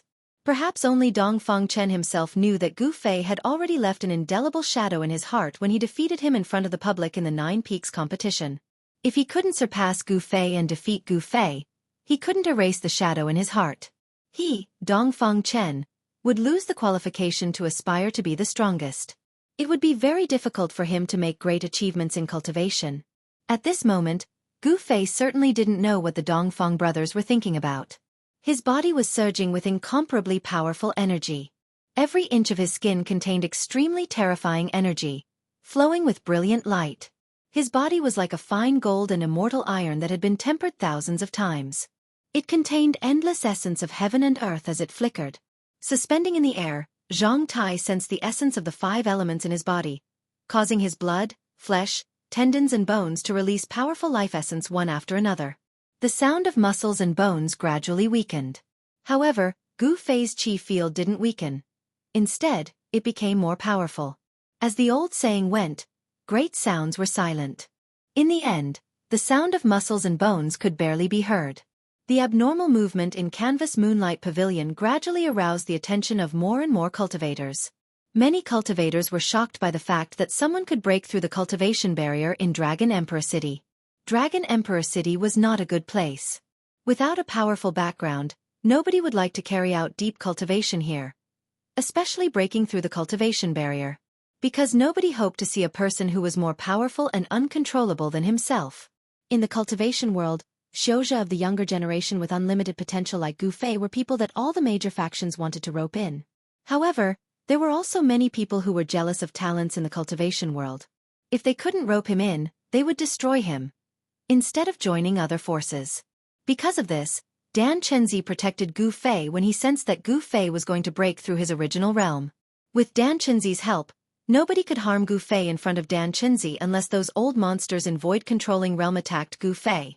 Additionally, anyone who harmed Gu Fei was equal to challenging the entire Taishian sect.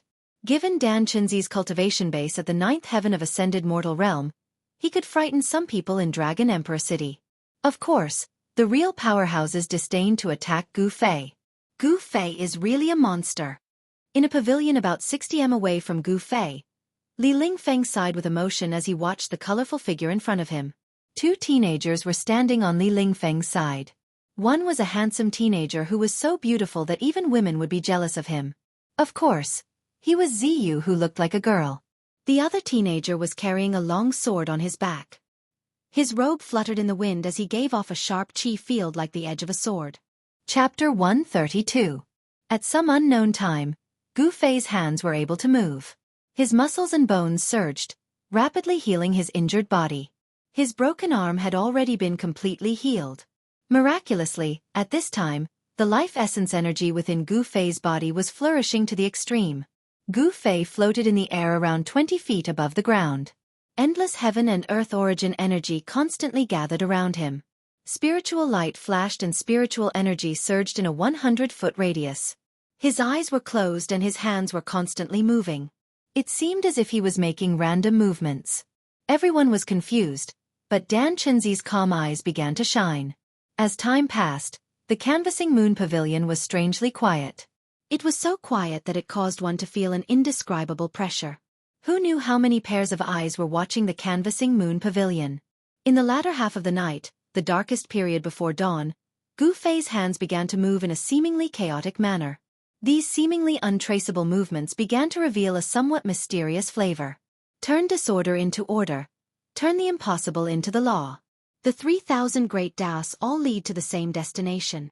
Dan Chenzi looked at Gu Fei's dancing hands and his eyes shined with a brilliant light. From Gu Fei's movements, he could feel the aura of the Tao.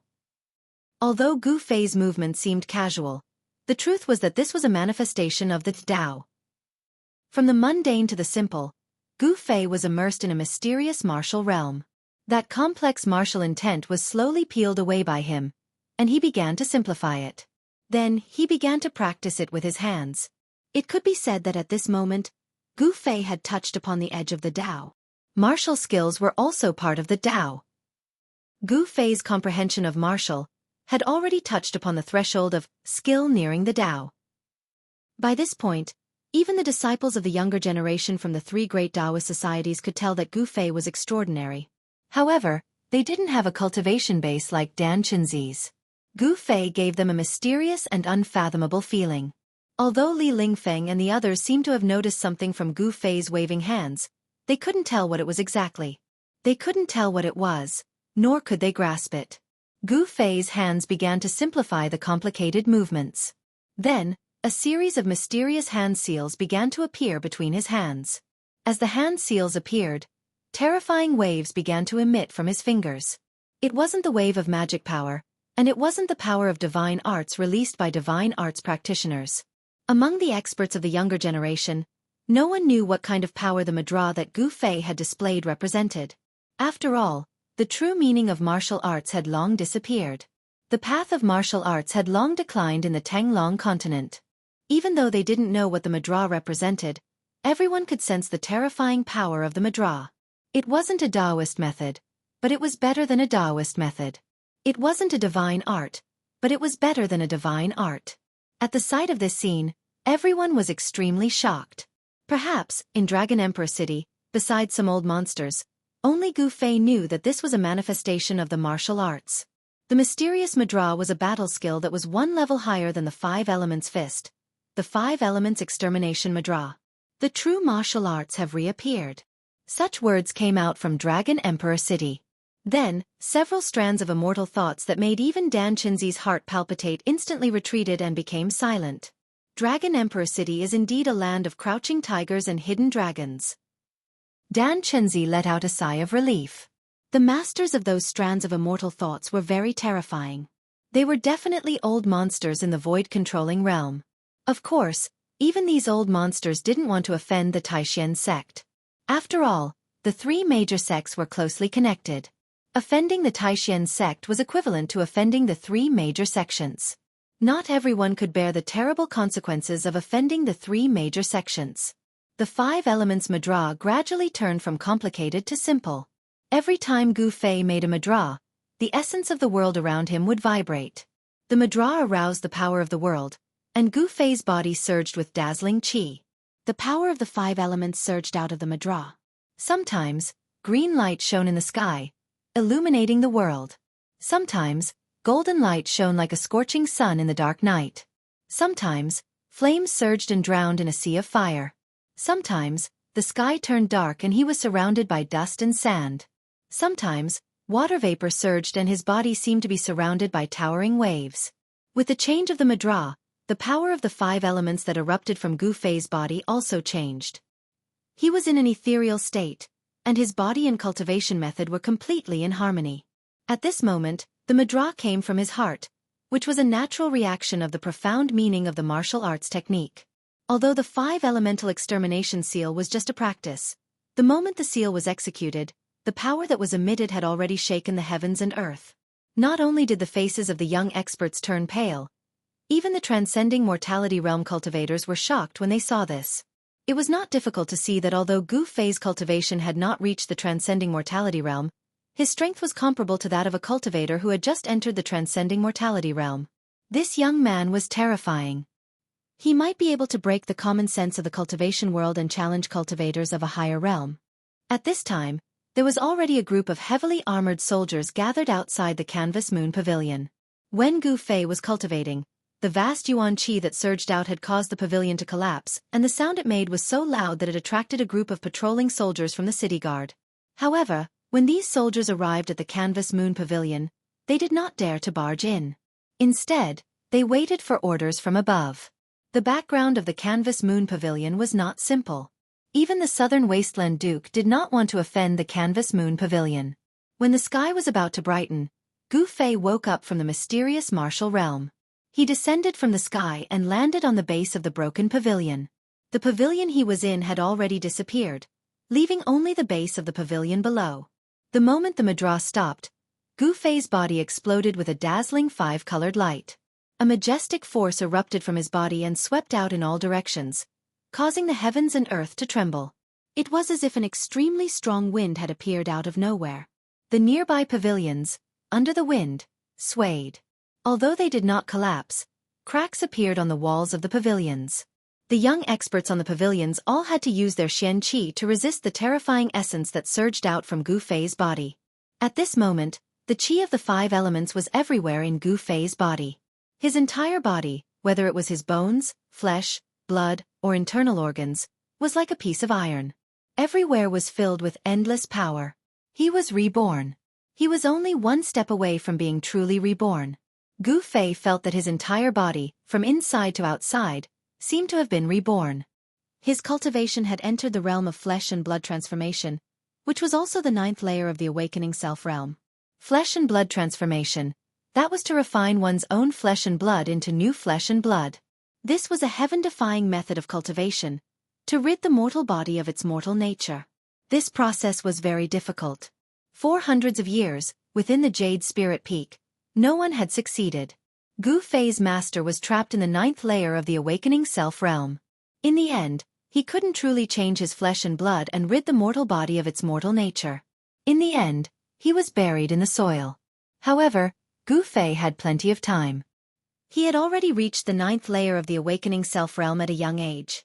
Additionally, with the help of the extremely mysterious Yin-Yang Fish Jade Pendant, his cultivation speed had increased by 10 times. Therefore, his chances of breaking through to the shedding mortality realm were much higher than that of his master. Gu Fei opened his eyes. 2 substantial 5-colored immortal lights shot out of his eyes. Sitting on the base of the pavilion with crossed legs, his long hair fluttering in the air, he raised his head and roared, his voice shaking the sky. However, the rolling sound waves couldn't spread out.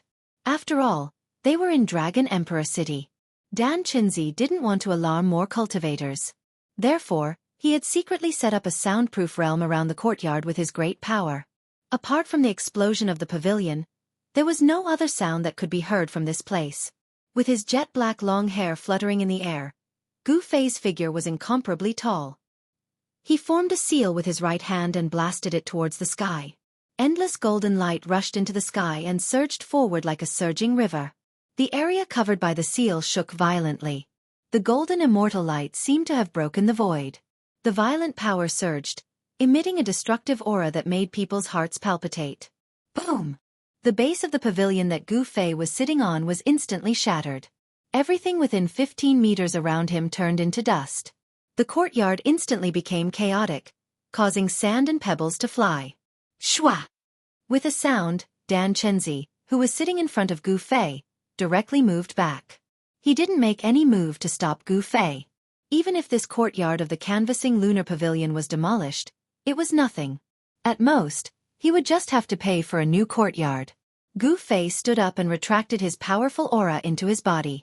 Ninth heavenly layer. I've finally taken this step. A battle of life and death can really stimulate the body's potential. If I fight Bai Tangyi now, I'm confident that I can fight him. Feeling the new power, Gu Fei didn't feel happy or sad at this moment. His state of mind was unusually calm.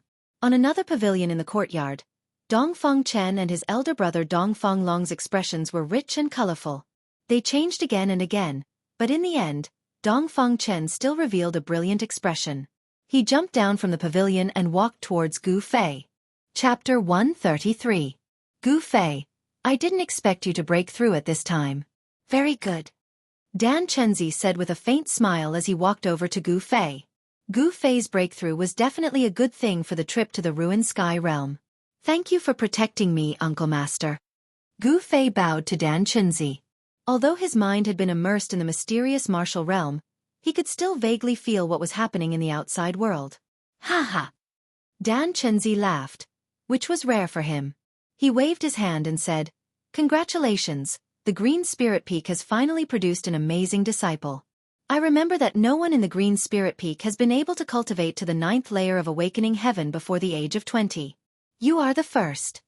Although Dan Chenzi looked middle-aged, he had actually been cultivating on Taishan Mountain for 200 or 300 years. Moreover, he was a disciple of the sect leader, so he definitely knew a lot of secrets.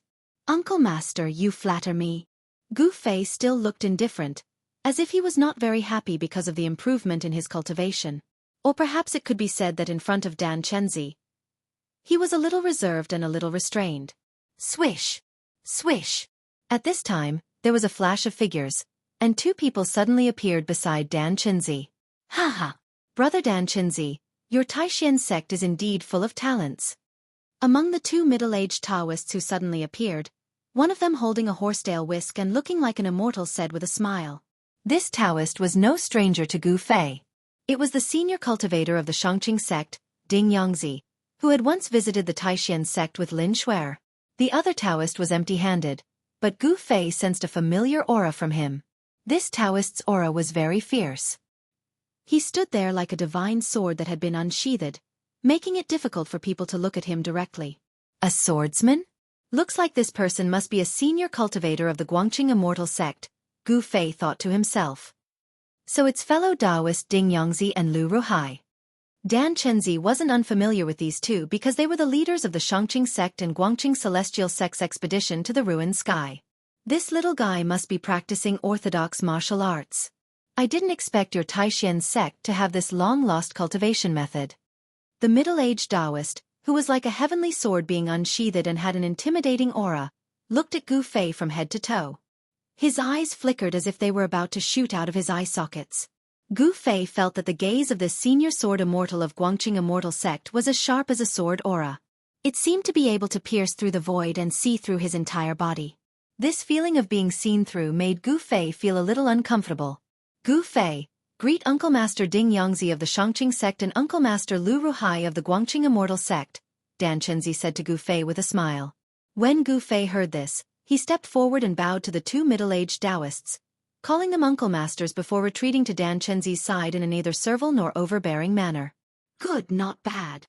The senior sword immortal of the Guangqing immortal sect, Lu Ruhai, couldn't help but nod inwardly when he saw Gu Fei's performance. However, Ding Yangzi, who was standing next to Lu Ruhai, frowned inwardly. Where did this Gu Fei pop out from? The last time he visited the Taishan sect, he didn't seem to have heard of such a young expert. The last time Ding Yangzi and Lin Shuer had visited the Taishan sect on behalf of the Shangqing sect, Lin Shuer had used her extraordinary Taoist techniques to defeat the outstanding disciples of the Shangqing sect's younger generation. Even Dongfang Chen had been defeated by her Taoist talisman techniques. If the Taishan sect had more powerful young disciples, they would have already jumped out to compete with Lin Shuer. At this time, The disciples of the three great Taoist sects who were watching nearby also walked over. Greetings, Uncle Master and Uncle Masters. An ordinary-looking young man in white bowed to Dan Chenzi, Ding Yongzi, and Lu Ruhai, then said to Gu Fei, "Congratulations, junior brother Gu Fei." This ordinary-looking young man in white was the eldest senior brother of the Taishan sect's younger generation, Li Lingfeng. Behind Li Lingfeng were 8 young men, including Zi Yu and Dongfang Chen. Dan Chenzi and the other 2 just nodded. At this time, the disciples of the Shangqing sect and the Guangqing Immortal sect also walked over. Let's let these young disciples interact with each other and improve their relationship.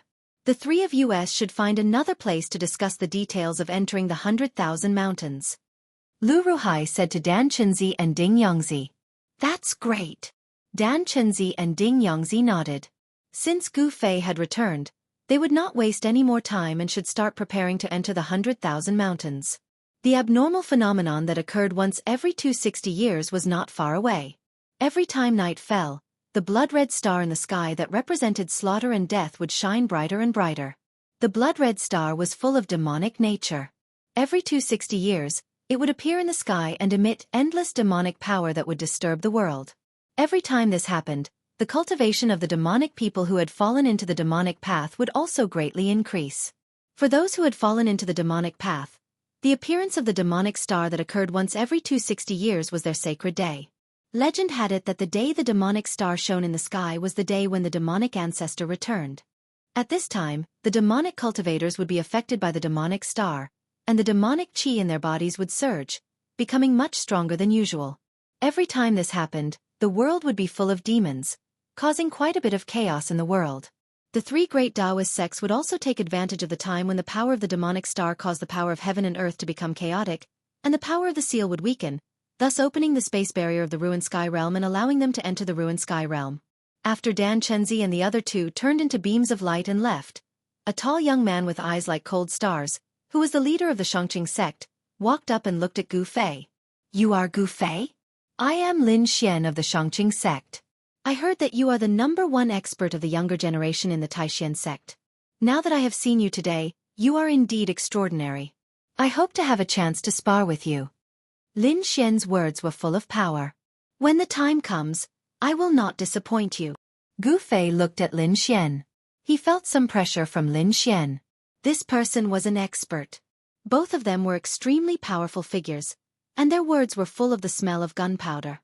When their eyes met, sparks seemed to fly in the air. The bystanders couldn't help but change their expressions when they saw the 2 of them fighting.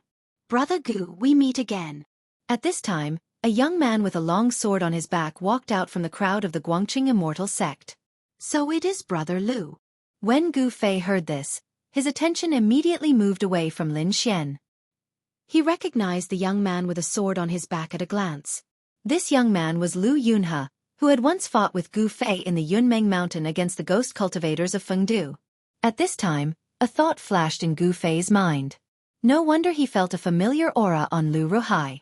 It turned out that the person who had been chased by Zhao Xuanji that night and hurriedly rescued Lu Yunhe was Lu Ruhai, Uncle Lu. "Brother Gu, come, let me introduce you. This is our eldest senior brother, Ran Wuming. This is our little junior sister, Li Mengyao. This is..." Lu Yunhe introduced the disciples of the Guangqing Immortal sect who had come to participate in the trial in the ruined sky to Gu Fei. Chapter 134. A group of promising young cultivators gathered together. The atmosphere was not that harmonious. No one was willing to admit that they were not as good as others. They were all young Xiuzhe who stood out among their peers. Youthful vigor, youthful frivolity, these were the strong points of youths, but also the weak points of youths. Young people had a drive and were not afraid of anything. It was a good thing to be courageous in cultivation. However, if this drive was used elsewhere, it would become arrogance. In the eyes of some people, Gu Fei's behavior was a bit arrogant. Although they witnessed the process of Gu Fei breaking through the cultivation barrier, it did not mean that the Shangqing sect and Guangqing Immortal sect would be afraid of him. After chatting for a while, Lin Xian left with the Shangqing sect. Then, Ran Wuming also left with the Guangqing Immortal sect. Among the disciples of the Guangqing Immortal sect, only Lu Yunhe seemed to get along well with Gu Fei. After a short meeting, Gu Fei remembered a few outstanding figures from the Shangqing sect and the Guangqing Immortal sect. Lin Xian from the Shangqing sect, Ran Wu Ming from the Guangqing Immortal sect, and Li Meng Yao. These people were all geniuses. Among the younger generation of their respective sects, it was hard to find a worthy opponent. It was not hard to imagine that in 20 or 30 years, they would become powerful figures in the cultivation world. After the people from the Shangqing sect and the Guangqing Immortal sect left, only Gu Fei and the other 9 people from the same sect were left. Dongfang Chen, do you know someone called Dongfang Long? After the people from the Shangqing sect and the Guangqing Immortal sect left, Gu Fei directly questioned Dongfang Chen. Gu Fei stared at Dongfang Chen. His gaze was as sharp as a knife. It made Dongfang Chen feel a strong sense of oppression, as if there was a knife on his back. He did not deliberately reveal a powerful force. It was a natural aura. Junior Marshal Brother Gu Yu? Li Lingfeng and the others could feel the tense atmosphere between Gu Fei and Dongfang Chen and couldn't help but change their expressions. They knew that the Dongfang Long that Gu Fei mentioned had a great relationship with Dongfang Chen. He was Dongfang Chen's elder brother. Moreover, Dongfang Long was probably in Dongfang Chen's room. It had been 7 or 8 days since Dan Chunzi took Li Lingfeng and the others to Dragon Emperor City. Dongfang Long, Dongfang Chen's elder brother, didn't appear in Dragon Emperor City until 2 days ago. Dongfang Chen's face changed, and then he met Gu Fei's gaze, looked directly at Gu Fei, and said in a deep voice, Dongfang Long is my big brother. What, Gu Fei, do you know my big brother? Bang! Gu Fei took a step forward, and the entire ground suddenly trembled. Without any warning, an incomparably powerful aura swept out from Gu Fei's body. The oppressive aura was as heavy as a mountain, surging like a surging river, and surging like the sea. Everyone was shocked. They didn't expect that Gu Fei would be so hostile to Dongfang Chen. The surging aura made everyone feel like they were in a storm. They couldn't help but step back. Is this the power of the 9th heavenly layer? Except for Li Lingfeng, who was also in the 9th heavenly layer, everyone else was frightened by Gu Fei's aura. Dongfang Chen, who bore the brunt of it, felt like he was struck by lightning. His body shook violently, and he retreated 7 or 8 steps in a row. Each step left a deep footprint on the ground. This was not a physical attack, but it was equivalent to Gu Fei's attack. A great pressure directly acted on Dongfang Chen's heart, destroying his will. It was as if a 1,000-pound boulder was pressing on his chest, making him almost unable to breathe. Humph! Gu Fei sneered. He looked at Dongfang Chen with undisguised anger in his eyes. Anyone could see Gu Fei's anger towards Dongfang Chen. How could I not know your good big brother? Not only do I know him, I am also very familiar with him. Gu Fei said while gritting his teeth.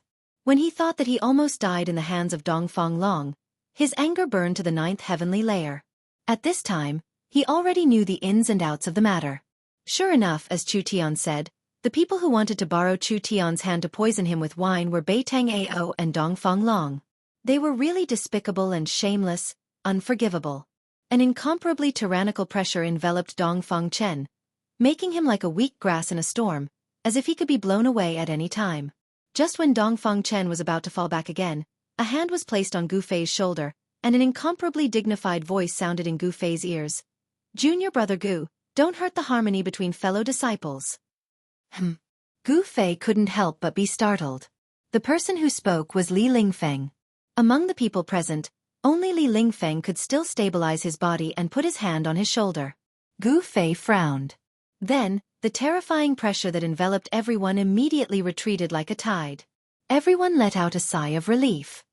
Tell your big brother, I will find him to reminisce about the past. Gu Fei said in a deep voice, then turned around and walked straight to another pavilion. Killing fellow disciples was a taboo in the sect, and Gu Fei had some scruples.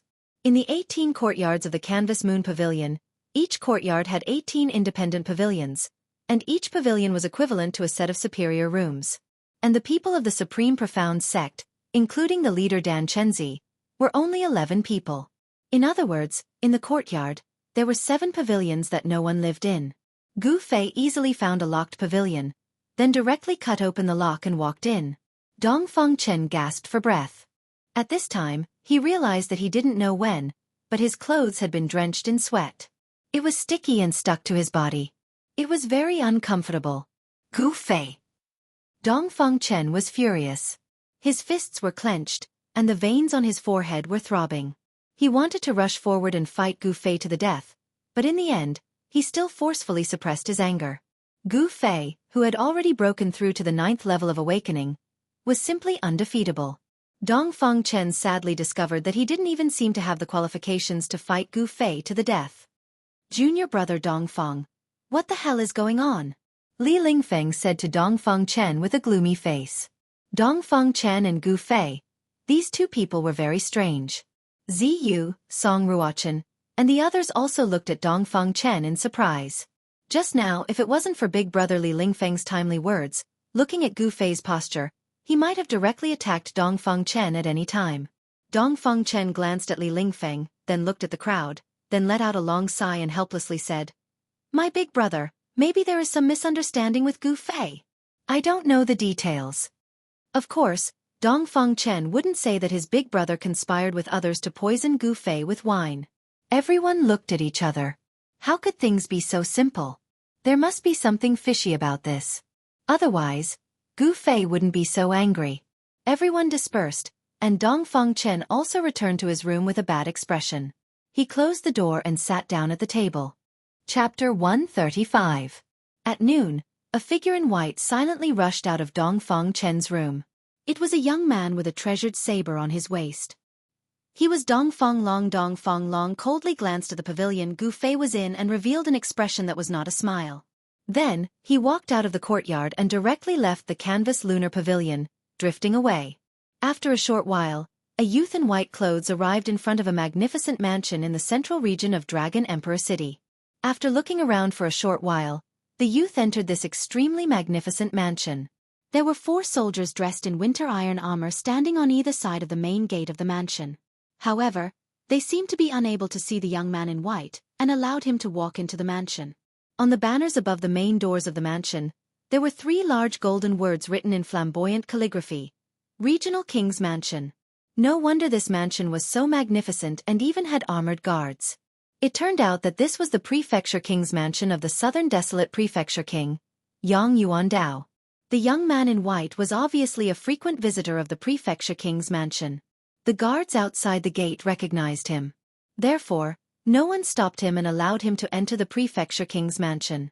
In the evening, in the Canvassing Moon Pavilion, 9 young disciples of the 3 great Taoist sects received invitations from the Southern Desolate Prefecture King's Mansion at the same time. The Prefecture King's Crown Prince, Yang Sun, would invite them to a banquet in the Prefecture King's courtyard. Among these 9 people, including Gu Fei, were the top 3 most outstanding disciples among the young disciples of the 3 major Taoist sects. Inside the pavilion, Gu Fei looked at the invitation in his hand and couldn't help but frown. He didn't know this Prefecture King's Crown Prince. Why did he invite him? He threw the invitation in his hand onto the table in front of him, then closed his eyes and sat cross-legged on his bed. Because of his breakthrough, he needed to familiarize himself with his new strength. He didn't care about the Prefecture King's Crown Prince. Prefecture King? So what if he was the emperor? The monarch of the secular world only had a great deterrent force to the common people. In the eyes of powerful cultivators, there was no difference between the monarch and the common people. Even these large empires with thousands of miles of territory had to pay tribute to some of the large sects within their borders.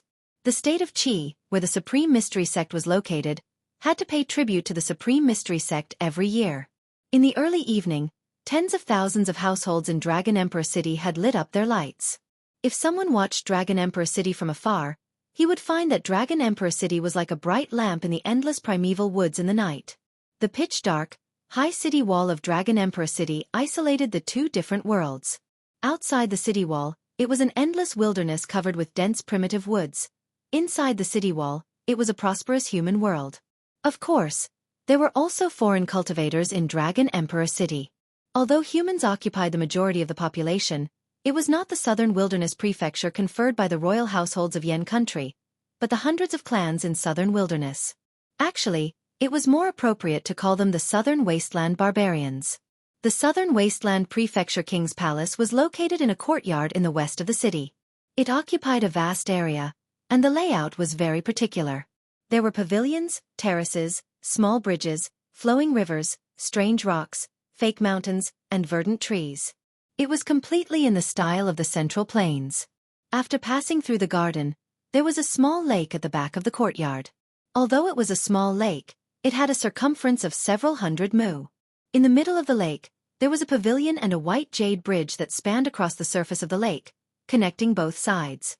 At this moment, melodious music drifted out from the pavilion in the middle of the lake. In the hall on the second floor of the pavilion, the ground was covered with a thick golden silk carpet. There were 9 tables on both sides of the hall. Each distinguished guest had his own table and sat cross-legged. As the host, Yong-sun, the son of the Southern Wasteland Prefecture King, was sitting at the head of the hall. In the middle of the hall, there were glamorous singers singing and dancing. There were only a few people sitting on both sides of the hall. Most of the seats were empty. Those sitting on the seats were all young men with dignified chi and strong vitality. As they looked around, their eyes flickered with shrewd light. These young men were all in their early 20s. Obviously, they were the outstanding figures of the young generation in Southern Wilderness.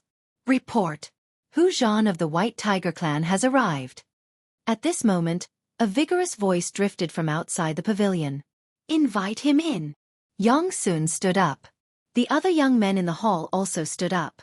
The White Tiger Clan of the Southern Wilderness was one of the 4 great saint clans. That Hu Zhan could be said to be the most outstanding character in the White Tiger Clan. Among those of the same age as him, it was rare for him to meet a worthy opponent.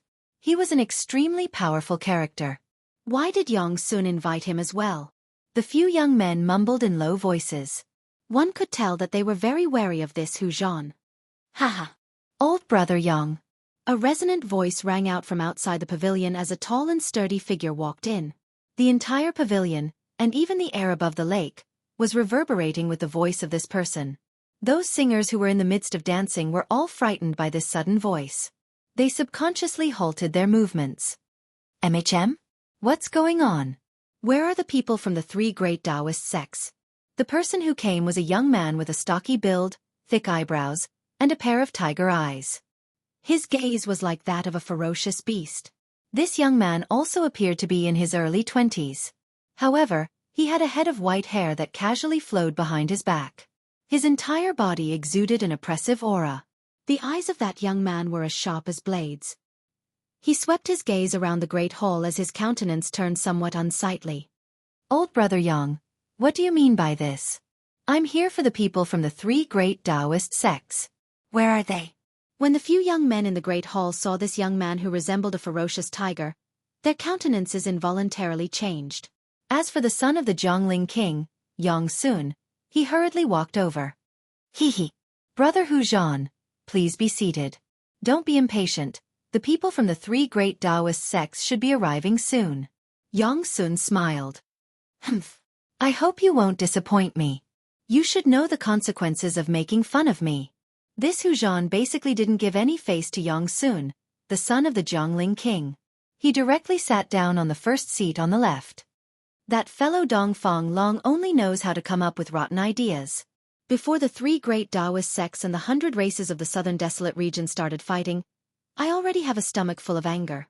Yong-sun was already cursing Dongfang Long in his heart. However, this idea of Dongfang Long's really moved Yong-sun. With the people from the 3 great Taoist sects, it could be considered a good plan to deal with these arrogant fellows from the southern desolate regions. Yang Jian had an ugly expression on his face as he returned to his seat unhappily. Just when he sat down, that booming voice rang out again. Reporting. Gue Teng of the Black Tortoise race has arrived. Why is that bastard Gue Teng here as well? When Hu Zhan heard the name Gue Teng, he couldn't help but frown. At this moment, the sound of heavy footsteps rang out from outside. It was as though a gigantic monster was walking in from the outside. The entire pavilion seemed to be trembling along with the sound of footsteps. However, when the person outside entered the great hall, everyone discovered that the person who made such heavy footsteps was actually a yellow-skinned young man who was less than 5 chi tall. His hands hung down to his knees, and he had a pointy head and a narrow forehead. Humph. Smelly tiger, I didn't expect you to be here as well. The strange-looking young man treated Yong-sun, his master, as though he was transparent. After sweeping his gaze across the great hall, his gaze landed on Hu Zhan. What's wrong? Is your turtle shell itching again? Do you want to get beaten up? Hu Zhan glared at Gui Tang with his tiger-like eyes. A fierce killing intent immediately spread out from his body. Smelly tiger, what's the use of being fierce to me? If you have the guts, go and beat up the people from the three great Taoist sects. Gui Tang took heavy steps towards Hu Zhan and directly sat down on the seat beside Hu Zhan. At this moment, everyone could clearly see that there was a bulge on Gui Tang's back. It seemed as though there was something like a pot hidden under his clothes. Could it be that he was still carrying his turtle shell? Everyone present was an outstanding figure among the younger generation of the southern desolate regions. Naturally, they knew the cultivation method of the Black Tortoise clan. Seeing how heavy Gui Tang's steps were, he should still be carrying his turtle shell. Reporting. The Guangqing Celestial sects Ren Wuming, Lu Yunhe, and Li Mengyao have arrived. When the elites of the southern desolate regions in the pavilion heard this, their expressions immediately turned solemn. They all looked towards the entrance of the pavilion. The people from the three great Dao sects had finally arrived. Chapter 136. Haha! The friends from the Guangqing Immortal sect have arrived. Quickly invite them in. Quickly invite them in. That Yang Sun smiled. His smile was incomparably radiant. He passionately stood up from his seat and walked towards the three white-robed young men and women with treasured swords on their backs. The three young men and women who walked into the hall were none other than Ren Wuming, Lu Yunhe, and Li Mengyao of the Guangqing Immortal sect. The prince of the Jiangling king, Yang Sun, was clearly much more enthusiastic towards Ren Wuming and the other two compared to Hu Zhan of the White Tiger clan and Gui Tang of the Black Tortoise clan. Yang Sun personally led Ren Wuming and the other two to the row of empty seats on the right. Ren Wuming was the eldest apprentice brother of the Guangqing Immortal sect. Hence, he sat on the first seat on the right. Lu Yunhe sat below Ren Wuming, followed by Li Mengyao. The junior apprentice sister of Guangqing, Li Mengyao, wore white clothes that fluttered in the wind. Her skin was whiter than snow. At the instant she walked in, the eyes of the disciples from the major powers of the southern desolate region all lit up. She had a pair of clear and spirited eyes, long eyelashes, rosy and sexy lips, and a head full of jet-black long hair that was like a black waterfall cascading down her back. In addition, she had been cultivating the sword Dao for many years and had a treasured sword on her back. This caused this junior apprentice sister of Guangqing to have a heroic spirit amidst her gentleness, making her disposition even more attractive. Facing the scorching gazes of those people, Li Mengyao's expression was indifferent. There wasn't the slightest bit of fluctuation on her beautiful face. She was like a fairy from the Moon Palace who didn't eat the food of the mortal world. At this moment, the female singers who were performing in the hall had already been ordered to retreat by Yang Sun. Reporting. Lin Xian, Zhu Yiqi, and Yi Chen from the Shangqing sect have arrived. Just as Ren Wuming and the others sat down, the welcoming voice rang out once again. At the entrance of the hall, three young men in their early 20s walked in. Next, the people invited by Yang Sun also arrived one after another. As the owner of this place, Yang Sun entered and exited the hall, standing up to welcome the distinguished guests. At this moment, everyone could see that Yang Sun, the Royal Highness of Duke Xing, wasn't that enthusiastic towards the young talents of the major local forces in South Wilderness. Instead, he treated the young disciples of the three major Taoist sects who had temporarily settled in Dragon Emperor City warmly and considerately. When Hu Zhan saw Yang Sun treating him so lightly, he couldn't help but feel angered. As for Gui Tang of the Black Tortoise clan, he didn't treat it as a big deal. His beady eyes would occasionally roam about the Dao sect's disciple. In the end, out of the 9 elites of the southern desolate regions, only 7 people came. There were 2 empty seats. Evidently, the 2 people Yang Sun invited didn't come. Perhaps, those 2 did not even deign to come. After all, the one who ruled the southern wasteland was not the southern wasteland duke, Yang Yuan Dao, who was conferred the title of the southern wasteland duke by the Yan kingdom. Instead, it was the various great powers behind the southern wasteland elites. Additionally, these forces were not limited to Dragon Emperor City. Even the entire South Wilderness was their world. The southern wasteland was an ancient hell filled with legends. According to legends, the southern wasteland had already existed since the ancient times. In the depths of the southern wasteland was the 100,000 mountain range. The 100,000 mountain range was even more mysterious. Even the barbarians of the southern wasteland weren't willing to step into it easily. The barbarians of the southern wasteland didn't obey the Yen Empire at all. Although the great Yen Empire was powerful, its power lay in the territory of the Central Plains. In this boundless wilderness, even the whip of the empire couldn't touch it. The real rulers of the southern wasteland were the clans of those people on the left in the hall of the pavilion. From a certain perspective, these people were on the same level as Duke Yong Yuandao of the southern wasteland. In the eyes of these people, Yong Sun, the Royal Highness of Duke Xing, was nothing. If it was in normal times, these elites of the southern wasteland would simply ignore Yong Sun's invitation. The reason why Hu Zhan and the others came was actually because of the people of the three major Taoist sects. Of the 9 seats on the right in the hall, only one was empty. In the end, Li Lingfeng and Zi Yu still came to keep the appointment. After all, nominally, the southern wasteland Duke Xing's palace was the administrator of the southern wasteland. Therefore, they couldn't refuse the invitation of the Royal Highness of Duke Xing. However, other than cultivating, Gu Fei didn't care about the affairs of the outside world. He directly ignored the invitation of the Royal Highness of Duke Xing. Hence, it seemed that Dong Fonglong's scheme was about to fail. Yong Sun didn't see the arrival of the person Dong Fonglong spoke of. A trace of disappointment involuntarily flashed in his eyes. He heard that within the three major Taoist sects, only that person might be able to suppress the elites of the southern wasteland. After everyone sat down, Yong Sun, the host, didn't even say anything when Hu Zhan already spoke. What a great reputation the three major Taoist sects have. I, Hu Zhan, have long wanted to experience the innate techniques of the Taoist sects. As he spoke, Hu Zhan's tiger eyes gleamed with sharpness as they swept past Ren Wuming, Lin Xian, and Li Lingfeng. Hu Zhan had long been itching to fight, wanting nothing more than to have a great battle with the people of the three major Taoist sects. From his point of view, among the elites of the three major Taoist sects, only these 3 were worthy for him to fight. As for the others, he had no interest at all. When Yong Sun saw that Hu Zhan's words were filled with the smell of gunpowder, he couldn't help but feel joy in his heart. He couldn't be bothered to say anything and was more than happy to watch the show from the side. As expected, the countenances of Li Lingfeng and the others instantly changed when they heard this.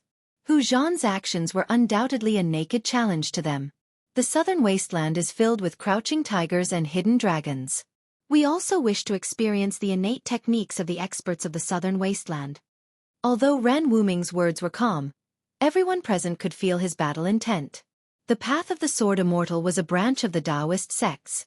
They cultivated the Tao of the sword, and their methods were to slay demons and exterminate devils.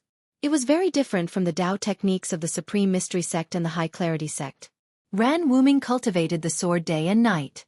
He was like a sword and the sword was like him. Not only was the aura from his body like an unsheathed divine sword, incomparably sharp, but his temperament was also extremely sharp, unwilling to show weakness. Hee. I invited everyone here because I wanted to create an opportunity for the elites of the southern wasteland to spar with the outstanding successors of the 3 great Taoist sects. If you all wish to spar here, I have no objections. Yong Sun didn't forget to add fuel to the fire from the side. None of the people present were fools. They naturally knew that Yang Jian's invitation was definitely not that simple. However, regardless of whether it was the elites of the southern wasteland or the outstanding successors of the 3 great Taoist sects, although they knew that this might be a trap, they still came. This was because the elites of the southern wasteland were very interested in the successors of the 3 great Taoist sects who came from the Central Plains. As for Li Lingfeng, Ren Wuming, and the others, they also wanted to spar with the outstanding characters of the southern wasteland. Very well.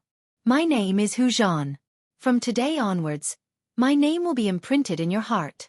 Even if you want to forget it, you won't be able to. Hu Zhan stood up, and a terrifying force erupted from his majestic body. The table in front of him instantly shattered, turning into sawdust.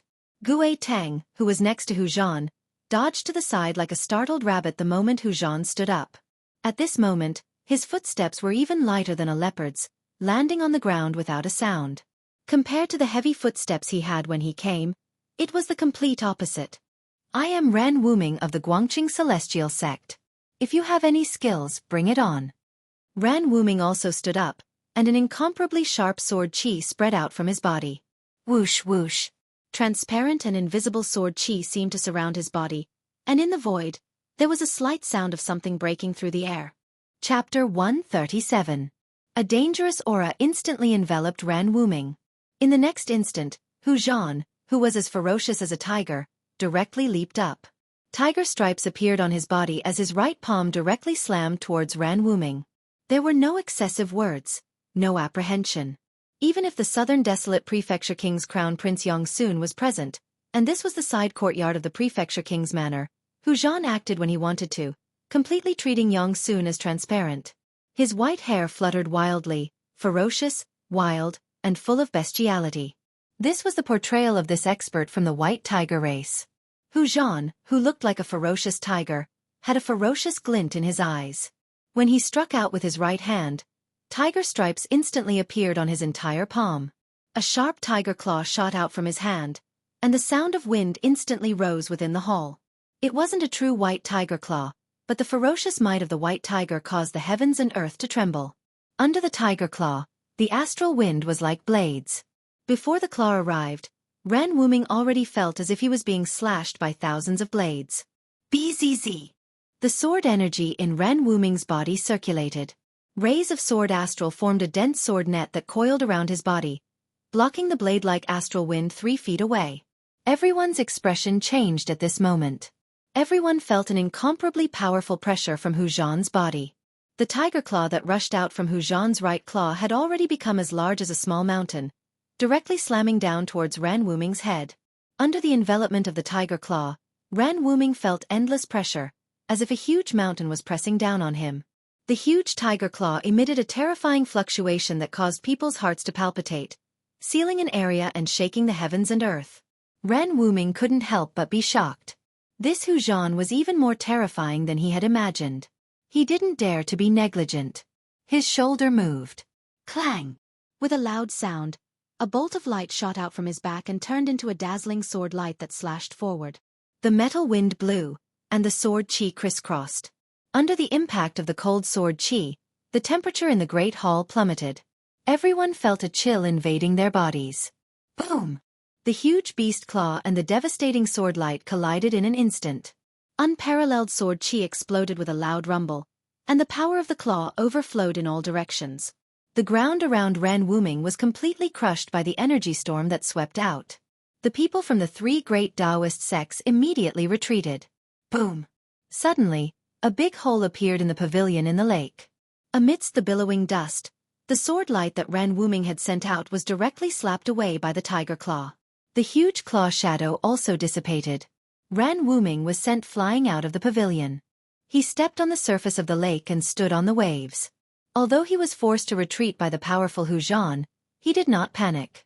Instead, his battle intent surged. The Guangqing Immortal Sex sword manipulation art is only Ozo. Hu Zhan was extremely arrogant. His loud voice resounded on the lake. He took a step forward and directly rushed out of the huge hole, arriving on the surface of the lake. In the great hole, the countenance of Yongsun, who was seated high up, was extremely unsightly to behold. So what if a pavilion was destroyed? But what he was angry about was Hu Zhan's arrogance. Hu Zhan's arrogance. After all, this was his, Yongsun's, place. If only I had overwhelming strength. Yongsun was filled with hatred. The feeling of being disregarded by others was extremely uncomfortable. He felt very sullen. You guys can fight. Fight to your heart's content. It's best if there are casualties on one side, forming an irreconcilable grudge. The crown prince of the Jiangling king, Yongsun, had always been angry with the southern desolate barbarian race who looked down on the Jiangling king manor. He wanted nothing more than to make a few powerful enemies for the southern desolate barbarian race. Hence, when Dongfang Long told him about this brilliant plan, he immediately agreed. Dongfang Long wanted to borrow the hands of the southern desolate barbarian race to deal with Gu Fei, while Yongsun wanted to borrow the power of the 3 great Taoist sects to suppress the southern desolate barbarian race. The two of them could be considered to have hit it off and worked together to push this matter forward. Swish! Swish! Swish! Silhouettes flashed on the surface of the lake. The elite disciples of the 3 great Taoist sects and the elites of the southern desolate barbarian race all appeared on the surface of the lake. Everyone stood on the clear water, staring at Hu Zhan and Ran Wuming from afar. Under the hazy moonlight, the image of a white tiger was faintly discernible on Hu Zhan's body, emitting an unparalleled ferocious might. Beside Ran Wuming, a lightning-like sword light danced around him, emitting an unparalleled sword chi. Humph! You dare to look down on my Guangqing immortal sect? I truly want to see what capabilities you have. Ran Wuming's countenance changed. His eyes stared at Hu Zhan's face, the divine light in his eyes as sharp as swords. I want you to lose wholeheartedly. Hu Zhan laughed hideously and directly punched towards Ran Wuming. The lake water in front of him suddenly sank, and then suddenly there was a monstrous wave. A powerful energy fluctuation that could topple the mountains and overturn the seas instantly exploded. A ferocious tiger image appeared in the wave, roaring as it pounced towards Ran Wuming ferociously. Hu Zhan of the white tiger race was like a ferocious tiger. His entire body emitted an unfathomable ferocious power. The image of the ferocious tiger formed by the lake water was comparable to a real ferocious tiger. Under that pounce, the entire lake trembled. It had the terrifying might of the Tiger King coming down from the mountain, frightening all the beasts. It was ferocious, overbearing, and indomitable. Flying Star Sword. Ran Wuming shouted loudly.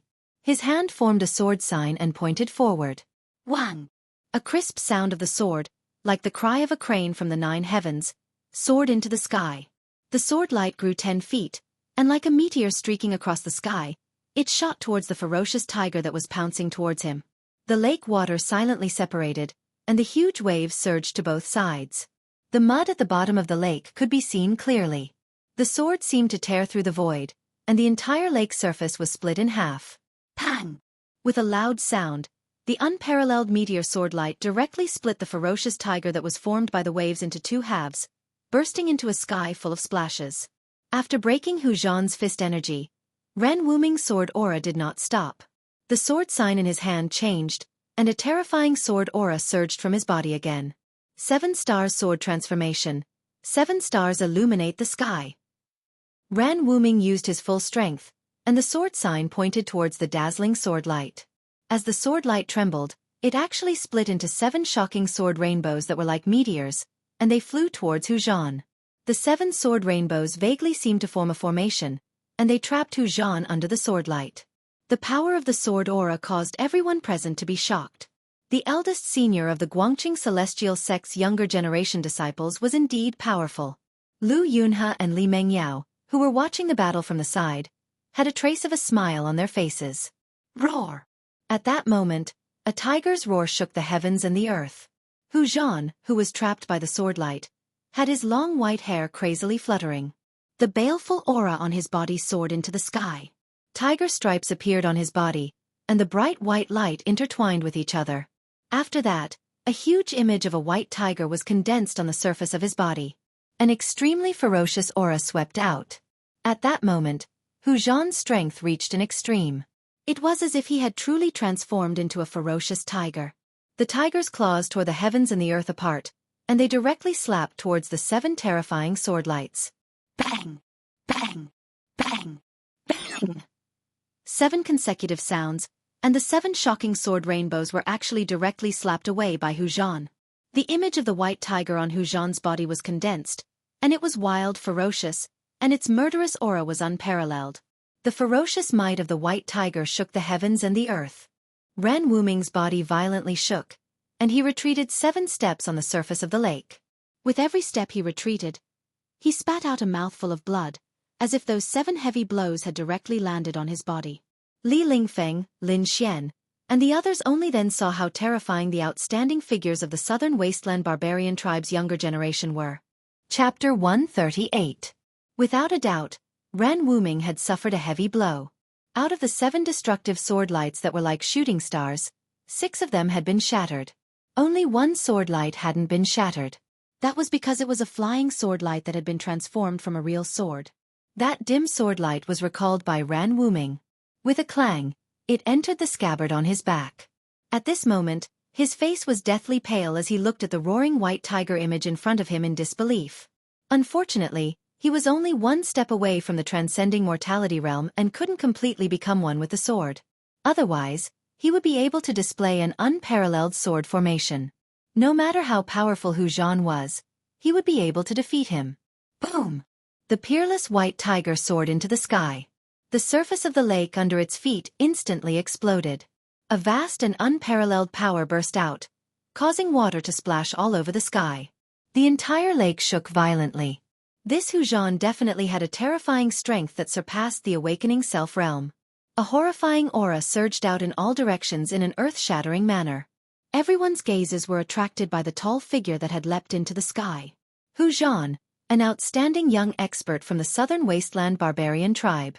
At this moment, he transformed into a white tiger and pounced towards Ran Wuming from the sky, emitting an unparalleled and overbearing might. Ran Wuming knew that he couldn't resist, so he quickly retreated on the surface of the lake like a phantom, leaving behind a series of afterimages that hadn't dissipated in time. Boom! The tall figure swept downwards like a ferocious tiger pouncing on its prey. The place where Ran Wuming originally stood was instantly shattered. A water pillar soared high into the sky, and the entire lake shook a few times. The huge waves slammed onto the pavilion in the lake, directly sweeping the pavilion and the white jade bridge away, shattering it into pieces. The white tiger image on Hu Zhan's body seemed as if it was about to materialize.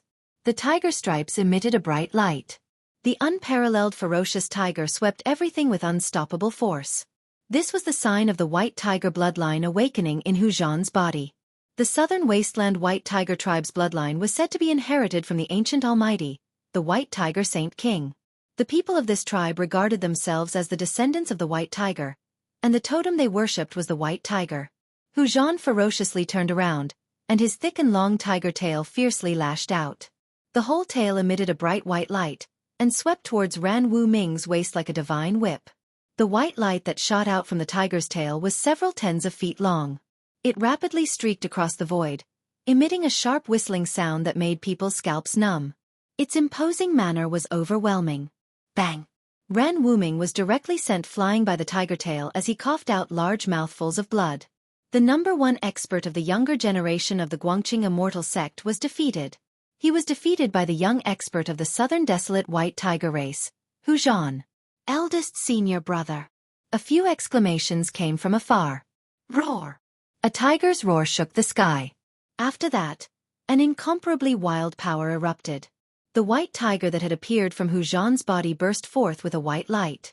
Its claws grabbed towards Ran Wuming, who was flying backwards. The huge beast claw seemed to break the void and caught up with Ran Wuming in an instant. At the moment when he was about to be caught by the tiger claw that was surrounded by white light, Ran Wuming suddenly felt a strong wave of sword chi coming from behind him. In the blink of an eye, a bright sword light brushed past Ran Wuming's body and shot forward from behind him, meeting the terrifying tiger claw that was chasing after him. Boom! The sword light directly destroyed the tiger claw, but the sword light was also sent flying. Swish! Swish! A silhouette flashed beside Ran Wuming. A white silhouette rushed forward from his side. The sword light that was repelled was recalled by that person with a wave of his hand. One person and one sword rushed towards Hu Zhan. Eldest senior brother. A clear voice resounded beside his ear. Ran Wuming was supported by a person, and they quickly slid across the surface of the lake. In an instant, the two of them stepped onto the land on the shore. Little junior sister, quickly asked junior brother Yun He to back off. He is not Hu Zhan's opponent. Ran Wuming said to Li Mengyao, who was beside him anxiously. Under the urgent situation, he almost spat out a mouthful of blood, and his face was flushed. The sword immortal Dao of Guangqing Celestial Sect was to spend his entire life as a sword. He would train his sword energy internally and cultivate his sword externally. He would use the sword energy within his body to temper his sword all day and night, causing the sword to have a spirit and become one with the sword. Ran Wuming's flying sword was closely related to him. Their chi meridians were connected. That Hu Zhan broke Ran Wuming's flying sword technique. The tyrannical power didn't directly hit Ran Wuming's body, but it still made Ran Wuming suffer a great impact. Ran Wuming wanted Li Mengyao to call Lu Yunhe down, but it was already too late. When Li Mengyao supported Ran Wuming, who was on the verge of falling back to the shore, the outcome of the battle in the lake had already been decided. The might of the white tiger wasn't something that Lu Yunhe could withstand. After a few rounds, his flying sword was caught by Hu Zhan, and he was also hit by Hu Zhan until he spat out blood and retreated.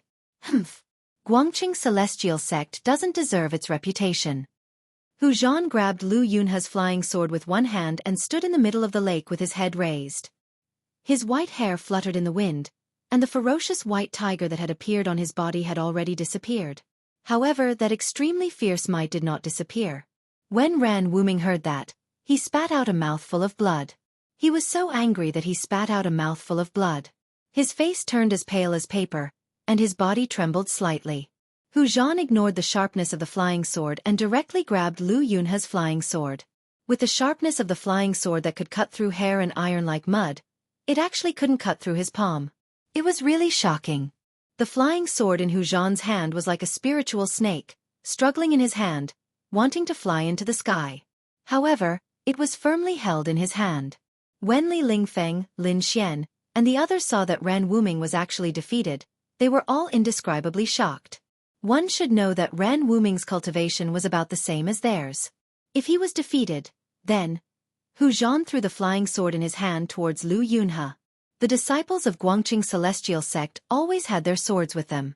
Although this Hu Zhan was big and rough, he also had a delicate side.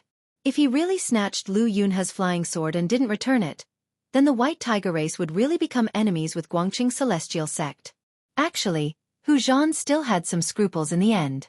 Lu Yunhe hurriedly formed a sword seal and put the flying sword back into the sword sheath. Both of you come at me together.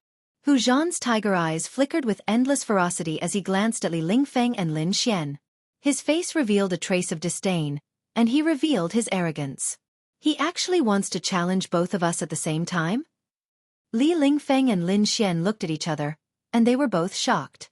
The three great Taoist sects were like brothers. Ran Wuming's defeat had already caused them to lose face. If they lost to Hu Zhan as well, then the reputation of the three great Taoist sects would also be damaged. The outstanding descendants of the younger generation of the three great Taoist sects were no match for the young talents of the southern wasteland. This was something that Li Lingfeng and the others absolutely could not accept. Junior Ziyu, quickly go and invite Gu Fei. Li Lingfeng said to Ziyu, who was beside him, in a low voice. Then, he stepped forward and walked towards Hu Zhan. Ziyu immediately flew onto the shore and quickly left. The number one expert of the younger generation of the Supreme Mystery Sect was Gu Fei. When Lin Xian saw Li Lingfeng coming forward, his body also moved. He was about to go forward and join forces with Li Lingfeng to fight Hu Zhan. After all, they could not afford to lose now. Chapter 139. The Southern Wasteland barbarian tribe had inherited a trace of the bloodline of the ancient holy beast. Therefore, their starting point was naturally higher than ordinary people. This was their innate talent. It was an innate advantage that others couldn't reach. However, not all the Southern Wasteland brute tribe members were able to awaken the sacred beast bloodline within their bodies. After all, since the ancient times, the sacred beast bloodline had already become extremely thin. It was not easy to awaken it. However, it was very obvious that the White Tiger bloodline within Hu Zhan of the White Tiger clan had already awakened. The White Tiger divine mark that had rushed out from his body was the best proof. The awakening of bloodline allowed Hu Zhan to be able to execute the White Tiger clan's unique divine abilities. Even Guangqing Celestial Sect's eldest senior brother, Ran Wuming, would be defeated by the ferocious power of his White Tiger. Although they were both at the awakening ninth heaven, Hu Zhan's strength had long surpassed the ninth heaven with the terrifying power derived from the White Tiger bloodline in his body. He was infinitely close to the transcending mortality stage and was even comparable to the cultivators who had just entered the transcending mortality stage. This was what Hu Zhan relied on to defeat Ran Wuming. It was also what he relied on to challenge the three great Taoist sects. After defeating Ran Wuming, Zhan, who was as arrogant as a tiger, actually issued a challenge to Li Lingfeng and Lin Xian. On this night, above the lake in the Jun Wang's courtyard, under the arrangement of someone, a duel between the elites of the southern wasteland and the outstanding disciples of the three main Tao sects was taking place. This matter concerned the reputation of the three great Taoist sects and the face of the southern desolate barbarian race. It was impossible for the young elites of the two factions to cower. Things seemed to be developing in the direction that Yang Sun and Dongfang Long had planned. In the end, would the young elites of the southern wasteland come out on top, or would the descendants of the Taoist gate suppress the barbarians of the southern wasteland? At this moment, no one knew the final result. But no matter what the result was, the prince of the Jiangling king, Yang Sun, and Dongfang Long had achieved their goal. Ran Wuming's defeat could only mean that the three great Taoist sects were temporarily at a disadvantage. The battle was not over yet. Hence, No one could come to a conclusion at this point in time. Supreme Mystery Sex Li Lingfeng, these past few days, people have often mentioned you in front of me. Hu Zhan stood on the surface of the lake. The surrounding lake water was as calm as a mirror. His powerful aura caused the lake water beneath his feet to not have the slightest ripple. The surrounding air seemed to have frozen. Is that so? But I've never heard of you. Li Lingfeng calmly looked at the tiger-like white-haired youth in front of him and said calmly, "Humph. You will never forget my name." Hu Zhan was very confident, and he wasn't being pretentious. With his battle record of defeating Ren Wuming, no one thought that his words were empty words. Li Lingfeng said no more. He formed a seal with his hand, and a vast amount of magic power rippled out from his body. 8 trigrams appeared around him, and the power of the 8 symbols of heaven and earth immediately gathered towards Li Lingfeng from all directions, transforming Tao techniques into mystiques, using one's own strength to draw upon the might of heaven and earth. This was Tao. The 8 trigrams circled around Li Lingfeng's body, emitting a dazzling light. It made Li Lingfeng feel as if he was in 8 independent worlds, giving off a strange feeling as if he had escaped from the world and was no longer part of the 5 elements. Hu Zhan directly disappeared from where he was, and in the next moment, he appeared in front of Li Lingfeng in an instant. Then, his right fist punched towards Li Lingfeng's chest. Streaks of resplendent tiger stripes rushed out from Hu Zhan's fist. A tyrannical power suddenly exploded, and the air was instantly torn apart, letting out a dull explosion. White Tiger Emperor's Fist. Hu Zhan shouted in a low voice. Vaguely, he seemed to hear a heart-palpitating tiger roar coming from the void. This was a deterrence that directly affected the heart. The world in front of the fist trembled. Li Lingfeng's long hair was blown back by the fist wind, and his clothes stuck tightly to his chest. Hu Zhan's fist had yet to truly land on his body, but the trigrams circling around Li Lingfeng's body had already trembled. His chest felt as if there was a 500-kilogram boulder pressing on it, making him feel incomparably oppressed. So powerful. Li Lingfeng was secretly shocked. He seemed to see Gu Fei's shadow on Hu Zhan. Both of them were incomparably powerful, and both of them were peerlessly overbearing. Li Lingfeng instantly fused with the Sun trigram. The Sun trigram represented wind, and it represented the power of wind. He seemed to have transformed into a whirlwind that soared into the sky. A pillar of water was also sucked into the sky by the whirlwind, forming a waterspout. After Li Lingfeng's body fused with the Sun trigram, the speed of his movement had already reached an unimaginable level. He was definitely like the wind and lightning, and everyone could only catch an extremely faint shadow. Pang! The extremely powerful White Tiger Emperor's fist directly shattered the waterspout. The exploding water that filled the sky was directly evaporated by the terrifying fist force, and completely disappeared in the air.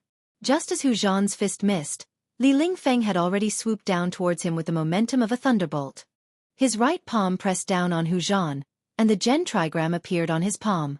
The Gen trigram represented the power of mountains and rivers. Li Lingfeng's right palm seemed to have drawn in the endless mountain qi, and it was like a huge mountain was descending from the sky to suppress Hu Zhan. Rumble! Under Li Lingfeng's palm, there was the sound of 10,000 galloping horses.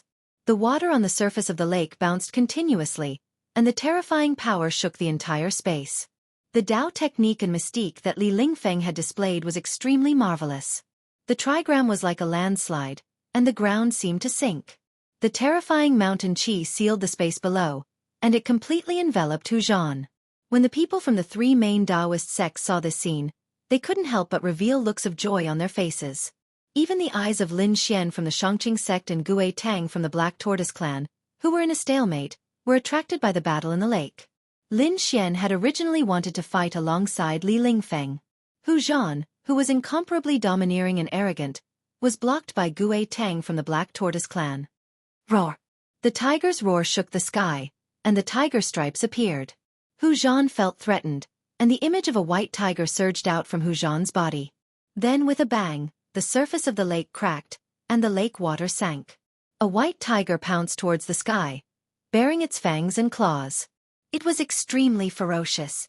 The Gen trigram that was descending from the sky had already become as big as a mountain, and it gathered the mountain qi from all directions.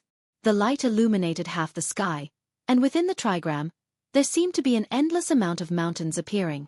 The white tiger and its body became one, as if an ancient sacred white tiger had descended into the world. The tiger's might shocked the heavens and earth. Hu Zhan directly rushed into the sky, pouncing towards the trigram that was suppressing him. Rumble! There was a loud rumble, and Hu Zhan had gone crazy. He actually shattered the trigram and directly rushed into the endless mountain chi.